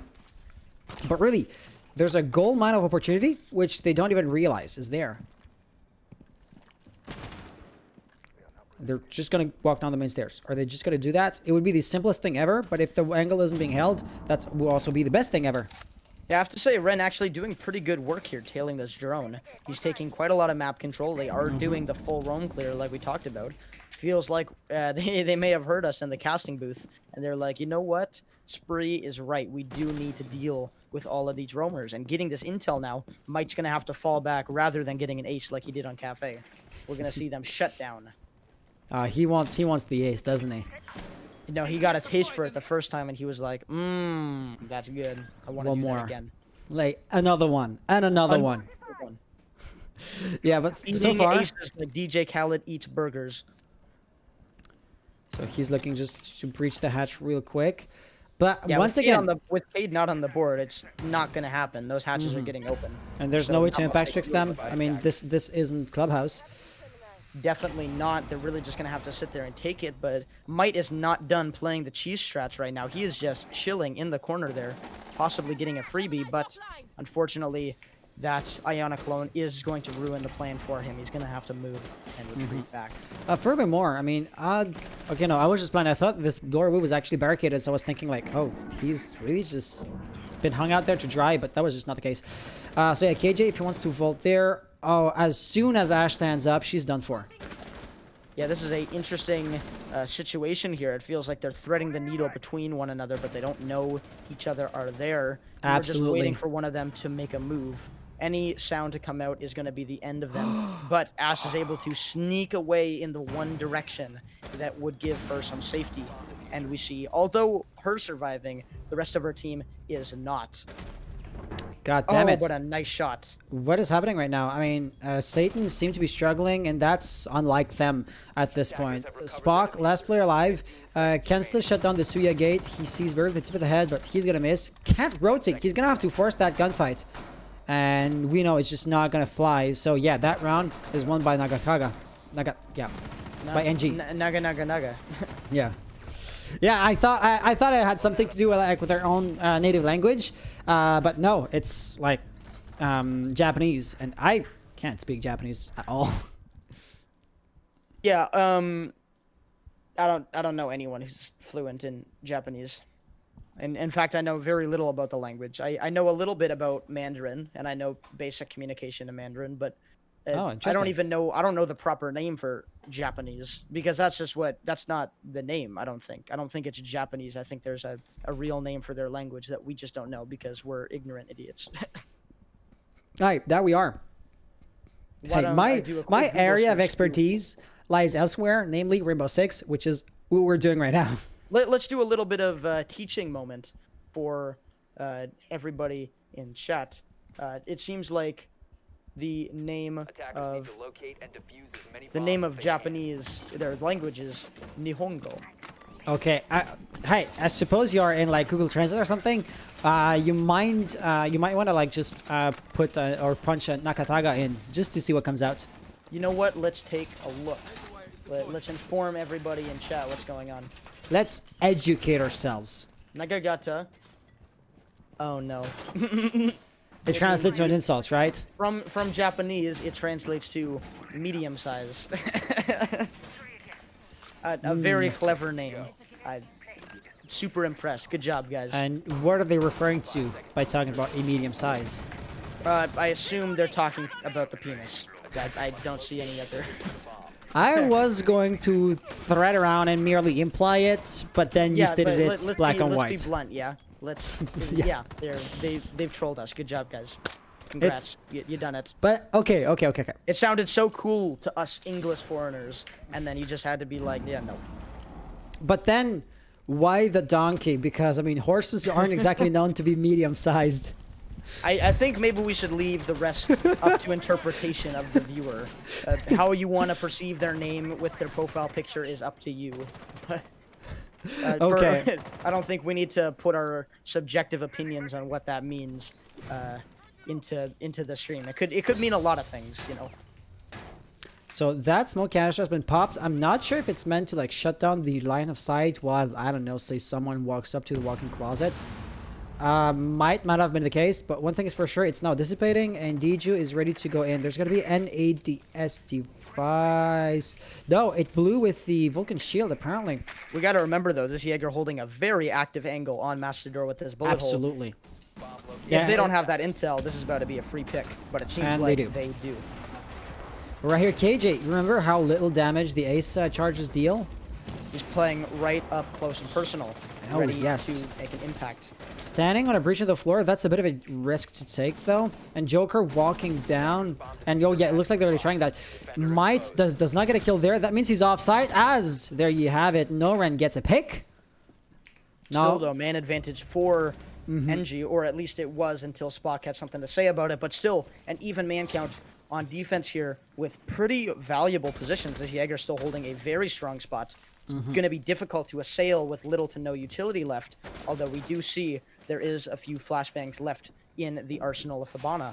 Besides that, though, there's not that much that the attackers have to roll with. In all of that chaos, Diffuser has been lost, and also Might is basically off-site. So for the time being, if somebody is not, it looks like Noren is just waiting for him. So they're both basically monopolizing each other's attention. Same for Tixj and Spoink. And Spock, sorry, wow, yeah, it's getting late. And Barnett was doing the same thing to Joker. So like 3 separate, isolated 1v1 incidents. No Ren is going to win his, so Might does not get back on site. 30 seconds on the clock. Diffuser is going to be recovered by a rotation by Joker. And now, if he wants to vault through that opening, it would be one of the most predictable entry points ever. And yet, nobody's watching. To get a very nice pick with the prone angle, bringing us down to a 2v2, and the Ash is able to get a swift refrag. It's gonna be over though. Yep, Satan keeping the dream alive. Yeah, sometimes it's a little bit too fast to even comment on the stuff that's going on. Events can transpire on top of one another so quickly, but in short, what kind of happened there is that we saw Goyo get a nice pick to levelize, but the Ash coming up the white stairs really just broke down the structure that the defenders were holding on to for victory, and then Ayana's there to clean up the final pick. We move on to the next round. Bada bing, bada boom. Absolutely. So NG, they're creeping their way to the victory, right? But they still need to take 2 rounds. So basically, in the time span that NG need to win 2 rounds, can Satan win 4? I would say it's possible if they start winning pretty quickly and pretty drastically. They're on attack, right? So they're going to have an inherent problem or an inherent disadvantage. It's not impossible, but... I have to say, though, maybe we should just take a moment to appreciate the fact that we've gotten a full 5 maps, or 4 maps here, as many as we could get from this matchup. It's good here that we really got the most out of this game, and despite how we have had a few toppled games, a few 7-1, or at least one 7-1, it does feel like both of these teams are giving up their all, and we're really getting the full matchup between both of them. Let me tell you this, though. I've been here for so long, I'm getting hungry. Been here for 4 hours. 4 hours, wow. Yeah, so have the players. But the thing is, in Europe, I believe they already had dinner, or supper, however you want to call it, before. Yeah, 5 hours ago. It was in the middle of the afternoon, and yeah, I'm gonna go grab something to eat as soon as the stream is over, that's for sure. You know what, I can't blame you, sir. I cannot blame you on that. I think after the stream's done, well, I'm probably gonna eat an apple. You know, not that exciting, but you know, the people wanted to know. No, they didn't, but they didn't. No one needed to know that. We got the mics. We can use the platform however we see fit. Yeah. As long as you don't run the viewership into the ground, you know? Insert politically scandalous thing here. Insert gasp reaction here. KJ with a nasty kill on Noren. A real gasp coming here. So he's going 12-7. He's the top fragger for Satan, and by a long shot. So him being off the board is going to be a major pick for Nakagata. Yeah, not looking good for them with that start, especially considering there's still a lot of vertical ground for them to continue on with. Spoke able to get a refrag, but he goes down. He's going to get shot back again. They're really playing the trade game here on NG. They're just not giving up any frags wherever they can. And we've still got Might in his unknown position here, down on the top of Laundry Stairs, and ready to pull off a very arduous flank. It's going to be needed to be known if they want to get this victory here. But if I may, Satan were looking really strong, and then they lost 2 players in rapid succession, going this down to a 4v2 situation. At this point, things are a bit dire. Joker has to play the role of the living Claymore because they don't have a Claymore, they don't have a Nomad, and there are a few Romos on the board. You know what we need right now is some John Wick action. That's what we need. We need Joker or Kai to just go ridiculous. We need shots left and right, because otherwise, to put it bluntly, this ain't happening. Like, it's not going their way if they're not able to hit some ridiculous stuff. The infrastructure that the defense has set up here is that of which they are completely supported by one another, multitudes of cross angles, and plenty of ADS is still left up in action. Furthermore, I'm not sure if it's KJ or Might still roaming downstairs. So if he comes up, once again, no Claymore. There might be a flank watch drone, but that's just about it. It's gonna get shut down. They're gonna have to turn around. Do you? The floor isn't destructible there. They were in. That's so unfortunate. Sad. So sad. I mean, okay, Might, you're a diamond player, right? I'm sorry, I gotta check. Don't do Might is diamond. Do you not know the map? I gotta. Poor guy.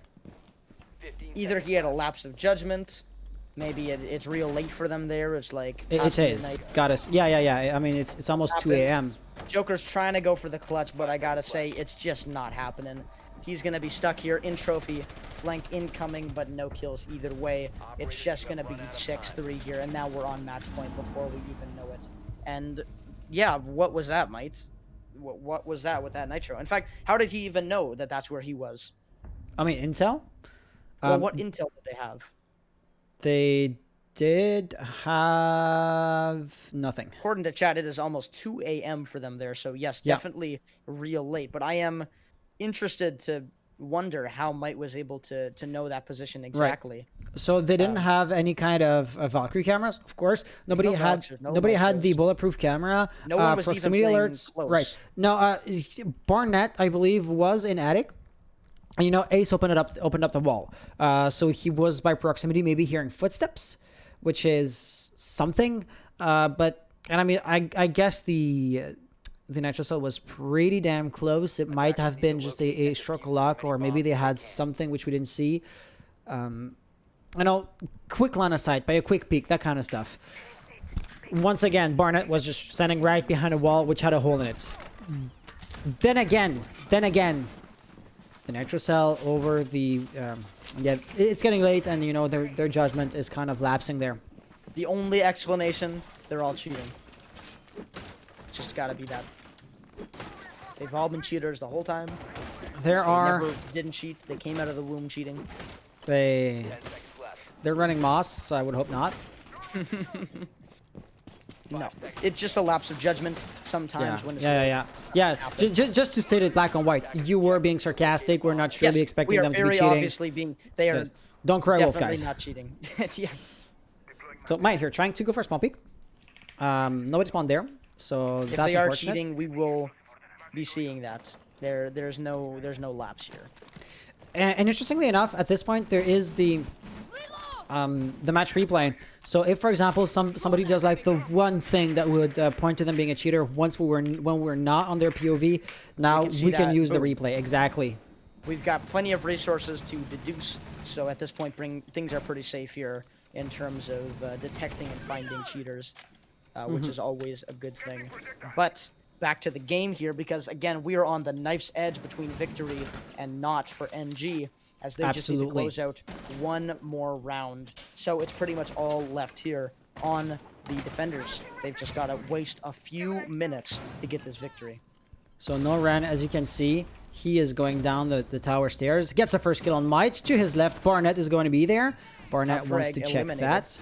Absolutely. And now that's diverting resources from the bunker area. Kaizen opens up the map even furthermore. So now Xen has to rotate. He has to pick up the slack. Things are looking pretty good for S8n.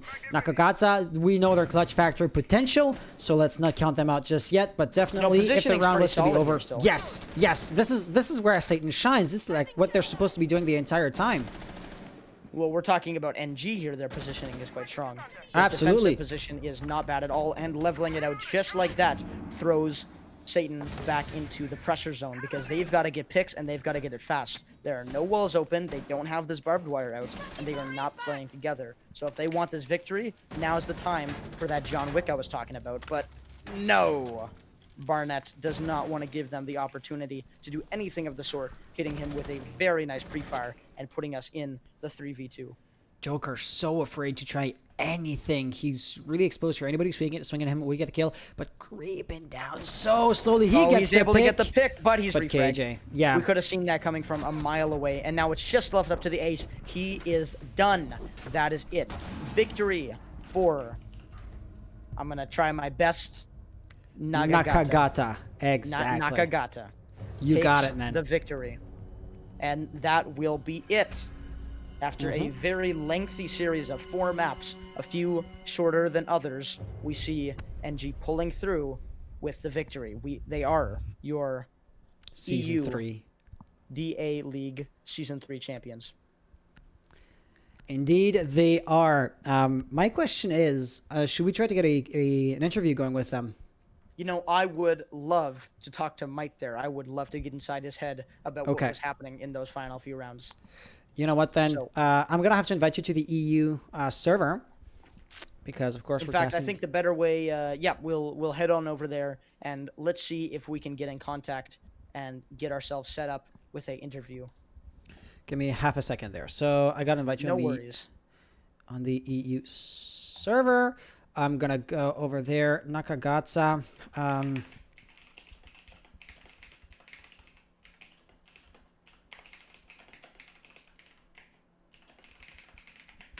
Winner's interview. You're in the server now, right? Yep, I have arrived, and now all we got to do here is just head on over to a VC with our good friend Mike here to get some insight on how he's feeling post-match. Yeah, let me just give you the role. There you go. And now... Wonderful. I'm waiting. Head to the casting channel. Yeah, let's go into the casting channel of that server. Let me just go there. And welcome back, Spree. Thank you very much. You're probably seeing the team servers. I'm going to have to ask them if they want to do that. So they didn't see them just yet. Pinging them should probably help. Share back up. That would be great. Oh, yes, of course. Not that one. That one. There you go. Wonderful. All right, and we're back.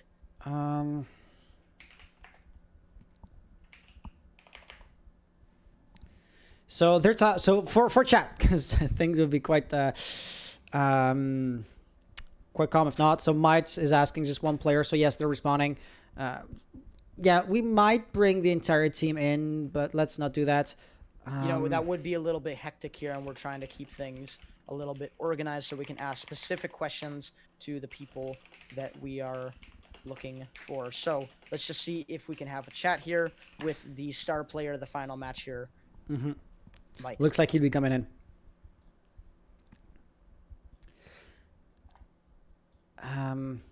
But so in the meantime, what were your impressions on these teams?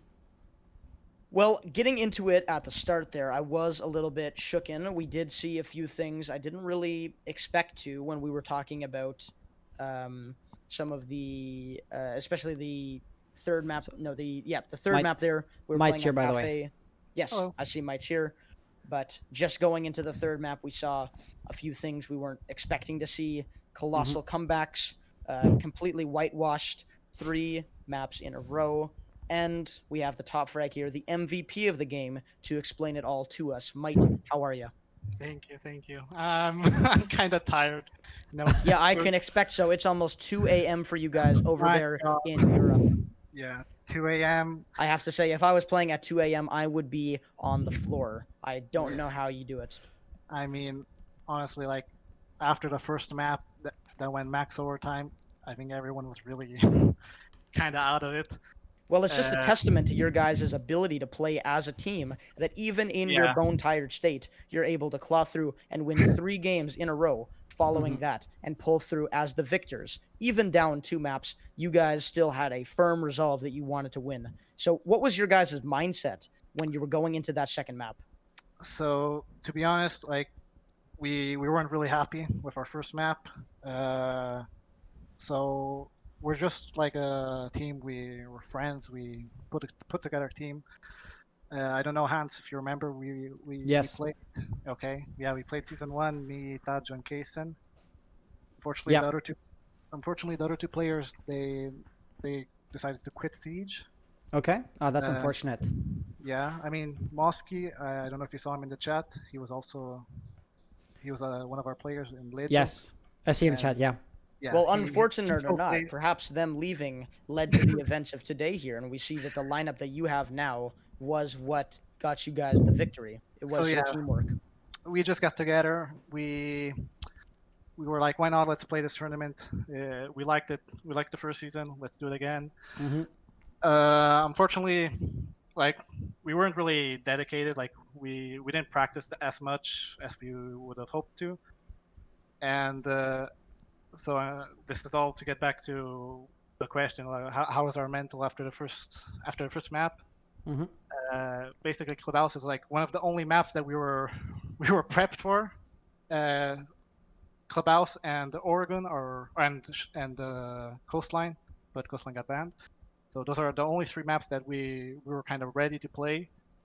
Well, I have to say something very interesting about what we saw there was that you did not pick Cafe, but despite that, I have to say I was very impressed by the map setup there, and you guys won 7 rounds in a row in 1 game. You have no idea how we were like, how is this even possible? You cleaned house with them after coming off of a very close victory, a 7-5 on Consulate. You go in to Cafe, their map pick, and you give them the run of a lifetime. You career end them. I didn't see almost any moment during that entire match where it felt like they even had a chance of winning a round, besides the one win at the start of the game, the very first round, very close. Yep, there was a very close round near the end, but your man KJ came through with Cali and just MLG op-shotted him off the planet. Everyone was yelling in the. I can believe it. I'm sure you guys were hype beyond belief. Yeah. But what kind of happened there? Where you guys just happened to work so well on that map? That was just, I don't know. We hate Cafe. It was our first map. Every game of the season, Cafe was our first ban because we hated it. We never wanted to play it. But in the winner bracket, when we played Satan the first time, we played Villa first map, and we were kind of confident on it. We were like, why not? Let's try to play Villa, and we were up 4-2, and then our attacks just sucked. We were like, we can't attack on this map. We can't work together. So next game, next time we play Satan, let's just ban Villa. And unfortunately, your best of 5, we only had 1 ban. So yeah, we had to play Cafe, and we were like, just YOLO it. Why not? I suppose it's worked. interesting to see that, because of that chain of events, you had to ban Villa, you had to eliminate what you knew would be a death sentence for you, and in doing that, it actually brought you victory. Because who knows what would have happened had you played a different map in that second leading up, because it is undeniable that the momentum you gained on Cafe carried through into your final match where you won 7-3 definitively, because if this is a car race, you guys were picking up speed every single game you played until the very end where you were just dominating everyone on the lobby. Yeah, that's how we felt too. Like first map, we were like, "Oh, come on, we're kind of sleeping." Second map, okay, we just won, nice, great comeback. We're getting warmed up. Third map, crazy. 7 rounds in a row, and fourth map, last map, we were like, "Yeah, this is ours." I mean, what that tells me is that you guys just wanted it more, because the longer you go and the more warm you get and the more you play, you don't get tired because you don't want this. You dig deeper and you find more energy because you're like, we've come this far. Why don't we just close it out now? Why shouldn't we be the ones to win? And you guys showed that 100% throughout all of the maps we played. Yeah. Thank you. Well, just before we close out here, Mike, I just have one more question for you in terms of your competitors and anything that you might want to say to them before we close out the game about your opponents, Satan.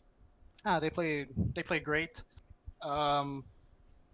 Honestly, their clubhouse was insane. Like, I have no idea. We just couldn't do anything. Well, the not Ren or whatever his name was. He popped off that match, so nothing we could do really. Wasn't the only time he popped off. He was consistent. Yeah, every game. So, but you know what? The very first.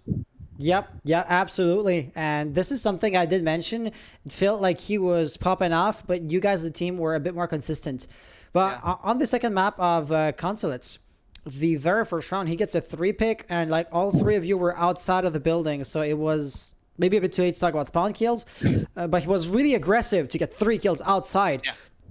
And did that maybe scare you off, or did that made you like think about how you wanted to play, or were you always confident and thought to yourselves, okay, he's not going to get that again? After that round, full reset, we were like, okay, we just gave them 1 round. Let's start again, 0-0. Who cares? Gotcha. In the end, it worked.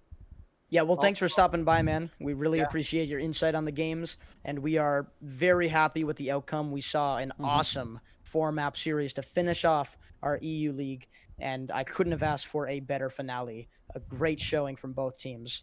Yeah. Thank you very much, man, and we I wanted hope to that you say get some... Oh, a few last words. Also, Go ahead. no hard feelings about the skins. We didn't really care. It's just competitive integrity. I mean, it's the rules are rules. Obviously. yeah, well, either way, you guys did win the series overall, so if there was any changes, it would just continue your favor. But if we cared, we would have pushed it, but it didn't really matter. It was one round. Yep, well, things did work out that way, and yep, it is important to maintain competitive integrity. No hard feelings from anyone, I assume. So now, Might, it is time for you to go get yourself some sleep. Yeah, It is. I think your neighbors might be awake from all the yelling you've been doing, cheering on your team. Probably, especially that last round. Yeah, I think they were like, "What's he doing?" Like, so it's time for you to go get some sleep. Yeah. Last few words. Shout out to my teammates. KJ, my brother, he played great. Didn't expect that. Kason, great IGL. He pulled through. The Barnet, he's subbed in today actually, but he played great. Sure, he's glad he did that. Yeah. I mean, unfortunately, our player had a last minute. I don't know. Yeah, like something he couldn't be here. We didn't want to move the game because it wouldn't have been very respectful. So we played with Barnet. We love him. Played great. Saved us many rounds. And last but not least, Tadjo. Tadjo, of course. Great support. He saved us so many times on Consulate. He seems a little bit disappointed in chat about his kill count, but despite that, I think he needs to remember his impact on the game, not just kill-wise, but with that utility, with those callouts, supporting the team. That's what you're supposed to do on a support. You don't want to see a smoke with 15 kills. That just makes the rest of the team look bad. So absolutely good on him for doing his job. And despite how much he may feel about his KD, he got the dub, and it's his doing. So he should be proud. You got the glory. I think that's what matters at the end of the day. Yeah. And of course, last but not least, thank you guys for hosting the game. I know I am pretty awesome. The games. Yeah. Great guy. Thank you. Really fun. Yep. You're welcome. All right. Yeah. See you, and thank you again. Thank you again for being here. Good night, Orwell. Good night from me. Bye-bye. Bye-bye. And so just like to react or respond to a point he made regarding the skins, I would just once again like to use the platform to make a quick little PSA. Competitive players, most of you are taking the game seriously enough to have a Smurf or two. I'd suggest you have one ranked account where you put the skins on, play ranked, get to diamond, and then the other competitive account where you take all of your skins off and where you just don't invest any money and skins or anything on that account because you're not going to use them anyway because of those competitive rules. You don't have to flex on us. You're here for comp. We don't need to know how much money you got.